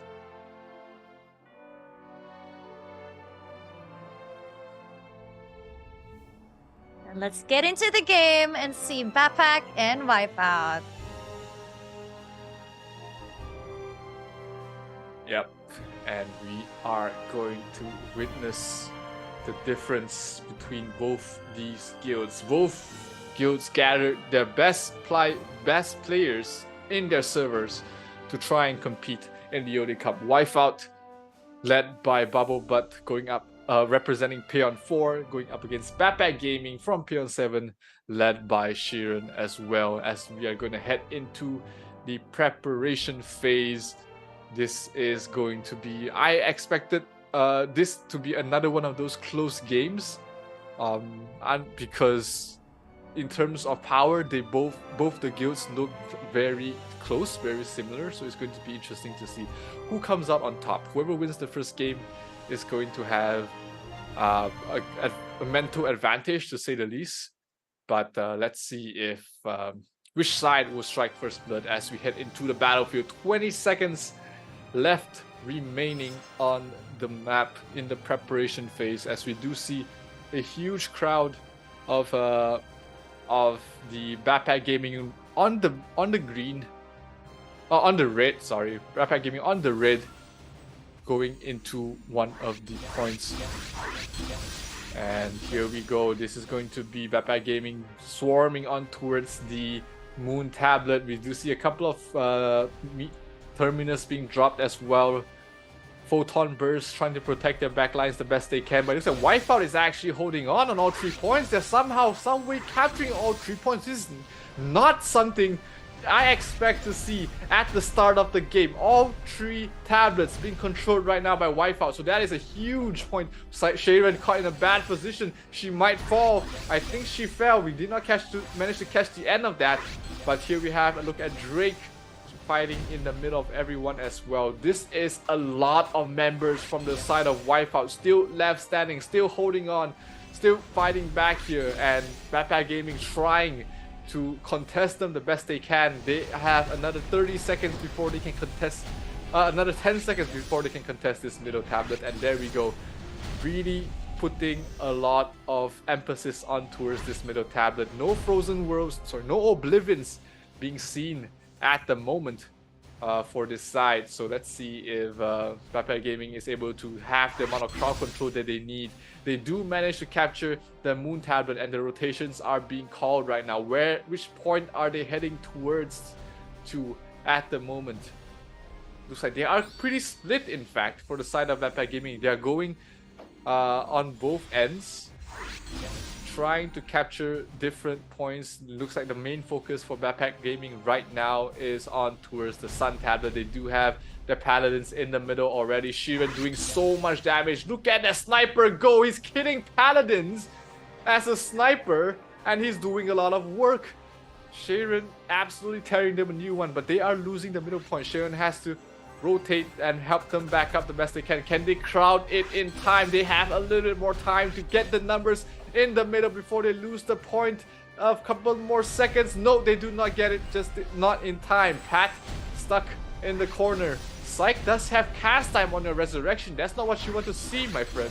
You want instant cast on your resurrection the best you can, because every second you spend casting is a dangerous position to be in. Wipeout still in control of all 3 points. Jisoo Kim Al as well getting a lot of kills. Bubble Butt already at 50 kills as a Paladin. Much more effective than Sheeran, who is stuck between 2 Paladins and has to back off somehow. But Backpack Gaming is starting to overrun them in the Moon Tablet, and we'll get it to the neutral point very soon. Bubble Butt absolutely tearing everyone a new one, because already a 60 kill streak in 3 minutes. That it has absolutely have to be a record somehow. Moon Tablet being controlled right now by Backpack Gaming, but they are finding themselves 400 points behind already. Wipeout not in a great, Wipeout's in a great position. Backpack Gaming not in a great position for himself. Bowing tried to Azura strike onto a Sharon, but Sharon manages to survive that. Raging cards are a very strong tool, ladies and gentlemen, as we do have Backpack Gaming managing to control 2 points. 1 more minute before the mob spawn. Frozen World Oblivion, the new name Oblivion, I have to try and remember that, has been dropped, so they will have it just in time before the Owl Baron spawn. So that is great sigil timing coming in for the side of Backpack Gaming. Right now they managed to control 2 points. Oblivion is dropped once again in towards this point. 70 kills on towards Bubble Butt already, as they are crowding on towards the Moon Tablet, and looks like they might be able to capture the Sun Tablet as well, but they might have to trade all 3 points. Wipeout is overpowering them in this area, and they might be able to capture more themselves. Sharon leading the rotations. He's gonna leave this point after they captured it. Backpack Gaming is able to get the Sun Tablet and making the rotations on towards the other tablets as well. Von Voyage playing a sniper, getting a lot of kills, getting a couple of kills going his way. Right now he's focusing a Paladin. You might want to press tab there, my friend. Not the target you want to go for. Drake getting a 5 kill streak as well. Al on towards 15. And Von Voyage is having a tough time finding targets he wants to kill, because Sanctuary is in the middle of everyone. He's tanky, he's not killing anything, but he is tanky as heck. Lowell as well. Von Voyage has spent about 500 arrows and gotten probably 0 kills because they're all stuck on the Paladin's shields. But Wipeout is losing all 3 points at the same time. So the rotation, the movements are coming in here from the side of Backpack Gaming. The mob spawn seems to be the primary focus of Wipeout. Oh, look at the terminal wings being dropped down, trying to get as much kills as they can on towards the mobs, but still a 700 point differential being led here by the side of Wipeout. More terminal wings being used right now. Not the time you want to use your terminal wings, my friend, because the Owl Baron will spawn in another 4 minutes and your sigils might not be off cooldown in time. 25 million kills going towards the way of Wipeout. Wow, Backpack Gaming only getting 5 for themselves, and that was with a terminal wings expanded as well. That's not going to be great news for them. But Wipeout is going to start overpowering. At least Backpack Gaming is overpowering the Moon Tablet while they do trade the Star Tablet for themselves. Still a 600 point differential on their sides. And still 500 point lead. This might not even need the Baron to be the difference maker, but we'll just have to wait and see because Sharon is still left there, still standing, still fighting, doing a lot of damage. In fact, they do have control over the Moon Tablet, but can they do a little bit more? They need to somehow capture these points back. 600 point at this time. Sure, it is one Baron, but you do not want to put yourself behind in a one Tablet situation, one Baron situation. You want to be leading the best you can. As you do see Sharon, 43 kills already. A lot of damage on this sniper. As Wipeout will capture 2 more points for themselves. Backpack Gaming putting a lot of members on towards the Sun Tablet. But not too many people trying to contest them. More than happy to take the trade. 2 for 1 in terms of tablet exchange. Backpack Gaming will lose the Star Tablet anytime soon. And they're still trying to hold on. 100 kills on towards Bubble Butt already. Really quickly, even before the 8-minute mark, already gotten a lot of kills. Al in the same party, wailing on towards Jisoo Kim. Yufa might be the better target there, dear sir. He's trying to tab. You can see him changing targets constantly. That's him trying to use tab to change towards the right targets he wants to focus on. But Frozen World being dropped down here on the side of Wipeout. I think they think that they are confident enough that they do not need to contest the Owl Baron. That's why they are using their active sigils right now, because they are confident in their firepower that they do not need these sigils to be able to contest in these points. 2 tablets being controlled right now from the side of Wipeout, as they are still leading the way with a 800 point differential at least for now. Von Voyage taking a look at his point of view, trying to get into position somewhere without Paladins he's asking for. 2 more tablets being traded across both ends, and this is not gaining any ground from the side of Backpack Gaming. They are losing a lot of points. Lanzor being focused down, he will fall, and this will be Backpack Gaming's point as they will recapture at least the Star Tablet. But the Moon Tablet does go towards the other way, which is towards Wipeout's way.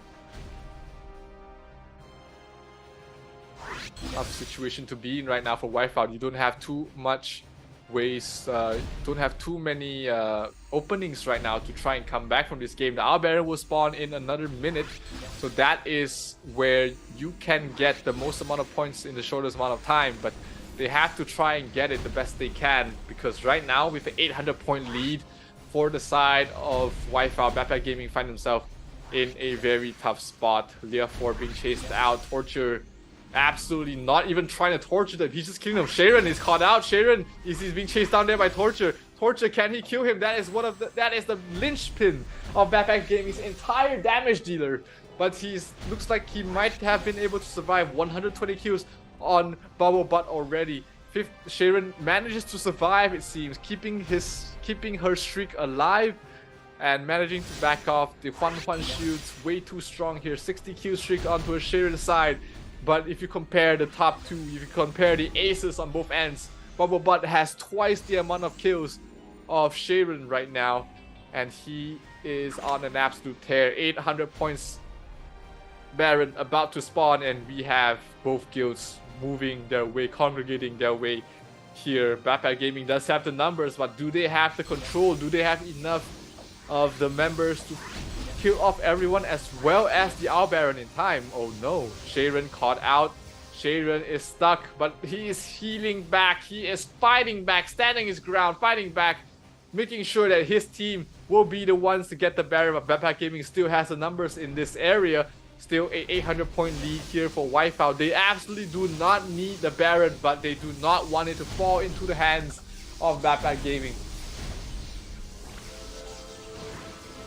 Drake from the side of Wipeout, very tanky. Sharon getting to 65 kill streak. Terminal Wings being dropped. Whose side is this on? Frozen World as well. The Owl Baron down to 20%. Can Backpack Gaming get this, or will this seal the deal for them? Because if they lose this Baron, they lose the game. Who gets the Baron? It is going to be actually Backpack Gaming getting the Baron, and they get themselves to a 300 point differential. That is absolutely huge from the side of Backpack Gaming, because that gives them a chance to come back into this game. 2 points under control right now for the side of Wipeout, so they do still have that advantage going to them, but Backpack Gaming gives themselves a leash to hold on to this game. It is not over yet, they say. Not until the Fat Lady sings. 400 point differential instead of the 800 that it was earlier on. So definitely in a much better position than they were in. Whoever got that Owl Baron kill, if they manage to somehow claw their way back, Backpack Gaming has to reward that player, because that was a clutch kill on towards the Owl Baron. 400 point left. 330 points of health left here for Backpack Gaming.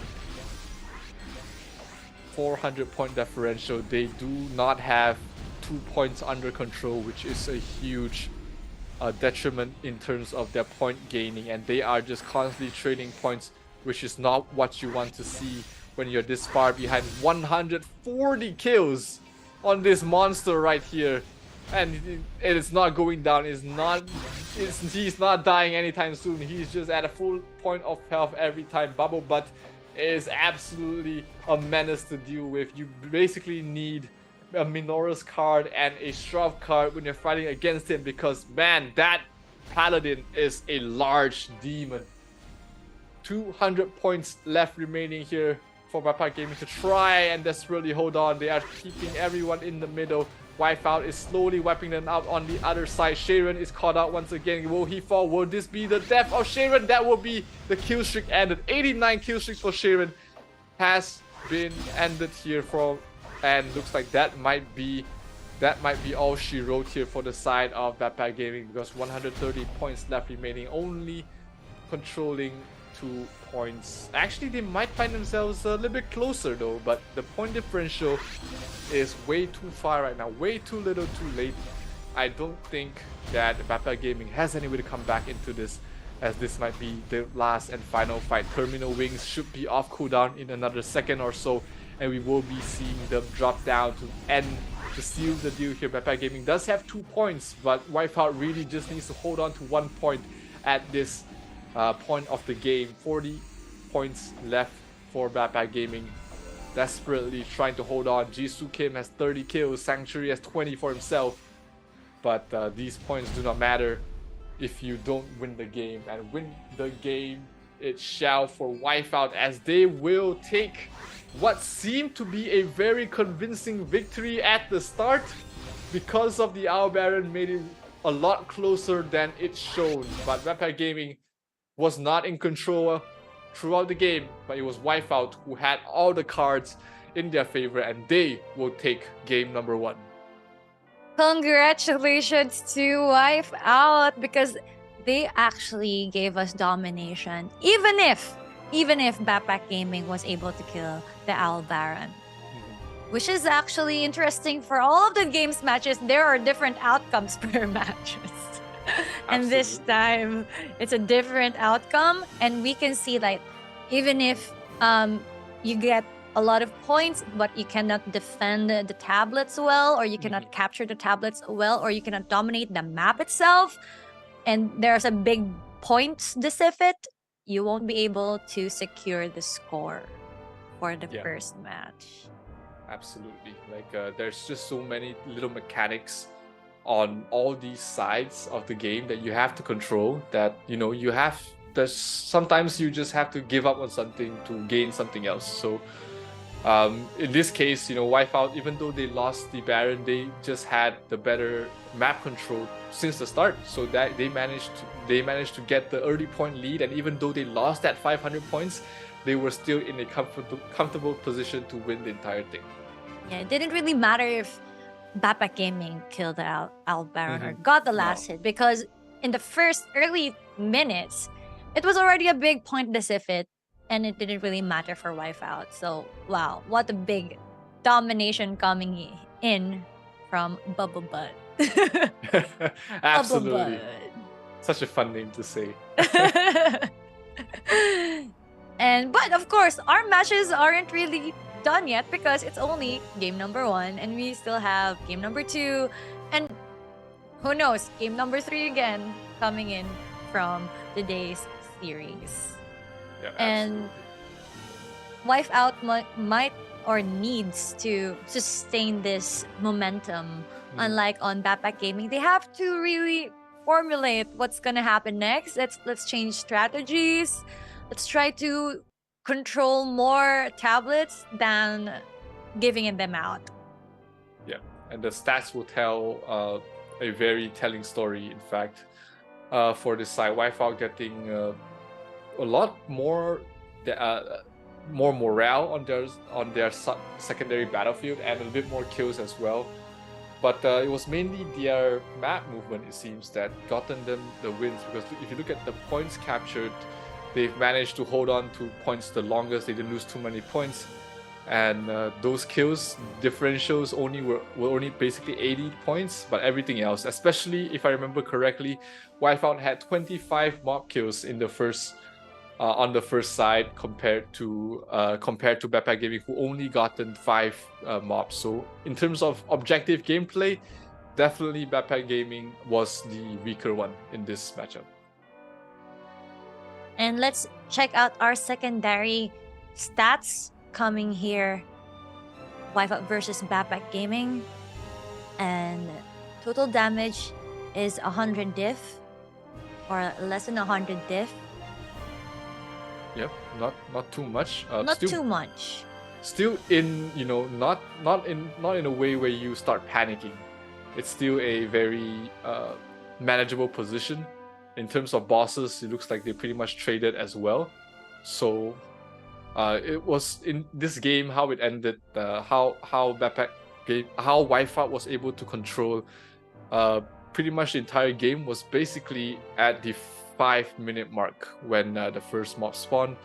That allowed them to be in a great position to take the win, and they didn't let go after that point. They lost the Owl Baron, but it didn't really matter at that point, because they were just too far ahead.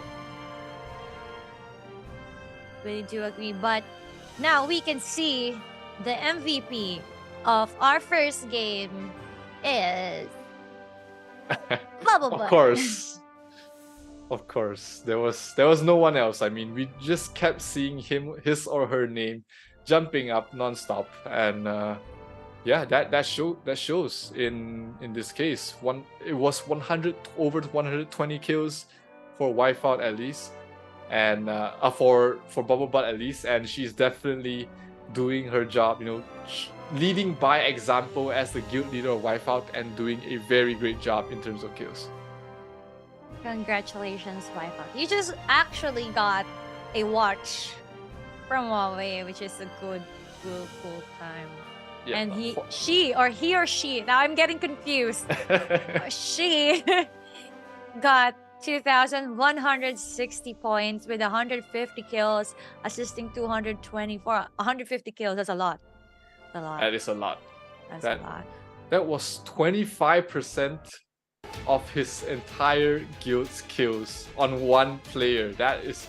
that shows how crazy paladins are, right? That She was just running around and like hitting everyone. That's super cool. I don't know. Maybe on our next game, we can see maybe Backpack Gaming doing something different this time and getting the second point secured. Or maybe it's gonna be a map sweep coming from Wipeout. How about you, David? Do you think it's gonna be sweep? Or maybe we could run into a third game again? I think when your top players is a paladin against a sniper, usually a paladin is always going to be having the advantage in terms of survivability and kills. So Sharon has to adapt to that and play a bit differently, and maybe hopefully we get the game 3. But I believe things will go exactly how it went, and we might be in for a quick 2-0. And we're going to take a look at the top 5 players on both sides. Once again, Wipeout, Bubble Butt, the MVP of the last match. We did see Torture really torturing Sharon as well. Von Voyage, we had a look at him a little bit earlier on as well, doing absolute work as a sniper. And yeah, like when 3 of your top 5s are paladins, that is showcasing a very tanky frontline guild composition that allows you to just charge in and just go ham on anyone you see. Can I just point out that Bubble Butt is the paladin and the power is really ahead compared to the second top? It's like 100 diff, almost 100 diff. So she's not just tanky, but she got damage. She got damage right there. For sure. I think she's probably the highest power player in the entire map as well. I'm not sure if we will have a look at the top 5 players from Backpack Gaming to have a look very close to Sharon. In fact, very close. It's just gonna be like a class diff. Yeah. Sniper versus paladin. At this Sharon point, was all over the map. I could see her like trying to put damage. It's just like everyone is trying to target her as well. And she was on a kill streak. I saw it. She was trying to just do what she has to do. Yeah.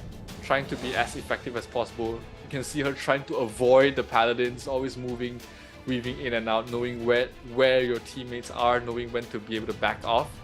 And we did see Sharon doing all of that, but unfortunately, it is a guild effort. The whole guild has to be able to withstand the strengths of paladins, the strengths of very strong players as well. So unfortunately, Sharon is not a one-man army. It's not a one-man game. Everyone has to pitch in their part. So yeah, let's see what sort of adjustments that both these guilds will have going into game 2, knowing that hey, they have a very strong paladin. We have to adapt somehow. That's right. Let's see if there are gonna be adjustment to their comms, and maybe if there's gonna be an ace secret. Maybe. Something's gonna come up. Yeah. Let's see if they would change their strategies. Yeah, there are a lot of builds that certain classes can divert to that does different things better. So let's see. I'm interested to see if anyone is able to adapt in that way, or will it be just everyone running the same cookie cutter build? Because sometimes people are just more comfortable playing what they play with the most. That's true, because usually the comfort pick would give you a victory than trying to change your class where you don't even know how to play it. Yeah. So let's see what Backpack Gaming could offer us on our second match. And I hope they do, so that it's gonna be a great fight. And before again we continue to our game 2, let's check out the Discord channel of Ragnarok Origin. And if you haven't joined, please do check out the Discord channel. There are different rewards that you can get. All you have to do is go to the hashtag roles, and then once you verify, you would get the adventurer role. And once you do, you can access yourself to different game guides, make friends, go create your channels, watch parties, a lot more, and of course an access to the community raffle, which happens like every other day, and of course exclusive game codes for you guys. Yeah, for sure. Make sure you are in. There's absolutely no reason you are not in the Discord, because like Ian said, there's so much benefits for you to be a part of the Discord. So when the QR code comes out again, make sure you scan it before you lose it. Make sure you're in to join in on the fun. That's right. And if you haven't liked our Facebook and YouTube channel just yet, please do head on to the Ragnarok Origin Online or Ragnarok Online Origin YouTube and Facebook pages. And there are new updates, like new videos, new posts for you to catch, and codes as well, exclusive codes if you followed our Facebook and YouTube channels. Of course, this event would not be possible without the great support of our sponsors. I'd like to shout out Huawei once again. Huawei, the Huawei App Gallery is one of the top three in the global app market. You can download games from the Huawei App Gallery and enjoy unlimited benefits. The Huawei App Gallery offers various promotions throughout the year, so download the games and claim your rewards. Discover more amazing apps and a vast selection of games, all on the Huawei App Gallery. Thank you so much, Bob. And of course, if you didn't know, MVPs gets a watch. Yeah, MVP, last hit on the Owl Baron. There's so many different prizes within these matches that you can get. That everybody's gonna try all out. But yeah, enough of the wait, guys. We've been waiting for this moment. Let's find out if Wipeout will be able to make this a 2-0 victory, or will Backpack Gaming have something to say about it in Game 2 of this Best of 3 series.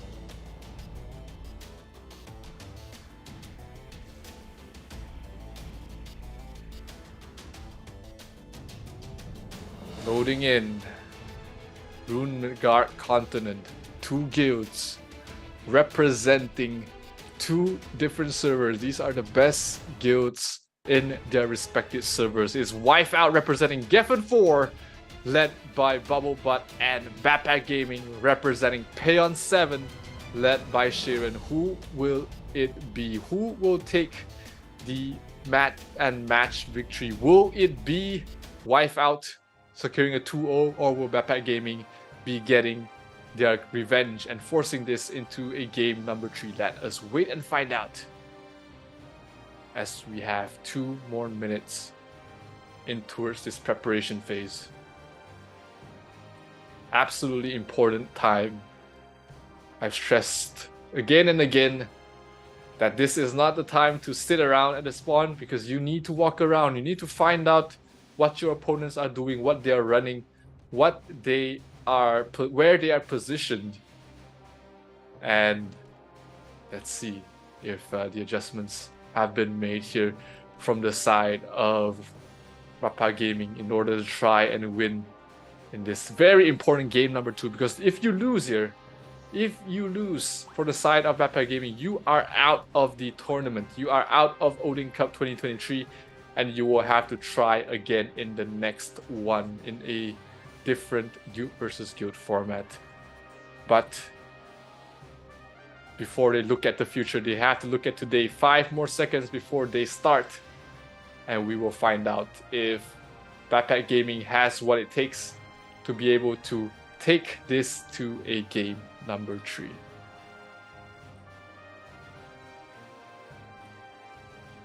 Sharon still proving to be very strong, but her alone is not enough to carry the entire guild. She needs the other guildmates to step up, not die as easily. Not feeding kills is very important here for the side of Backpack Gaming, because Bubblebutt has... You do not just give a paladin 60 kills in 3 minutes. That is just going to be hugely detrimental to your entire team. So somehow, some way, they have to position themselves better, play more defensively, knowing that they have a paladin up there just chasing them at all times. So they have to watch out for that. 9 more seconds. A lot of members on towards the moon tablet. The focus on this tablet is absolutely huge. And let's see who gets into it straight away. It's going to be Backpack Gaming on the red and Wipeout on the green. And looks like the mid area control is going to be taken over here by Backpack Gaming. But they do lose both side tablets, which is going to be huge here for Wipeout. They can rotate straight towards the middle, give up 1 point, control the other, and essentially get the midpoint control once again. Backpack Gaming, they basically put 40 members in the middle, putting all their eggs in a single basket here. And that has at least gotten them the middle point, the middle tablet, but it's not really paying off for them at the moment because they are slowly trickling down in terms of points. Sharon has already gotten a 10 kill streak, has used the terminal wings to try and get those points themselves. But let's see if they're able to turn things around here. Middle tablet being contested here. Backpack Gaming still has a couple of members in this area. But Wipeout is slowly sweeping them. The backup is coming, trying to hold them back, but it looks like it's going to be Wipeout controlling 2 points, the also important middle point, and the 2 other side points as well. The 1 other side point as well. Backpack Gaming is going to try and control the best they can onto towards the star tablet themselves.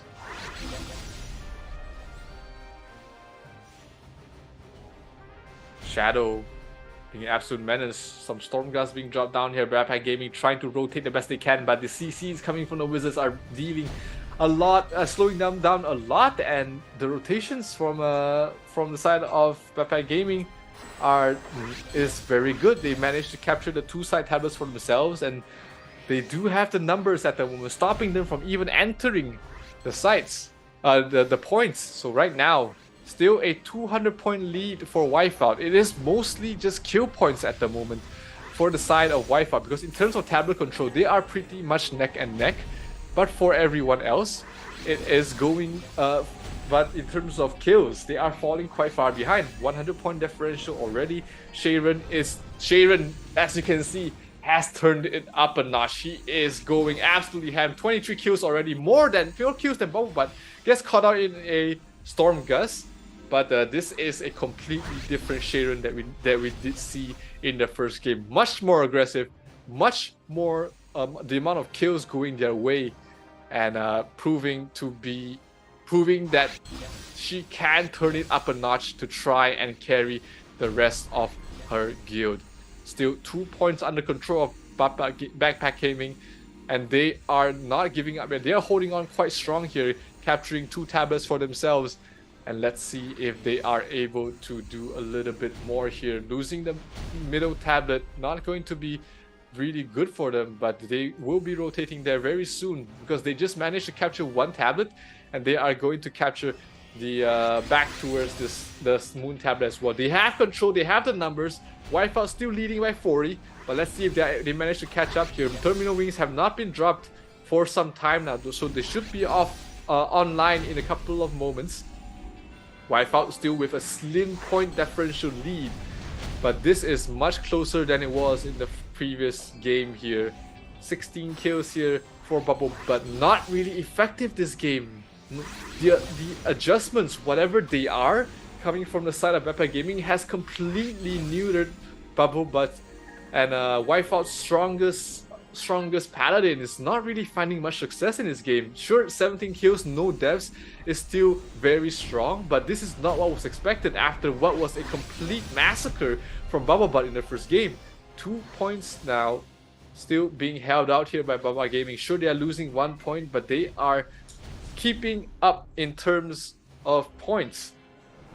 But right now, Wipeout is getting all 3 tablets for themselves, so that is going to start getting them a lot of points with the 3 tablet control, and they still have a huge growing point lead here. Sharon already down at up to 35 kills, dropping down very low, so the backup has to come there to try and keep them alive, but not at the moment.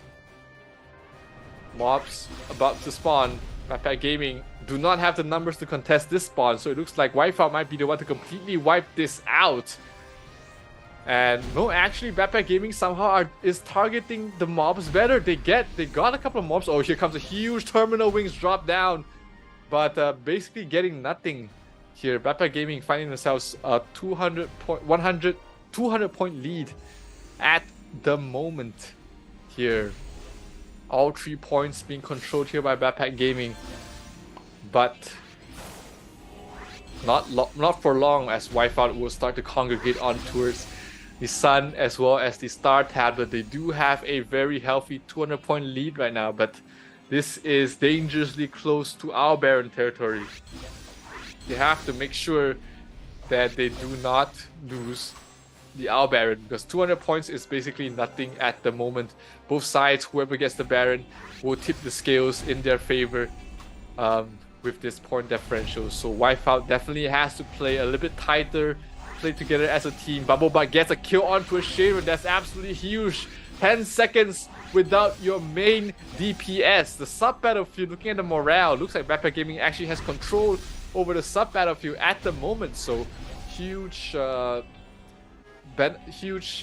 advantage going towards the way of Backpack Gaming, but in the main battlefield they are still losing out in terms of points.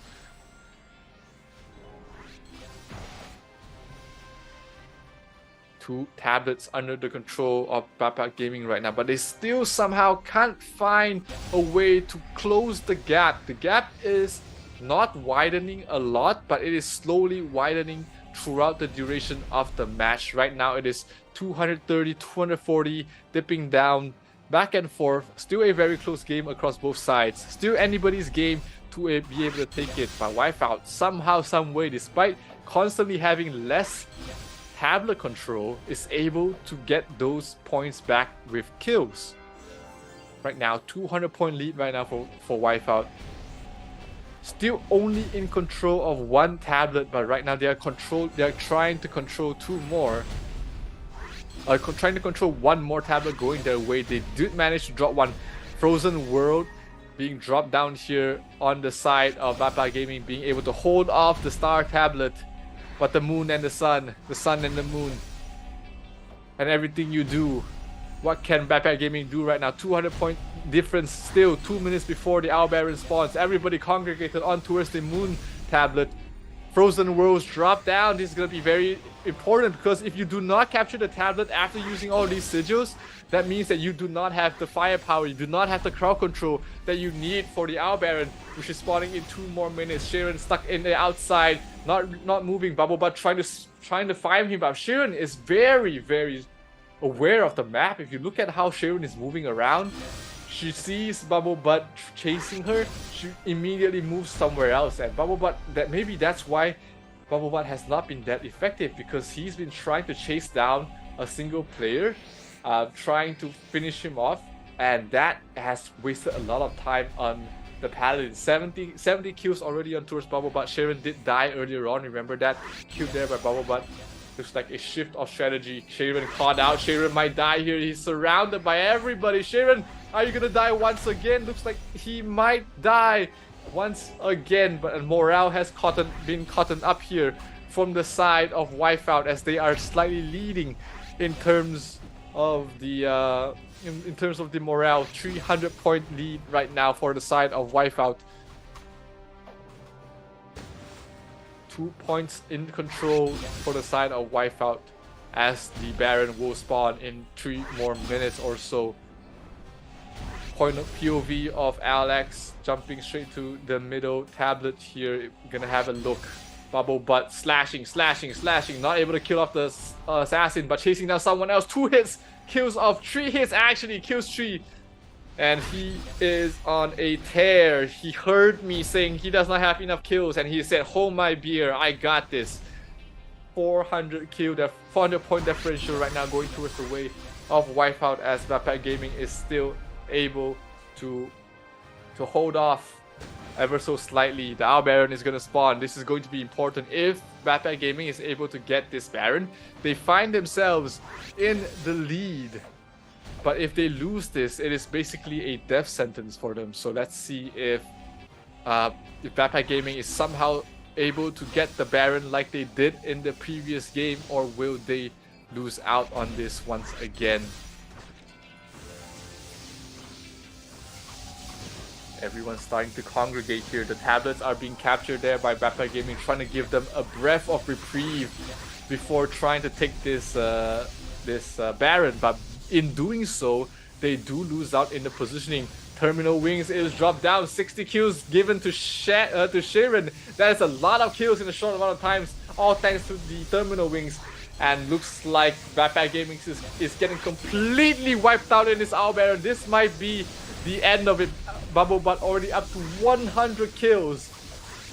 And they're trying to fight back. Owl Baron down to 10% health, and he's going to fall towards the way of Bubble Butt.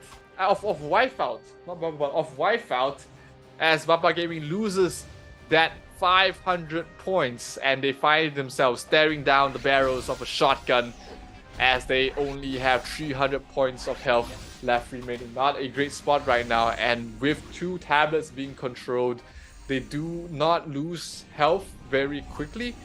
But even with 1 tablet control right now, Wipeout can basically put 40 members on a single tablet and win throughout time, because that's really all they need right now with the current point differential that they have. 200 points left, 800 point differential going towards the way of Wipeout.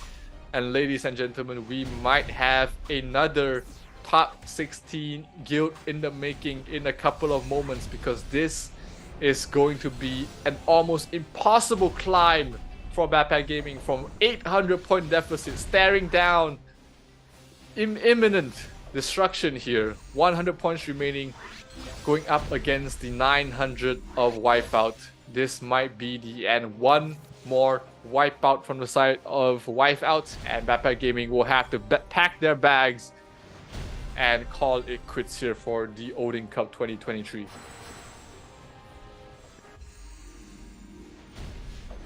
$50 points left remaining. Sharon trying her best, not enough, and that's gonna be it. Wipeout will be moving on to the top 16 of the ROO Odin Cup 2023. Congratulations to Wipeout, and we've just seen complete domination from Bubble Butt. I was actually laughing behind when David says backpack. They will pack their backpack. It's actually witty. But Wipeout here will be advancing, but of course Backpack Gaming is not a loser, because they will take home prizes from Ragnarok Online. It's not a losing phase, but it's still a good thing, because they came out to be top 32 and compete in the Odin Cup. So I'm gonna give an applause for Backpack Gaming as well as Wipeout. And again, congratulations to Wipeout for securing the top 16 spot. Wow. Absolutely. And that was a continuous domination from Bubble Butt. Continuous 100 kills, more than 100 kills up there. Yeah. And let's see the match stats, so that let's justify what's happening and what happened. Okay, so we can see here, it's kind of a big damage deficit from Backpack Gaming, and Wipeout just totally dominated. But with the morale in the first early matches, we can see it's quite even out. But in the after like 7 minutes or so, we can see that Wipeout is already getting that lead again. It's just the same as the first game, but in this match, Wipeout just killed or had the last hit with the Owl Baron. So it was a good and flawless execution from Wipeout.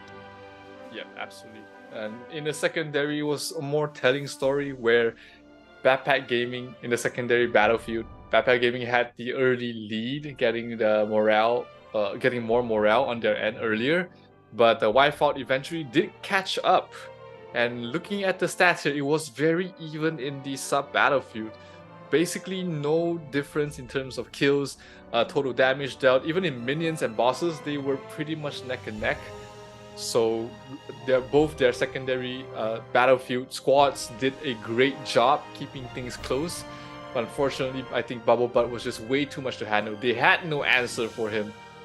And that is how, unfortunately, Backpack Gaming is bowing out of this Odin Cup, is just with Wipeout and their superior firepower in the main battlefield. And not to mention, securing that second Owl Baron in the second map was able to seal the victory right there.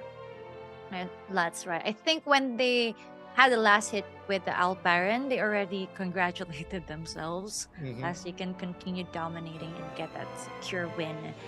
And I think our MVP here. Let's see who won this match. I think it's the Bubble Butt. Oh yeah. You can't wear two bands. No, you have to give it to someone else. But it's okay. I think it doesn't matter to her as long as they secure the win. That's true. It's okay. I usually see Bubble Butt running around trying to chase all the squishy classes out there from Backpack Gaming, and they were really trying to focus on Sharon because Sharon knows the map. She was trying to control it, but Wipeout came out as they were synchronized, so they know what they were doing. They know that what they have to control. They know what were the strategies that Backpack Gaming is trying to pull, so they know how to adjust to it. Absolutely. 127 kills. Very good ending here for the side of Wipeout, as they're gonna have a great weekend, knowing that they moved on to the top 16, the Sweet 16 of the Ragnarok Origin Cup, and definitely going to be enjoying themselves after this. It will be cheering Wipeout. I really want to know why it's Wipeout. Is their wives out? Their previous guild name was called Untapped. But I think I prefer Wipeout a lot better. It's a cute, catchy guild name. And of course, later on in a few seconds, we will be witnessing the highlights of Map 1 and Map 2. And I'm really excited because here we can see Bubble Butt dominating. Yeah.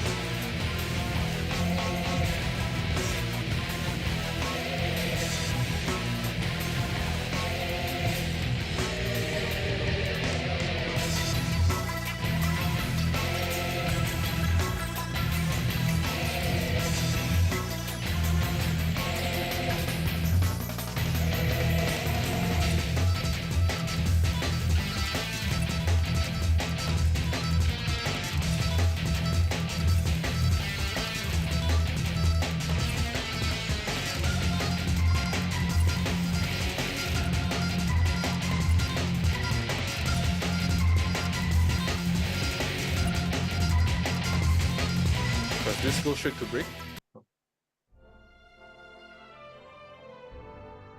Oof. What a match. What a match. The highlights did not capture, the entire series. Does not give it justice, but it was great series. Unfortunately, it is a competition. It is a tournament. Somebody has to lose, but it also means that someone has to win. And congratulations once again to Wipeout for moving on to the top 16. But next, we have a much more interesting game. Yes, we have Mana and we have Altif for coming for you. And of course, we've just witnessed the 3 games today. We've got Wolf Maru and Wonderland on our first match, and we've got Seko Tang and Omakaze, and now we just witnessed Wife Out moving forward and Backpack Gaming going home. And if you didn't know, on our first game of the day, Wolf Maru took the win, and next Seko Tang took the win. Now we have Wife Out. We will witness Mana versus Out Effort. This is very interesting because last time I was playing Ragnarok, Mana was the strongest guild in my server, and I'm really excited if they're gonna show dominance in Odin Cup. Yeah, they are up against basically one of the favorites to win the entire tournament, which is Out F4 in round number 1. Out F4 is basically the top 3 guilds in Frontera 4. They moved all their top players to a single guild in the hopes to win the entire Odin Cup, and they have the entire global server's best alchemists in their lineup. So you know, when we're talking about how strong Paladin is, how Paladins are going to completely demolish everybody. No, Out F4, if anyone has the answer, Out F4 has the answer. They've proven time and time again they've been able to counter heavy Paladin lineup guilds. So this is going to be very eye-opening to a lot of guilds who have not played or is going to continue playing in the future on how to counter Paladin heavy lineups, because Out F4 has done it to a T. They've done it perfectly, and I can't wait to show everyone else, or Out F4, I'm pretty sure Out F4 can't wait to show everyone else why Paladins are the thing of the past. That's right. And of course, before we jump into the last game of the night, we'll be having a short break. So watch out, guys. Don't leave just yet, because we will be right back. Rotate and help them back up the best they can. Can they crowd it in time? They have a little bit more time to get the numbers in the middle before they lose the point. A couple more seconds. No, they do not get it, just not in time. Pat stuck in the corner. Psych does have cast time on your resurrection. That's not what you want to see, my friend. You want instant cast on your resurrection the best you can, because every second you spend casting is a dangerous position to be in. Wife Out still in control of all 3 points. Jisoo Kim, Al as well, getting a lot of kills. Bubble Butt already at 50 kills as a Paladin. Much more effective than Sheeran, who is stuck between 2 Paladins and has to back off somehow. But Backpack Gaming is starting to overrun them in the Moon Tablet, and we'll get it to the neutral point very soon. Bubble Butt absolutely tearing everyone a new one, because already a 60 kill streak in 3 minutes. That it has absolutely have to be a record somehow. Moon Tablet being controlled right now by Backpack Gaming, but they are finding themselves 400 points behind already. Wife Out not in a great Wife Out's in a great position. Backpack Gaming not in a great position for himself. Bowing tried to Azura strike onto a Sharon, but Sharon manages to survive that. Raging cards are a very strong tool, ladies and gentlemen, as we do have Backpack Gaming managing to control 2 points. 1 more minute before the mob spawn. Frozen World Oblivion, the new name Oblivion, I have to try and remember that, has been dropped, so they will have it just in time before the Owl Baron spawn. So that is great sigil timing coming in for the side of Backpack Gaming. Right now they managed to control 2 points. Oblivion is dropped once again in towards this point. 70 kills on towards Bubble Butt already, as they are crowding on towards the Moon Tablet, and looks like they might be able to capture the Sun Tablet as well, but they might have to trade all 3 points. Wife Out is overpowering them in this area, and they might be able to capture more themselves. Sharon leading the rotations. He's gonna leave this point after they captured it. Backpack Gaming is able to get the Sun Tablet and making the rotations on towards the other tablets as well. Von Voyage playing a sniper, getting a lot of kills, getting a couple of kills going his way. Right now he's focusing a Paladin. You might want to press tab there, my friend. Not the target you want to go for. Drake getting a 5 kill streak as well. Al on towards 15. And Von Voyage is having a tough time finding targets he wants to kill, because Sanctuary is in the middle of everyone. He's tanky, he's not killing anything, but he is tanky as Heck, Lowell as well. Von Voyage has spent about 500 arrows and gotten probably 0 kills because they're all stuck on the Paladin's shields. But Wipeout is losing all 3 points at the same time. So the rotation, the movements are coming in here from the side of Backpack Gaming. The mob spawn seems to be the primary focus of Wipeout. Oh, look at the terminal wings being dropped down, trying to get as much kills as they can on towards the mobs, but still a 700 point differential being led here by the side of Wipeout. More terminal wings being used right now. Not the time you want to use your terminal wings, my friend, because the Owl Baron will spawn in another 4 minutes and your sigils might not be off cooldown in time. 25 million kills going towards the way of Wipeout. Wow, Backpack Gaming only getting 5 for themselves, and that was with a terminal wings expanded as well. That's not going to be great news for them.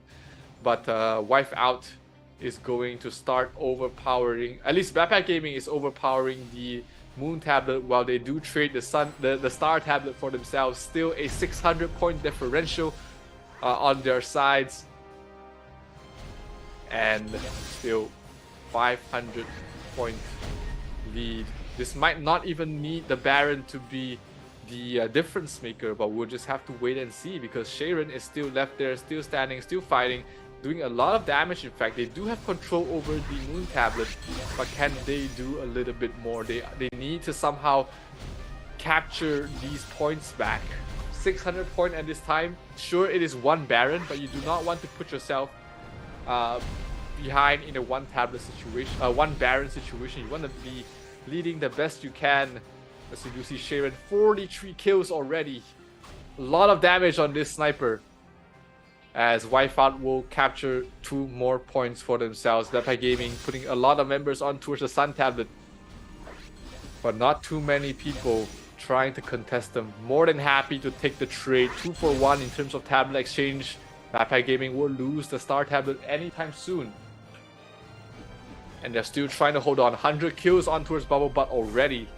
Really quickly, even before the 8-minute mark, already gotten a lot of kills. Al in the same party, wailing on towards Jisoo Kim. Yufa might be the better target there, dear sir. He's trying to tab. You can see him changing targets constantly. That's him trying to use tab to change towards the right targets he wants to focus on.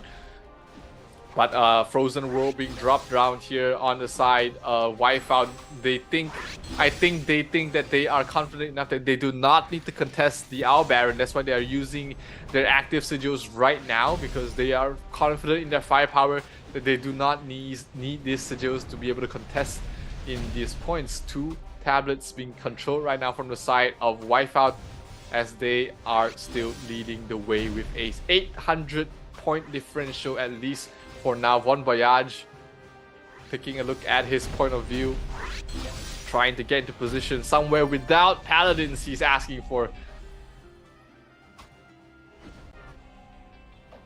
2 more tablets being traded across both ends, and this is not gaining any ground from the side of Backpack Gaming. They are losing a lot of points. Lanzor being focused down, he will fall, and this will be Backpack Gaming's point as they will recapture at least the Star Tablet, but the Moon Tablet does go towards the other way, which is towards Wipeout's way. Tough situation to be in right now for Wipeout. You don't have too much ways, don't have too many openings right now to try and come back from this game. The Owl Baron will spawn in another minute, so that is where you can get the most amount of points in the shortest amount of time, but they have to try and get it the best they can, because right now with an 800 point lead for the side of Wipeout, Backpack Gaming find themselves in a very tough spot. Leah4 being chased out, Torture absolutely not even trying to torture them. He's just killing them. Sharon is caught out. Sharon is being chased down there by Torture. Torture, can he kill him? That is the linchpin of Backpack Gaming's entire damage dealer. But looks like he might have been able to survive 120 kills on Bubble Butt already. Sharon manages to survive, it seems, keeping her streak alive and managing to back off. The Fun shield's way too strong here. 60 kill streak onto a Sharon's side. But if you compare the top two, if you compare the aces on both ends, Bubble Butt has twice the amount of kills of Sharon right now, and he is on an absolute tear. 800 points. Baron about to spawn, and we have both guilds moving their way, congregating their way here. Backpack Gaming does have the numbers, but do they have the control? Do they have enough of the members to kill off everyone as well as the Owl Baron in time? Oh no, Sharon caught out. Sharon is stuck, but he is healing back. He is fighting back, standing his ground, fighting back, making sure that his team will be the ones to get the Baron. But Backpack Gaming still has the numbers in this area. Still a 800 point lead here for Wipeout. They absolutely do not need the Baron, but they do not want it to fall into the hands of Backpack Gaming. Drake from the side of Wipeout, very tanky. Sharon getting to 65 kill streak. Terminal Wings being dropped. Whose side is this on? Frozen World as well. The Owl Baron down to 20%. Can Backpack Gaming get this, or will this seal the deal for them? Because if they lose this Baron, they lose the game. Who gets the Baron? It is going to be actually Backpack Gaming getting the Baron, and they get themselves to a 300 point differential. That is absolutely huge from the side of Backpack Gaming, because that gives them a chance to come back into this game. 2 points under control right now for the side of Wipeout, so they do still have that advantage going to them, but Backpack Gaming gives themselves a leash to hold on to this game. It is not over yet, they say. Not until the fat lady sings. 400 point differential instead of the 800 that it was earlier on. So definitely in a much better position than they were in. Whoever got that Owl Baron kill, if they manage to somehow claw their way back, Backpack Gaming has to reward that player, because that was a clutch kill on towards the Owl Baron. 400 point left. 330 points of health left here for Backpack Gaming. 400 point differential. They do not have 2 points under control, which is a huge detriment in terms of their point gaining, and they are just constantly trading points, which is not what you want to see when you're this far behind. 140 kills on this monster right here, and it is not going down. He's not dying anytime soon. He's just at a full point of health every time. Bubble Butt is absolutely a menace to deal with. You basically need a Minora's card and a Shroud card when you're fighting against him, because man, that Paladin is a large demon. 200 points left remaining here for Backpack Gaming to try and desperately hold on. They are keeping everyone in the middle. Wipeout is slowly wiping them out on the other side. Sharon is caught out once again. Will he fall? Will this be the death of Sharon? That will be the kill streak ended. 89 kill streaks for Sharon has been ended here for, and looks like that might be all she wrote here for the side of Backpack Gaming, because 130 points left remaining, only controlling 2 points. Actually, they might find themselves a little bit closer though, but the point differential is way too far right now, way too little too late. I don't think that Backpack Gaming has any way to come back into this, as this might be the last and final fight. Terminal Wings should be off cooldown in another second or so, and we will be seeing them drop down to seal the deal here. Backpack Gaming does have 2 points, but Wipeout really just needs to hold on to 1 point at this point of the game. 40 points left for Backpack Gaming, desperately trying to hold on. Jisoo Kim has 30 kills, Sanctuary has 20 for himself, but these points do not matter if you don't win the game, and win the game it shall for Wipeout, as they will take what seemed to be a very convincing victory at the start. Because of the Owl Baron made it a lot closer than it's shown, but Backpack Gaming was not in control throughout the game, but it was Wipeout who had all the cards in their favor, and they will take game number 1. Congratulations to Wipeout, because they actually gave us domination, even if Backpack Gaming was able to kill the Owl Baron, which is actually interesting. For has to rotate and help them back up the best they can. Can they crowd it in time? They have a little bit more time to get the numbers in the middle before they lose the point. A couple more seconds. No, they do not get it, just not in time. Pat stuck in the corner. Psych does have cast time on your resurrection. That's not what you want to see, my friend.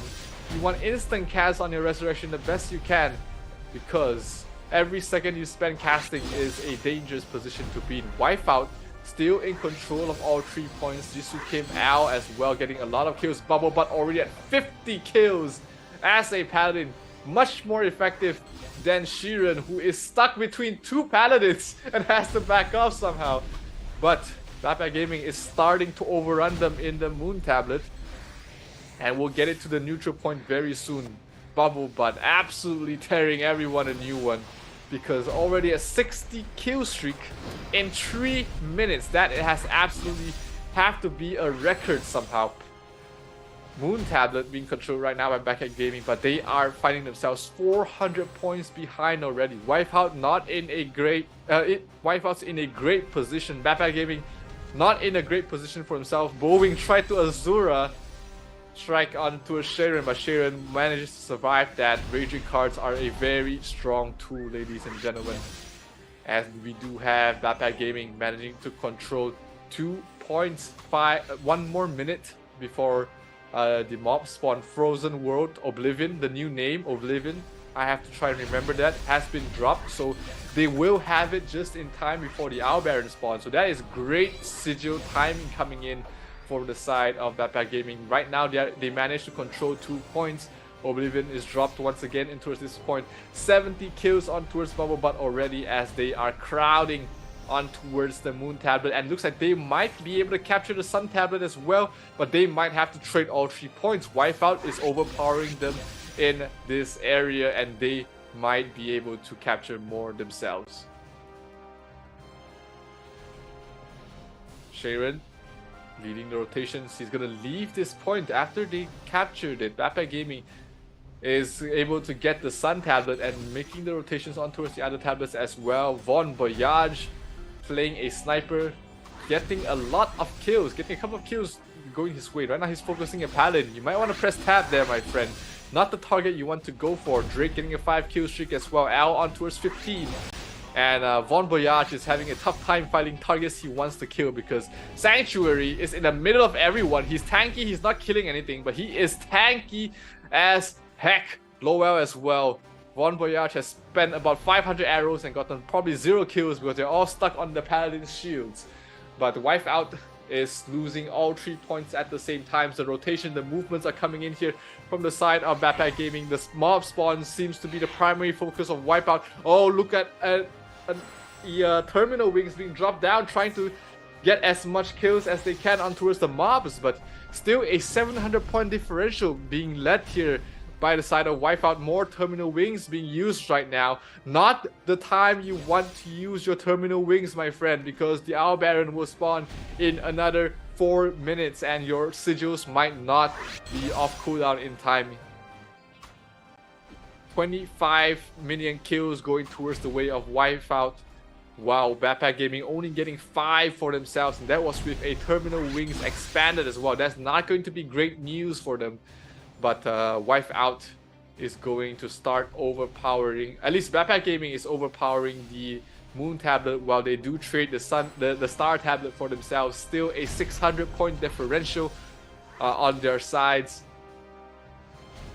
and still 500 point lead. This might not even need the Baron to be the difference maker, but we'll just have to wait and see, because Sharon is still left there, still standing, still fighting, doing a lot of damage. In fact, they do have control over the Moon Tablet, but can they do a little bit more? They need to somehow capture these points back. 600 point at this time. Sure, it is 1 Baron, but you do not want to put yourself behind in a 1 tablet situation, 1 Baron situation. You want to be leading the best you can. As you see, Sharon 43 kills already. A lot of damage on this sniper, as Wipeout will capture 2 more points for themselves. Bappa Gaming putting a lot of members on towards the Sun Tablet, but not too many people trying to contest them. More than happy to take the trade. 2 for 1 in terms of tablet exchange. Bappa Gaming will lose the Star Tablet anytime soon. And they're still trying to hold on. 100 kills on towards Bubble Butt already. really quickly, even before the 8-minute mark, already gotten a lot of kills. Al in the same party, wailing on towards Jisoo Kim.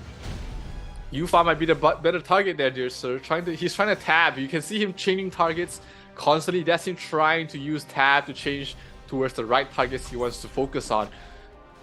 But Frozen World being dropped down here on the side, wipe out. I think they think that they are confident enough that they do not need to contest the Owl Baron. That's why they are using their active sigils right now, because they are confident in their firepower that they do not need these sigils to be able to contest in these points. 2 tablets being controlled right now from the side of Wipeout, as they are still leading the way with a 800 point differential at least for now. Von Voyage taking a look at his point of view, trying to get into position somewhere without paladins he's asking for. 2 more tablets being traded across both ends, and this is not gaining any ground from the side of Backpack Gaming. They are losing a lot of points. Lanzor being focused down, he will fall, and this will be Backpack Gaming's point as they will recapture at least the Star Tablet, but the Moon Tablet does go towards the other way, which is towards Wipeout's way. Tough situation to be in right now for Wipeout. You don't have too much ways, don't have too many openings right now to try and come back from this game. The Owl Baron will spawn in another minute, so that is where you can get the most amount of points in the shortest amount of time, but they have to try and get it the best they can, because right now with the 800 point lead for the side of Wipeout, Backpack Gaming find themselves in a very tough spot. Leah4 being chased out, Torture absolutely not even trying to torture them. He's just killing them. Sharon is caught out. Sharon is being chased down there by Torture. Torture, can he kill him? That is the linchpin of Backpack Gaming's entire damage dealer. But looks like he might have been able to survive 120 kills on Bubble Butt already. Sharon manages to survive, it seems, keeping her streak alive and managing to back off. The Huan shield's way too strong here. 60 kill streak onto a Sharon side. But if you compare the top 2, if you compare the aces on both ends, Bubble Butt has twice the amount of kills of Sharon right now, and he is on an absolute tear. 800 points. Baron about to spawn, and we have both guilds moving their way, congregating their way here. Backpack Gaming does have the numbers, but do they have the control? Do they have enough of the members to kill off everyone as well as the Owl Baron in time? Oh no, Sharon caught out. Sharon is stuck, but he is healing back. He is fighting back, standing his ground, fighting back, making sure that his team will be the ones to get the Baron. But Backpack Gaming still has the numbers in this area. Still a 800 point lead here for Wipeout. They absolutely do not need the Baron, but they do not want it to fall into the hands of Backpack Gaming. Drake from the side of Wipeout, very tanky. Sharon getting to 65 kill streak. Terminal Wings being dropped. Whose side is this on? Frozen World as well. The Owl Baron down to 20%. Can Backpack Gaming get this, or will this seal the deal for them? Because if they lose this Baron, they lose the game. Who gets the Baron? It is going to be actually Backpack Gaming getting the Baron, and they get themselves to a 300 point differential. That is absolutely huge from the side of Backpack Gaming, because that gives them a chance to come back into this game. 2 points under control right now for the side of Wipeout, so they do still have that advantage going to them, but Backpack Gaming gives themselves a leash to hold on to this game. It is not over yet, they say, not until the fat lady sings. 400 point differential instead of the 800 that it was earlier on, so definitely in a much better position than they were in. Whoever got that Owl Baron kill, if they manage to somehow claw their way back, Backpack Gaming has to reward that player, because that was a clutch kill on towards the Owl Baron. 400 point left. 330 points of health left here for Backpack Gaming. 400 point differential. They do not have 2 points under control, which is a huge detriment in terms of their point gaining, and they are just constantly trading points which is not what you want to see when you're this far behind. 140 kills on this monster right here, and it is not going down. He's not dying anytime soon. He's just at a full point of health every time. Bubble Butt is absolutely a menace to deal with. You basically need a Minora's card and a Shroud card when you're fighting against him, because man, that Paladin is a large demon. 200 points left remaining here for Bapak Gaming to try and desperately hold on. They are keeping everyone in the middle. Wipeout is slowly wiping them out on the other side. Sharon is caught out once again. Will he fall? Will this be the death of Sharon? That will be the kill streak ended. 89 kill streaks for Sharon has been ended here for, and looks like that might be all she wrote here for the side of Bapak Gaming, because 130 points left remaining, only controlling 2 points. Actually, they might find themselves a little bit closer though, but the point differential is way too far right now, way too little too late. I don't think that Bapak Gaming has any way to come back into this, as this might be the last and final fight. Terminal Wings should be off cooldown in another second or so, and we will be seeing them drop down to seal the deal here. Bapak Gaming does have 2 points, but Wipeout really just needs to hold on to 1 point at this point of the game. 40 points left for Bapak Gaming, desperately trying to hold on. Jisoo Kim has 30 kills, Sanctuary has 20 for himself, but these points do not matter if you don't win the game, and win the game it shall for Wipeout, as they will take what seemed to be a very convincing victory at the start. Because of the Owl Baron made it a lot closer than it showed, but Bapak Gaming was not in control throughout the game, but it was Wipeout who had all the cards in their favor, and they will take game number 1. Congratulations to Wipeout, because they actually gave us domination, even if Bapak Gaming was able. Welcome back to the Ragnarok Origins Southeast Asia Odin Trophy Online Top 32 stage, and we are down to the last match of the day, which is Mana versus Alt F4. Yeah, what a way to end the night. Two of the most popular guilds of their servers back then is facing off against each other in the closing match of the day, and can't really ask for a better matchup. You know, two huge titans fighting each other. But yeah, here we have it. Mana against Alt F4. Basically Filipinos against Thais. Not really a fully Filipino guild or a fully Thai guild, but the cores are from those nations. So it's going to be a very interesting match. It is a very interesting match, and of course, shout out to all our Filipino viewers out there. Magandang gabi sa inyong lahat, and I hope you have a great night, because it is the main event. I just want to say that, but everyone's waiting for this. I know, I'm waiting for this match, and because it's gonna be a do or die. One of these strong teams will say goodbye to us tonight. Yeah, just the luck of the draw, facing each other in the first round. I mean, that's just how it is, right? I mean, sometimes you just get unlucky when the dice doesn't roll in your favor. So yeah, let's take a look at what the matchup we're gonna be watching for. Mana against Alt F4. And look at the power levels. We remember from the previous two at least for Bapak Gaming against Wipeout, they were around 43, 44 million. Yeah, 44, 33. But now we have, that's 53M and 55M. That's a lot. And we know they're one of the best. And Alt F4 here is actually leading to almost 2M.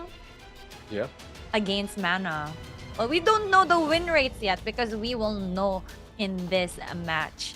And for the guild masters, we have Pantheon for Mana, and here are the classes that you can see. These are the lineups that you guys would see. There are 38 paladins, hunters, 30s for Mana, while here in Alta for they have 39. It's not much of a difference, but they have 20 hunters. Yeah, and They're look at the amount of alchemists that Out F4 has. They cut down their numbers of hunters so that paladins have less people to kill, and they increase the amounts of assassins and alchemists they have. These two classes are basically the counters to paladins, because sure, they can't really kill the paladins, but they can kill anyone else outside of the paladins, and they have one of the strongest alchemists in the entire game in their guild. So if there was any guild that was built to beat this paladin meta, that is definitely Out F4. I am super excited what's gonna happen in this game, and we will see our top 5 players. And first, we've got Amana, we have Kanya, we have Valorant, we have Jojo, we have Kemao, and Kaoru. This is interesting. We only have one paladin. Yeah, and top 3 is assassins. Assassin. Oh, yeah. Top 1 is the assassin, top 2, and top 3. Interesting. A lot of assassins in their guild. Assassins are... we've seen the power of the assassins. We know that the strengths they can do. And let's take a look at Out F4's top 5 as well. Hazel XYZ as a sniper.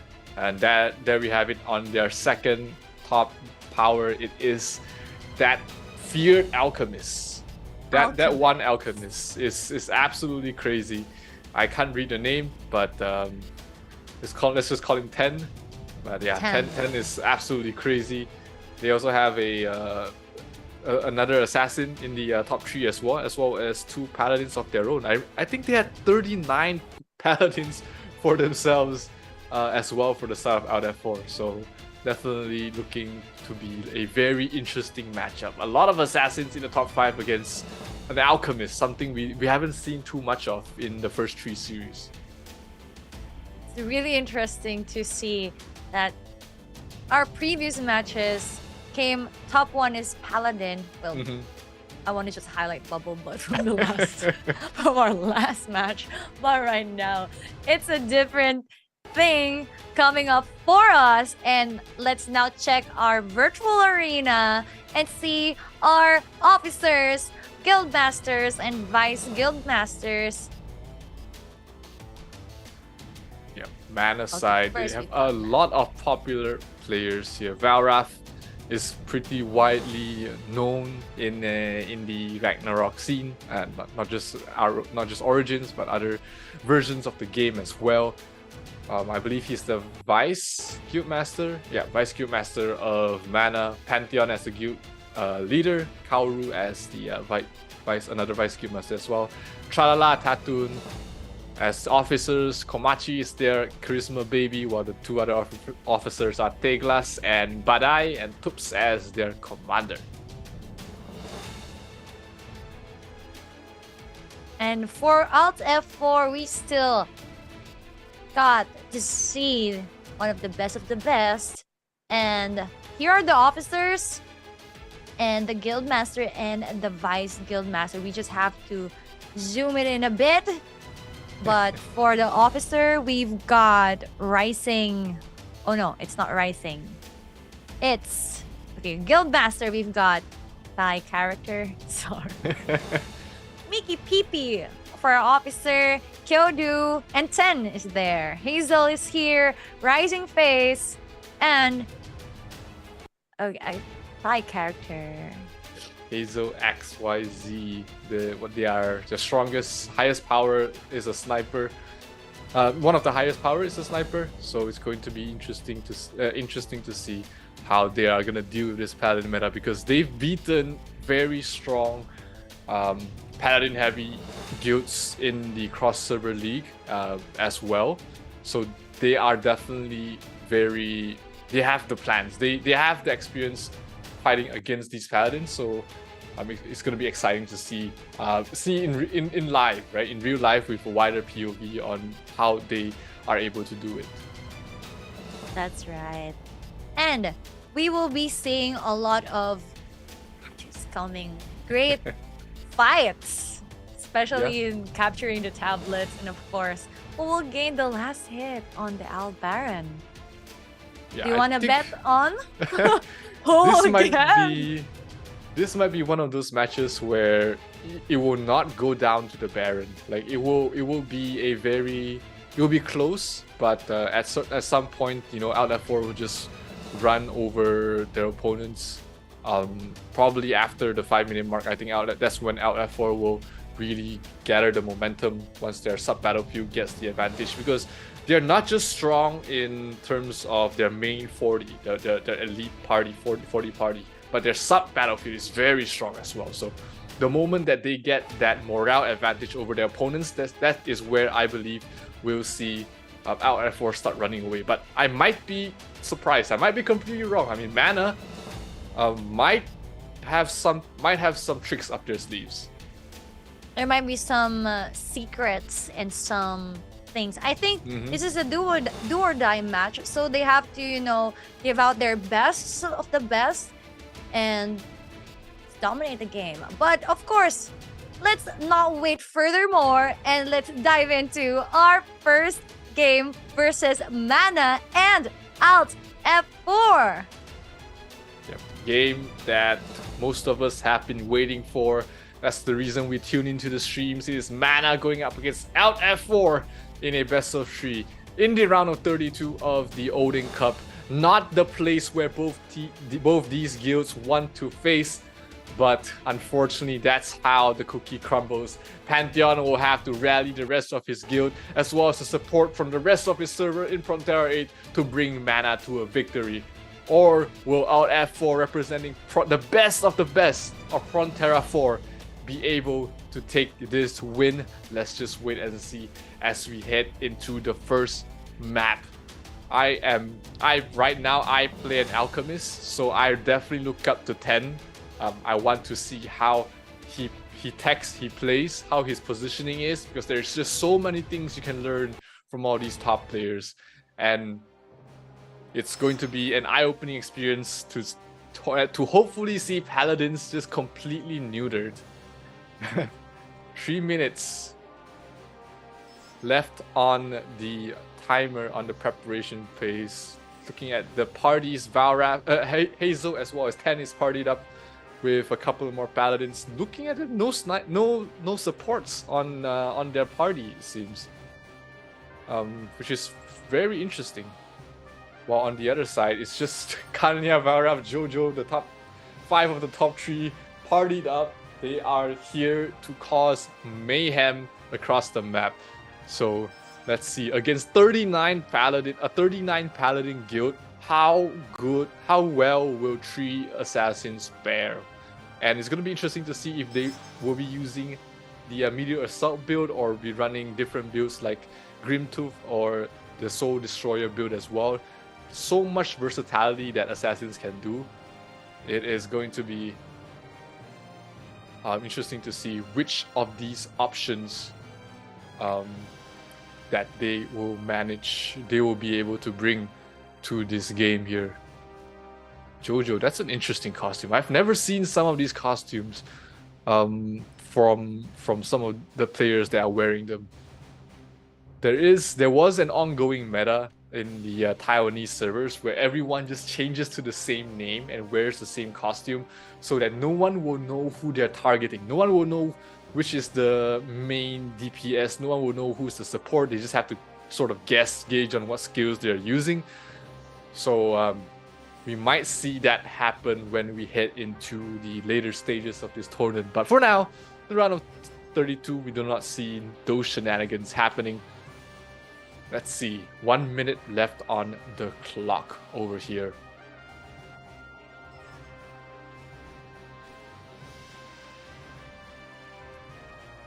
Lots of players are congregated on the right side of the Moon Tablet and the left side of the Star Tablet as well. Maybe they're looking to clash straight from the start. We'll see. Looks like tidal advantage.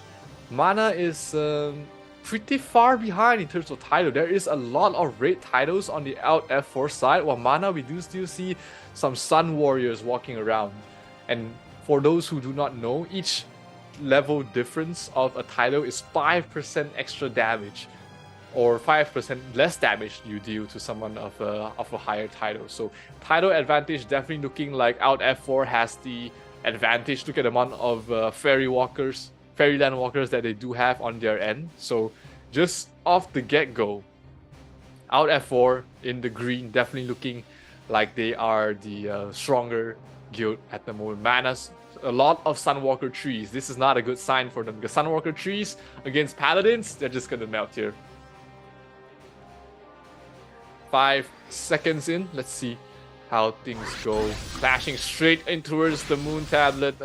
Out F4 has so much numbers. Terminal Wings dropped in smack center. People are falling. Camel straight away gets 5 kills. 10 getting 5 kills for himself as well, as it's just mayhem in the disco right now. Looks like it's going to be Out F4 with their superior numbers. Terminal Wings dropped on towards the backline straight away, and they are controlling the entire area. 10 already has 10 kills in the first 20 seconds, and he's not done yet. Hazel, we can take a look at Hazel. Valrav looks like he's going for a Soul Destroyer build, and he's trying to kill 10. Sir, that is no way you are going to be able to kill 10 with a Soul Destroyer build. You kind of need snipers of the same caliber to be able to beat him back, as we do see another Terminal Wing being dropped down on towards the Sun Tablet as well. As Out F4 just slaughtering everyone they meet. Mana is trying to recapture the Moon Tablet, but the rotations from Out F4 are coming in. They're coming in fast. Look at the rotations. Look at the movement that is coming in from this Thai squad. They are so on point in terms of the rotations. A little bit late here, it seems though, unless they get the numbers in. There we go. Terminal Wings once again. They have definitely rehearsed this movement. They are doing it absolutely perfect, down to a T, with the timing, with the sigil control, with the amount of active sigils they use at different points. And 10 is absolutely slaughtering everybody. 26 kills. Paladin is doing absolutely no damage to him. And right now, they are going to rotate back towards the Sun Tablet and stop it from being captured, and then rotate back towards the Moon the moment it can be captured. And they're just going to keep repeating this because they know that they have the firepower, they know they have the movements, and they are going to be absolutely steamrolling in this game. 100-point differential already in the first 2 minutes. Here we have Mana trying to capitalize on towards the absence, which is on towards the Moon Tablet, but the rotations of Out F4 are coming in. Look at how they're wrapping around. They are not coming in from a single position. They're actually coming from all 3 sides, and they are overpowering Mana in the mid, and they are going to be able to capture the Moon Tablet without any trouble at all. 2 tablets already in their control. They're going to lose the Sun Tablet, but they don't really care. They're already up 200 points right now. And Tamiyo with the speed, they are utilizing Windwalker on their snipers very well, using them at the opportune time to rotate between points, and that is how Out F4 is able to control all 3 points with the rotations of their entire guild. This is a textbook Out F4 strategy that is basically what everybody should be doing. This is very surgical. The rotations are surgical, the movements are precise. Their rotations, how they wrap around their opponents, is something that every single guild has to watch this replay and learn from them, because they're playing in 30-33 right now, and where everyone else is playing in 2023. They are absolutely slaughtering everybody. 10 is, I don't know how many kills he already has, 50, 60, I have no idea, but he's gonna pop out very soon with 100 kills in a record amount of time. And this is absolutely crazy here. Out F4 basically controlling the entire flow of the game. 600-point lead, controlling 2 tablets right now. Once they capture this, they rotate straight away to a different point, utilizing the Windwalk from their snipers and moving very fast into different points. Valrav trying to do his best, being focused down, but he's facing a lot of Paladins. This is not who he wants to focus on. He needs to try and look for the snipers, look for the priests, look for the wizards, as Out F4, in the middle, they are slowly being outnumbered here because everyone is not inside the point yet. And the moment Out F4 storms into the side, don't even need a Terminus. Oblivion is used to try and freeze up towards the backlines, but it is not enough. The firepower coming from the side of Out F4 is just way too much, and they find themselves not able to contest the Moon Tablet as well. Red Mask stuck between CCs, he's trying to pick off stragglers, able to get a couple of himself. 10 already at 65 kills in 5 minutes, and he is on a roll, has not died a single time, and they are just running across the map. All 3 points confirmed in their control, and look at their movements. Straight away, the entire guild splits into 3 and will focus on all 3 minions. I'm pretty sure they're going to get at least 20 to 25 minions under their control. Valrao trying to do his best, trying to shoo away people. Azura Strike does not kill him, but look at the amount of people Out F4 already has at all on these minions. They have timed this perfectly. Frozen World used to try and stall the minions, but it is not enough. Terminal Wings being used in the mid as well, in the Moon Tablet, trying to control the best they can, but to no avail. Out F4 is just a steamroller right now, going through everybody, mowing through everyone in their path, and honestly, I feel like ants looking at these gods running over them. Mana is not a pushover. They have very strong players, they're very strong compositions as well, but Out F4 just makes it look too easy. 76 kills right now on 10, and he basically one-shot Valrath, one of the best assassins in Frontera 8.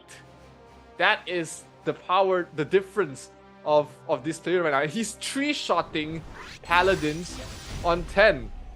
Terminal Wings, Frozen World, Oblivion has been dropped towards Moon as well. They're trying to recapture this point, but really, without killing Hazel, without killing Pen, can you actually overtake this point? Terminal Wings being dropped all across, trying to shoo everybody out, but this might be the fastest game that we've ever seen in Odin Cup, ladies and gentlemen. Before the Baron even spawns, this game looks like a pretty much done deal right now. As Tamiyo, we take a look at the POV of Tamiyo. He's trying to chase down Valra. Valra's trying to run with it for his life. Looks like he has better things in mind. Playing objective gaming, knowing where to rotate, where to go, and knowing that he has his teammates right behind him doing the exact same thing.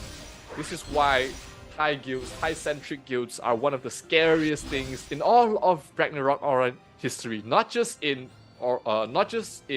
Origin, not just in other mobile versions of RO, but also even in the RWC eras, where Thai guilds were basically the scariest guilds that anyone wants to face. And they showcase it here. Even if they are the merge of the top 3 guilds from Frontera 4, they are working together so well as a unit, controlling all 3 places of the map. And right now, Out F4 is just basically everywhere. You see 40 people moving into a point, capturing it, rotating it straight to another point, using Wind Walk to walk between points really quickly, and they basically just steamroll them. They are 1,600 points ahead of their opponent in 8 minutes. The game will probably end before we get to the Baron, and this is what everyone should be looking out for. Out F4, one of the favorites to win the entire thing, right? You have Rise, you have Legends, you have Home, and you have Out F4 in different groups, and they are definitely looking to be moving off of these groups.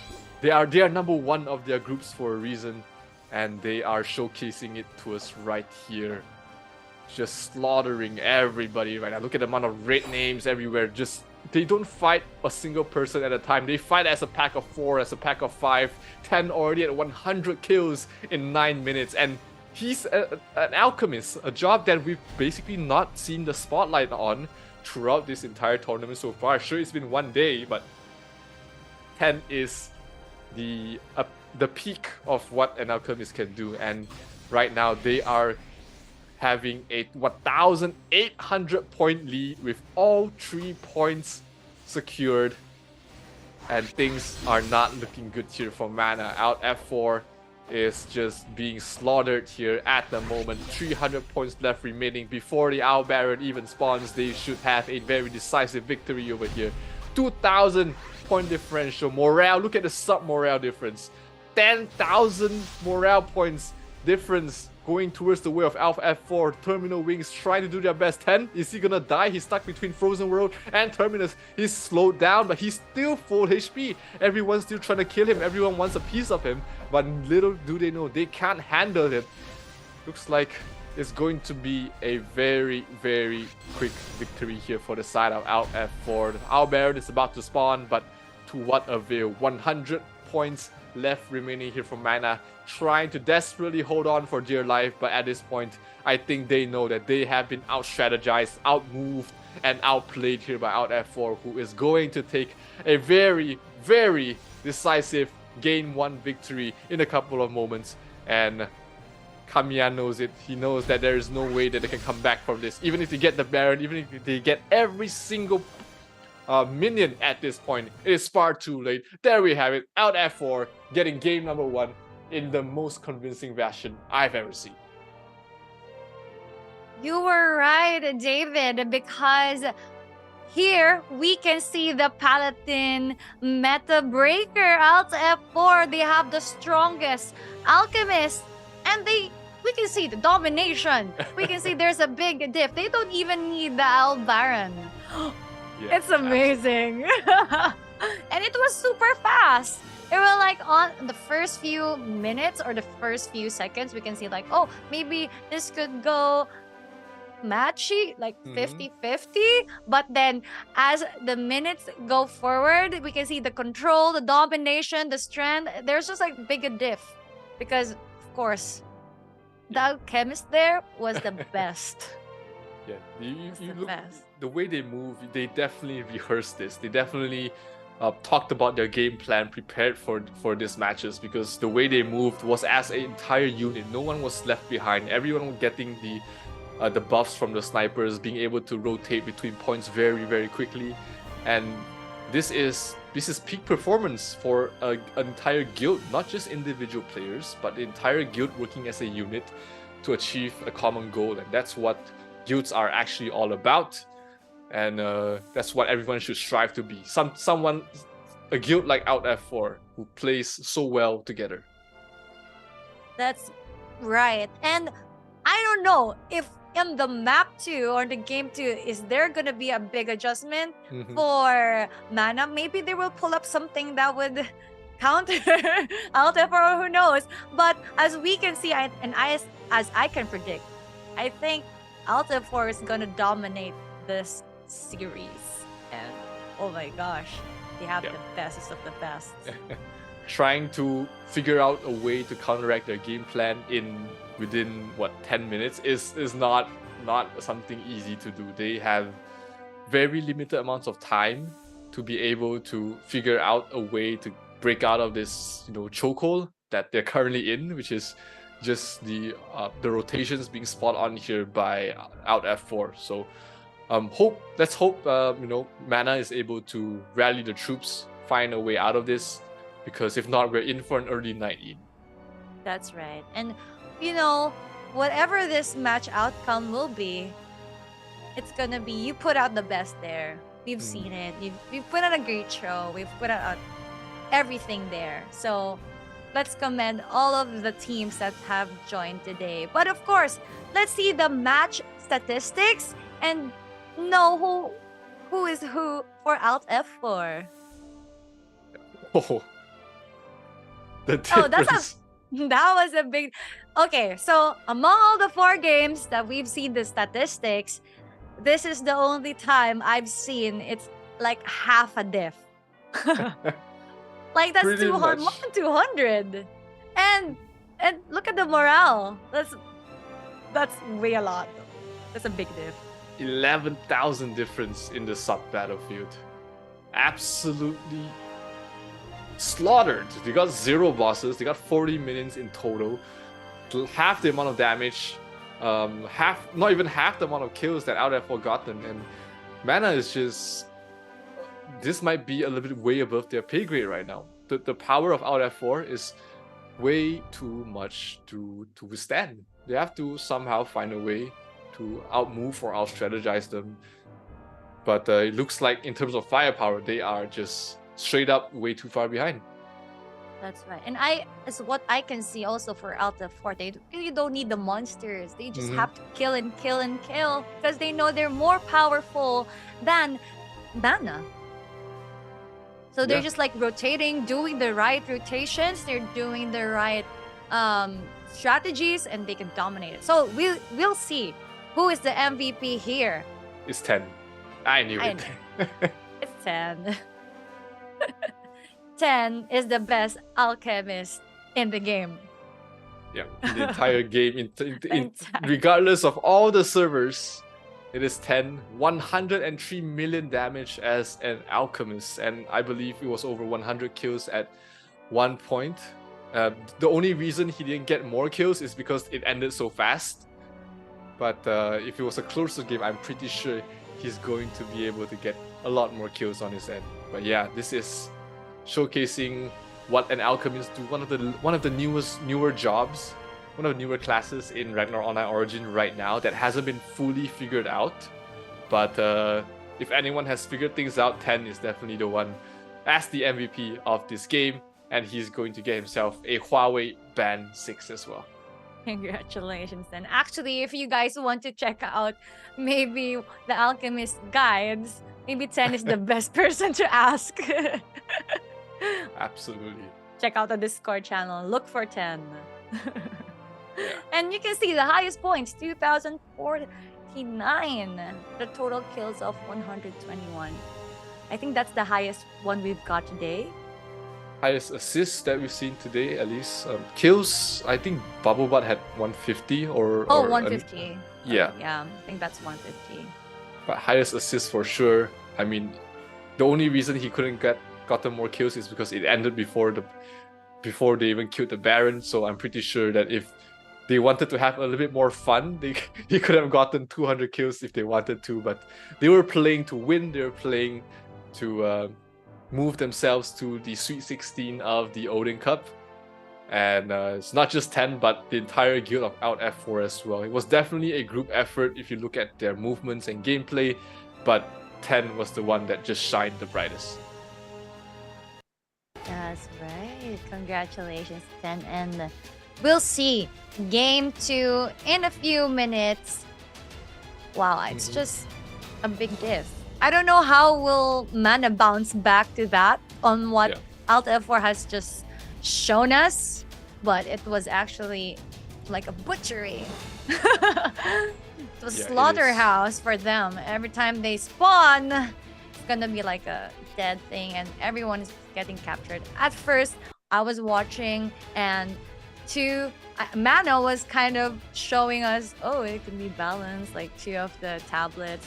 The moon tablet got captured by Mana, and then suddenly it went reverse and everyone's just chasing. I mean, Alta F4 is just chasing Mana every time. Yeah, that was just if they were to write a book on this, it would be The Art of War by Out F4, because that was absolutely perfect. And that must have been a very demoralizing loss there for Mana, because that was a very one-sided a match, not something that you expect to see every day, especially players of that caliber, you know, top 32 of the entire global server, being able to make it to the Odin Cup and then getting dismantled here by Out F4. Hopefully they're able to keep their wits together and, you know, plan for the next steps, because it's not the end of the road for them yet. It is a best of 3 series, so they do have one more game, the next game that's coming right up, to be able to try and bounce back from this. Yes, so guys, stay tuned, because we will be showing the map 2, or I mean the game 2 of the series. And again, don't forget to join the Discord channel if you haven't yet. Yeah, so we're gonna have a look at the stats again, because there was, I think, some mistakes, some errors in the stats. But let's take a look at. Oh, it was even further than we expected. Only 142 kills on the side of Mana. Okay, so the first stats that we've seen was got an error. So this is the actual stats of the first game, and it's not even 50% close. 70%, and the kills was like, oh, That this is is huge. slaughterhouse. Absolutely huge. Wow. Oh, can't wait for game number 2 to start. It is the last game of the night, ladies and gentlemen. So if you just tune in, you have to make sure you watch the last game, which is about to start in another 5 minutes or so. So definitely stay tuned. Plenty of more Odin Cup happening throughout this week, the next week as well, and the upcoming weekends. So if you miss out on this entire week, do not worry. There's plenty of more action happening on the next few days as well. But before that, I'd like to thank a word about our sponsors as well. This event could not be possible without the support from ROO and Huawei App Gallery.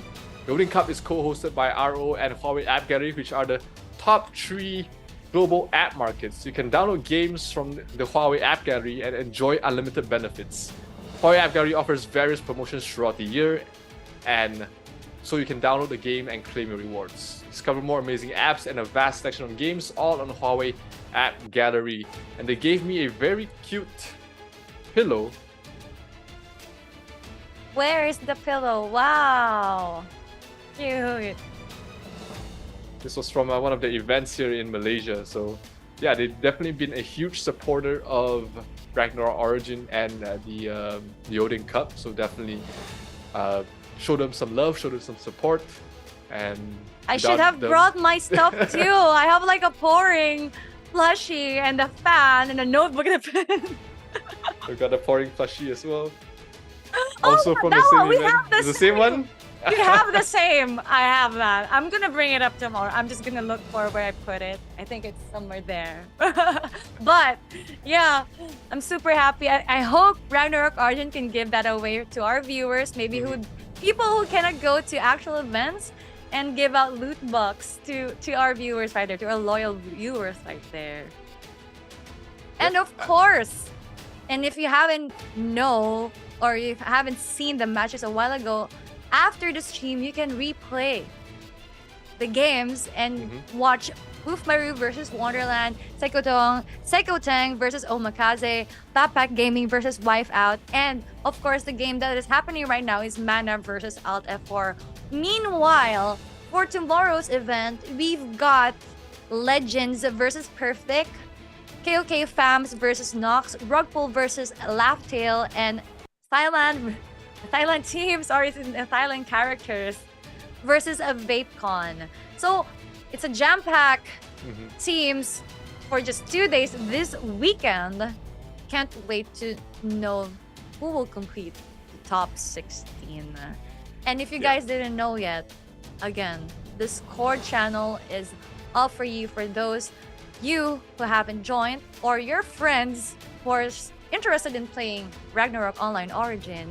Please do give the Discord link, join with the hashtag roles, click the verification, and you will get the adventure role. Once you've done that, you will have an access to the weekly giveaways of Ragnarok Origin. Plus, you can get an access to the game guides, make friends, join some guilds, and just chat with everyone there in the Discord channel. Yep, definitely. Things are heating up in the Discord channel discussing the last match. So definitely, if you want to be a part of that, definitely do join the Discord. But yeah, let's take a look at the just a reminder for everyone who just tuned into the stream. If you're not sure what they are playing for, and you know what sort of rules that the Odin Cup is competed under, let's take a look at a short video which will explain very clearly about it. Rotate and help them back up the Guild League rules. ROO Odin Cup. ROO's Odin Cup is centered around the in-game competition mode, Guild League. In this guild versus guild event, strategy and courage are essential to emerge victorious. The battlefield of a Guild League match is divided into the main field and the subfield. The goal is to dominate the main field by depleting the enemy's guild points to 0. The subfield can provide morale, which will grant guild members in the main field buffs and guild skills. Methods to reduce the enemy guild's points in the main field. 1. Capture the Sun, Moon, and Stars tablets in the main field. 2. Defeating enemy adventurers in the main field. 3. Slaying boss and minions. Capturing tablets. There are 3 tablets on the main field. The capture of each tablet will be determined based on the number of members a guild has near this tablet. Once a tablet is captured, it will immediately deduct 50 points and then 10 points per 10 seconds from the enemy guild. Defeating adventurers. Each defeated enemy adventurer reduces the enemy guild's points by 1. Slaying monsters. Boss and minions will spawn at 10 minutes and 15 minutes after the match begins. Slaying each minion deducts 10 points. And slaying each boss deducts 500 points from the enemy guild. It is important to remember that the Guild League is not a stage for your personal show.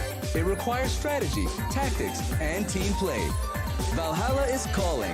To victory, adventurers! There we have it. The rules of this Guild League, all the point distributions for different parts of the game. It's very important to know, even more so if you're one of the participants. So make sure you get yourself familiarized with everything, not just the main battlefield, but also for the sub-battlefield as well. That's right. And so you can see it is important to kill the mobs or kill the bosses, you can kill adventurers and capture the tablets. It's really exciting to see how these guilds strategize to get the biggest points, you know? Yeah, definitely. Like, RF4 definitely read that manual of which different areas gives you points to a T, and they've just utilized everything that they have in their power, in their composition to be able to get to those points.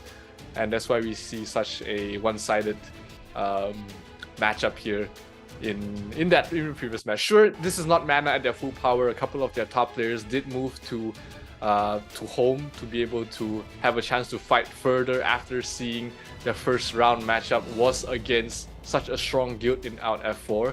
But still, their power was not that too far of a difference. They were, what, 2 million total power behind, which is not huge. But just completely out-strategized was Mana against Out F4. That's right. Even if your guild is most likely equal to the power, but if you're desynchronized or you don't know how to utilize everyone or make a strategy, I think it will be hard for the people to keep up and get the final victory. Yeah, for sure. And we will have the second game ready very soon. So ladies and gentlemen, don't go anywhere. Game number 2 again between Mana and Out F4 is about to start. So let's have a look at what these two guilds have prepared for us for second game.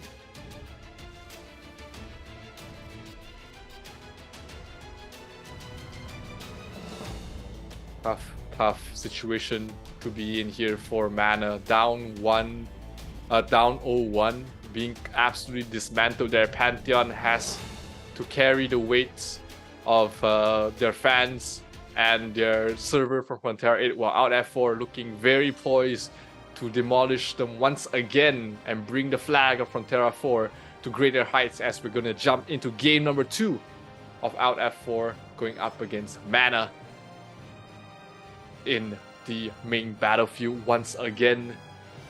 They are running the same lineup. No guild can switch out their elite lineup after the Odin Cup starts, so they will have to play with what they have. 2 minutes left on the clock.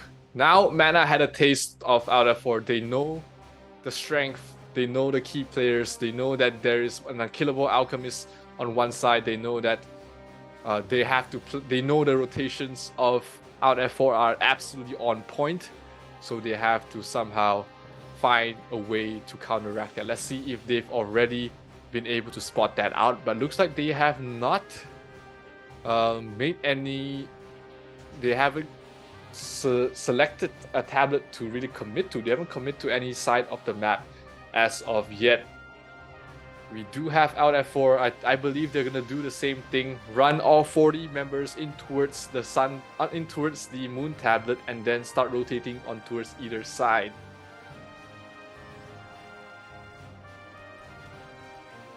Mana trying their best to scout out where the bulk of the forces of Out F4 are. important role for multiple players to play, trying to cover as much as you can, calling out names, calling out jobs, where they are, where they're positioned in the map before the game starts. And that allows them to formulate a game plan, potentially to try and counteract whatever your opponent is trying to do. But let's see if they have enough firepower. Even if they read the strategies, even if they read them like a book, can they deal with the firepower that is out F4? A lot of strong players in that guild, basically comprising of the top 150 players of Frontera 4 to be able to try and lift the Odin Cup towards the end of the season. 5 more seconds left on the clock. We shall see if they're able to make any difference compared to the first game. Moon Tablet once again completely ran over here from the side of out F4, who is on the green, while Mana is on the orange or red, as you can see. Terminal Wings being dropped down. Oblivion as well, trying to control 2 points here is Mana, but this is hook, line, and sinker here from the side of out F4. They know that this is what they're going to try and do, and they know that their strategy is built to counteract that. The 40 members of out F4 is trying to move in towards the tablet right now to push them out and then capture the point and then rotate back towards the Moon Tablet. This is as according to plan for the side of out F4, but look at this. Actually, Mana is a little bit quicker on the rotation here. They have managed to capture try to capture the middle tablet at the same time, and the key to breaking this strategy is to slow down the rotations. You can let them capture the other point, but you cannot let them rotate over to the middle point. You need to stop them before they get there or before they group up, and that's how you stop this sort of game, this strategy. Mana must not have played or watched something like this before, because they still seem to be trying to struggle on trying to maintain it. But so far so good for the side of Mana. They've actually captured 2 points. They've stopped the capturing of the Sun Tablet, which is absolutely huge, because that is the momentum of out F4 being slowed down. So great start here from Mana. They did what they needed to slow down the rotations, recapture the other point before it can be fully captured, and looks like they've adjusted pretty well here from the side of Mana, knowing that this was a strategy that out F4 was running after game number 1, and they are doing a lot to be able to counteract that in game number 2. But the firepower from out F4 might just be too strong here, as we take a look at the point of view of 10. 26 kills in 2 minutes, and he's going for more. Good night, Valrath.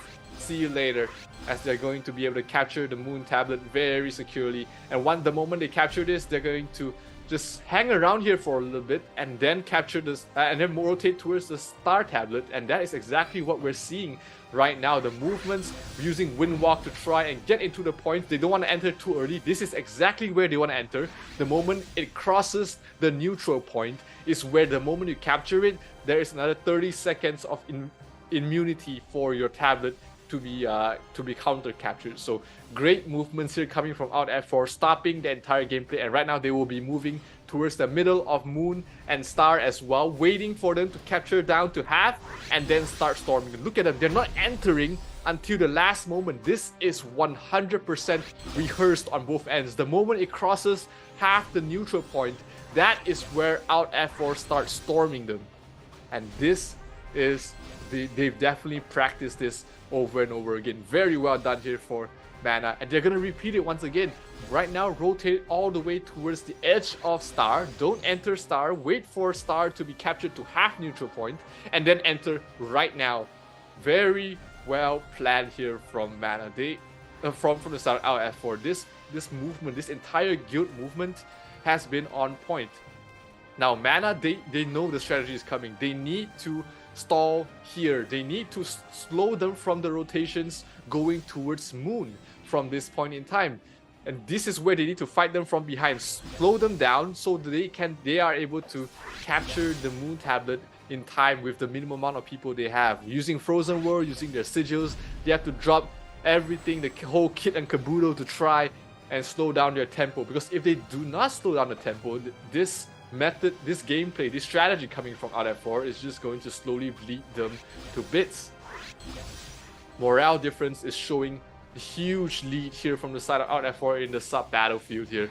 5,000 point lead in terms of morale. They'll be getting the maximum movement speed buff from the morale coming up very, very soon. Valraf trying to be as useful as possible. He's trying to pick off the stragglers, pick off the squishy ones, pick off the sidelines, but unfortunately he's going to fall before he's able to get anything else done here, as 2 points still being controlled here by Out F4. Terminal wings being dropped down here as well on towards the moon tablet. They're going to wait until half. Wait until half. That's the call. That's the call in Thai right now from the side of Out F4. Wait until half and swarm in right now. The timing is impeccable, and they are going to be able to hold off the moon tablet. No, it looks like they're actually going to be able to capture it. Mana has successfully been able to at least stall the tempo a little bit from Out F4. So right now it's going to be down to Out F4 to try and regain their tempo by moving to another point. And that way they need to capture the sun point right now and not lose their star tablet at the same time, because this is a very important period of time in the strategy where if you get slowed down, you need to make sure you slow down your opponent as well as regaining your tempo on the other points. So the split should be 20-20 across both ends, trying to defend the best they can with the minimum amount of people they have while also capturing the other point. But it looks like they committed a little bit more towards the moon tablet, which might make them lose the star tablet. The rotations might be a bit slow. Oh, look at that terminal wings. That is actually perfectly placed to stall them. Mana has found a way to slow down the tempo coming from Out F4. Is it enough though? I'm not sure. The mobs are still going towards the way of Out F4 because they need everyone they can from the side of Mana to try and slow down the tempo, try and stall them, trying to make them fight back. Out F4 will capture 1 point. They'll immediately rotate towards the edge of Moon and wait for the tablet to lose immunity, reach the neutral point, and then swarm them before you. Look at the split. Look at the split coming from Out F4. They are splitting all 3 corners of the point, making sure that they do not get hit by a single terminus. The moment that it reaches the neutral halfway point, that is when everyone swarms in to the point and capture it. And right now, Out F4 is getting complete control on the map. Sure, it was a little bit sketchier compared to the first game. Props to Mana to be able to figure out the momentum breaker that is Out F4. But the firepower might be a little bit too much here coming from the side of Thai Guild, because Valraf is not being very effective. He's not able to do anything on his own. He's trying to pick off stragglers, trying to pick off squishier targets, but to no avail, because everyone in Out F4, even their snipers, is not an easy kill. 800 point lead right now going towards the way of Out F4. The sub battlefield is completely being slaughtered here from the Thai side, as Kamal trying to hold on the best he can, being chased down by Cacti Boy. Taking a look at 10's point of view here. 84 kills on him already. Much closer match than the previous, but still it is a very one-sided affair so far, at least for the side of RF4. This is where your assassins, this is where the assassins of Mana really have to come up big, because these are high-powered assassins that can absolutely destroy the momentum of one of the side tablets with just sending a single player. So let's see if Mana is able to do that. They are managing to hold on to 2 points at the moment, but they are losing a lot in terms of kills. 900 point differential right now going towards the way of Out F4, despite better movements across the map coming from the side of Mana. So they are stalling in terms of the tablet capturing, but they're not winning the face-to-face fights. Valraf trying to kill Hazel, but he's barely tickling him. Hazel's still standing. Definitely sure Hazel's able to walk out from that with the use of Windwalk.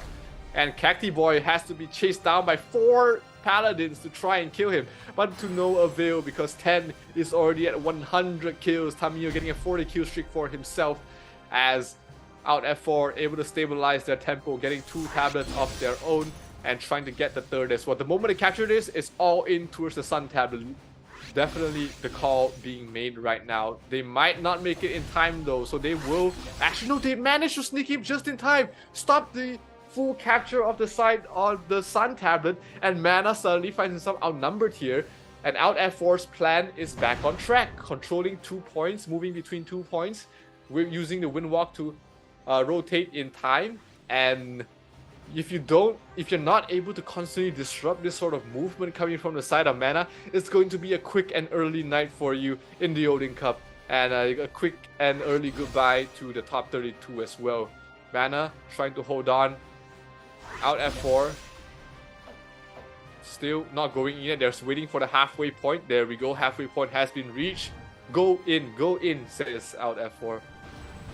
And they will manage to capture the Moon Tablet. They stalled it slightly though, and that creates an opening where Mana might be able to stall them in rotating towards the Sun Tablet. But look at the migration, the movement. Everyone's heading to one singular direction. It's like a flock of birds. When you have the leader heading towards east, everybody will head east. 600 points left, 500 points left for the side of Mana. This Owl Baron will be the deal breaker here. And it's going down very, very fast. Who's going to get it? Actually, it's already down, and it looks like it's going to be Out F4 getting the Baron. Even though they absolutely do not need the Baron, they still do it for the flex, and they will take this series in a 2-0 sweep. Congratulations, Alt F4. That was a sweep. Wow. I mean, speechless. Every time I can see the difference that they're putting up with Mana. And even if the Owl Baron was the deal breaker, actually they really don't need it. It was like 1,000 points or more than 900 points diff. So less than 500 won't hurt them because they can already finish the game. Yeah, I think they just wanted to call it a night, start celebrating early because they just wanted to end the game right there and then. So great job there by Out F4, definitely showcasing why they are the favorites in this entire tournament, along with Rise, along with Home, along with Legends as well. These are the 4 guilds that I think is going to come out from each group. And so far, Out F4 has not made me disappointed. Their movements are on point. Zeros or David's bet or predictions is on point actually, because a while ago he was saying that it's gonna be Alt F4. Exactly. Congratulations once again to them. Congratulations, yes. And it's not over for Mana. I mean, not entirely over for their guild advancement, but maybe in the future tournaments they could join because they will take home prizes from ROO.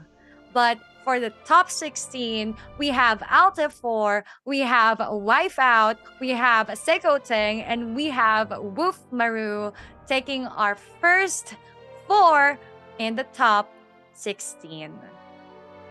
Huge props to them making it to the top 16. They're going to be facing up against each other very soon. That's actually in 2 weeks, I believe. So Wolf Maru, Seiko Teng, Wipeout, and Out F4 is going to be facing up each other in the second round, in the round of 16, while waiting and being able to study every other guild from different groups as well. That is going to be a huge advantage from them because they don't have to review any more strategies except for what they've used, and they get to learn everyone else's as well. That's right. They can rewatch a stream and see what they're doing the last time they have matches. So it's gonna be exciting on the next upcoming week. But for tomorrow, again, we have a jam-packed match because we have Legends Perfect, KOK Fams, Nox, Rugpull, Laughtail, and Silent Team and VapeCon. But before we jump in to our highlights, we want to see the match statistics. Yep, how far is it this time? A little bit closer, but still too far behind the strength that was Out F4. All 5 bosses. It's kind of lesser kills. Because the match was faster this time.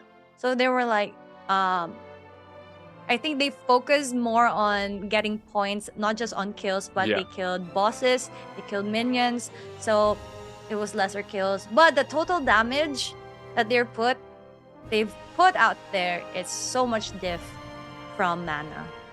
Yeah, Mana definitely was more focused on map movement this game, which you can see just by the amount of kills they gotten.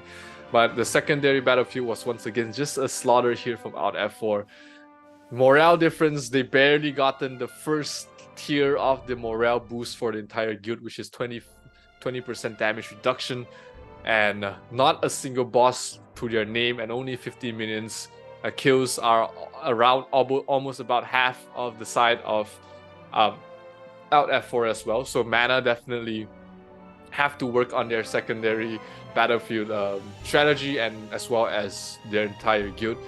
But yeah, Out F4 just proving to be the better guild here in both scenarios, and being able to take the very decisive win. Let's now see our MVP of the match. Still gonna be Tan with a total of damage of 91 million. BTY10 is how his... PTY10. Yeah, very interesting.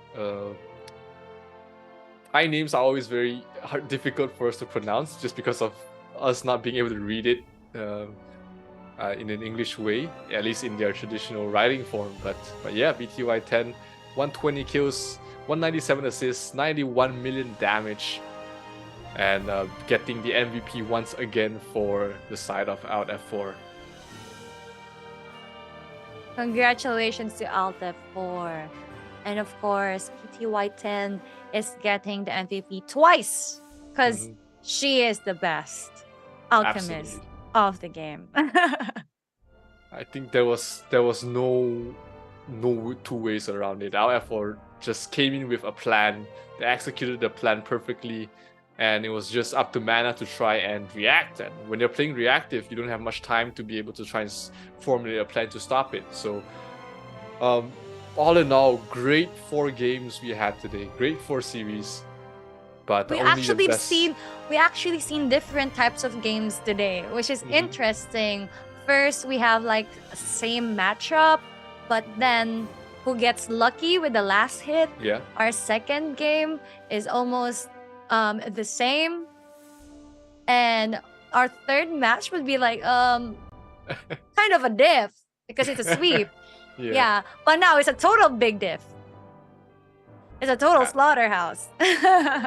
Absolutely, and let's hope that tomorrow's games will be giving us the same difference as well, because we've got some action-packed games happening tomorrow. Yes, we've got on 4 p.m. we've got Legends and Perfect. On 5:30 we have KOK Fams versus Nox, and on that 7 p.m. we've got Rugpool versus Laptail, and on 8:30 p.m. we've got that's a Thailand character. Thailand team versus VapeCon. Absolutely, VapeCon is a guild from my server, so I know a little bit more about them compared to any other team. So definitely excited to watch. I have a couple of friends competing there as well, so it's going to be very interesting. But we're gonna have to take a look at the recap of the previous game. In case you guys missed it, this is the...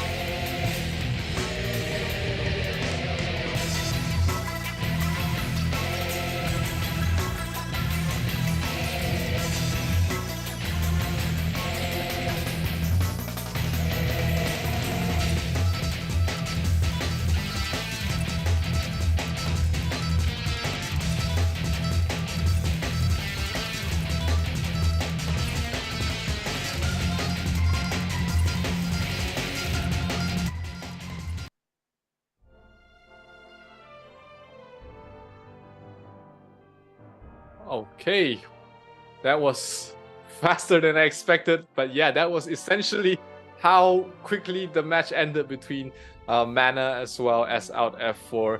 So congratulations once again to the top 4 of the group, which made it to the top 16 of the entire Odin Cup 2023. Wolfmaru, Sekoteng, 5 out as well as out F4. They will be moving on to the next stage of the Odin Cup.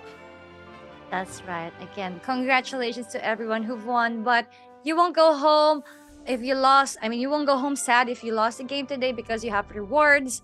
And of course, if you haven't joined the Discord channel, please do join us. And thank you to our sponsors today, which is Huawei. Thank you so much for giving out Huawei stuff. Yep. I love it. Huawei merchandise and devices to MVPs and whoever gets the last hit on the Baron. I'm pretty sure they went for the Baron just so that someone in their guild can get one of the merchandise. Actually, That makes sense now. They didn't need to get it, but they got it. They just were to get it. yeah. They have to because they're prizes. Yeah, And for tomorrow, I just want to add to my previous guild from a different game, which is now Rug Pull. They will be playing tomorrow because it's a Filipino. I think half of them or most of them are Filipino guilds. Yeah. So I'm rooting for them tomorrow. Absolutely. So yeah, that's all And- we have for today. That's right. And we had a wonderful matches. I am really stoked for tomorrow's matches. And of course, we are your host for today. I'm your host, and David is the shoutcaster. I'm your host, I'm In. I'm Zero, and thank you all for watching with us. We hope you have a great evening and hope to see you guys tomorrow. This is us signing out. See you guys. Bye.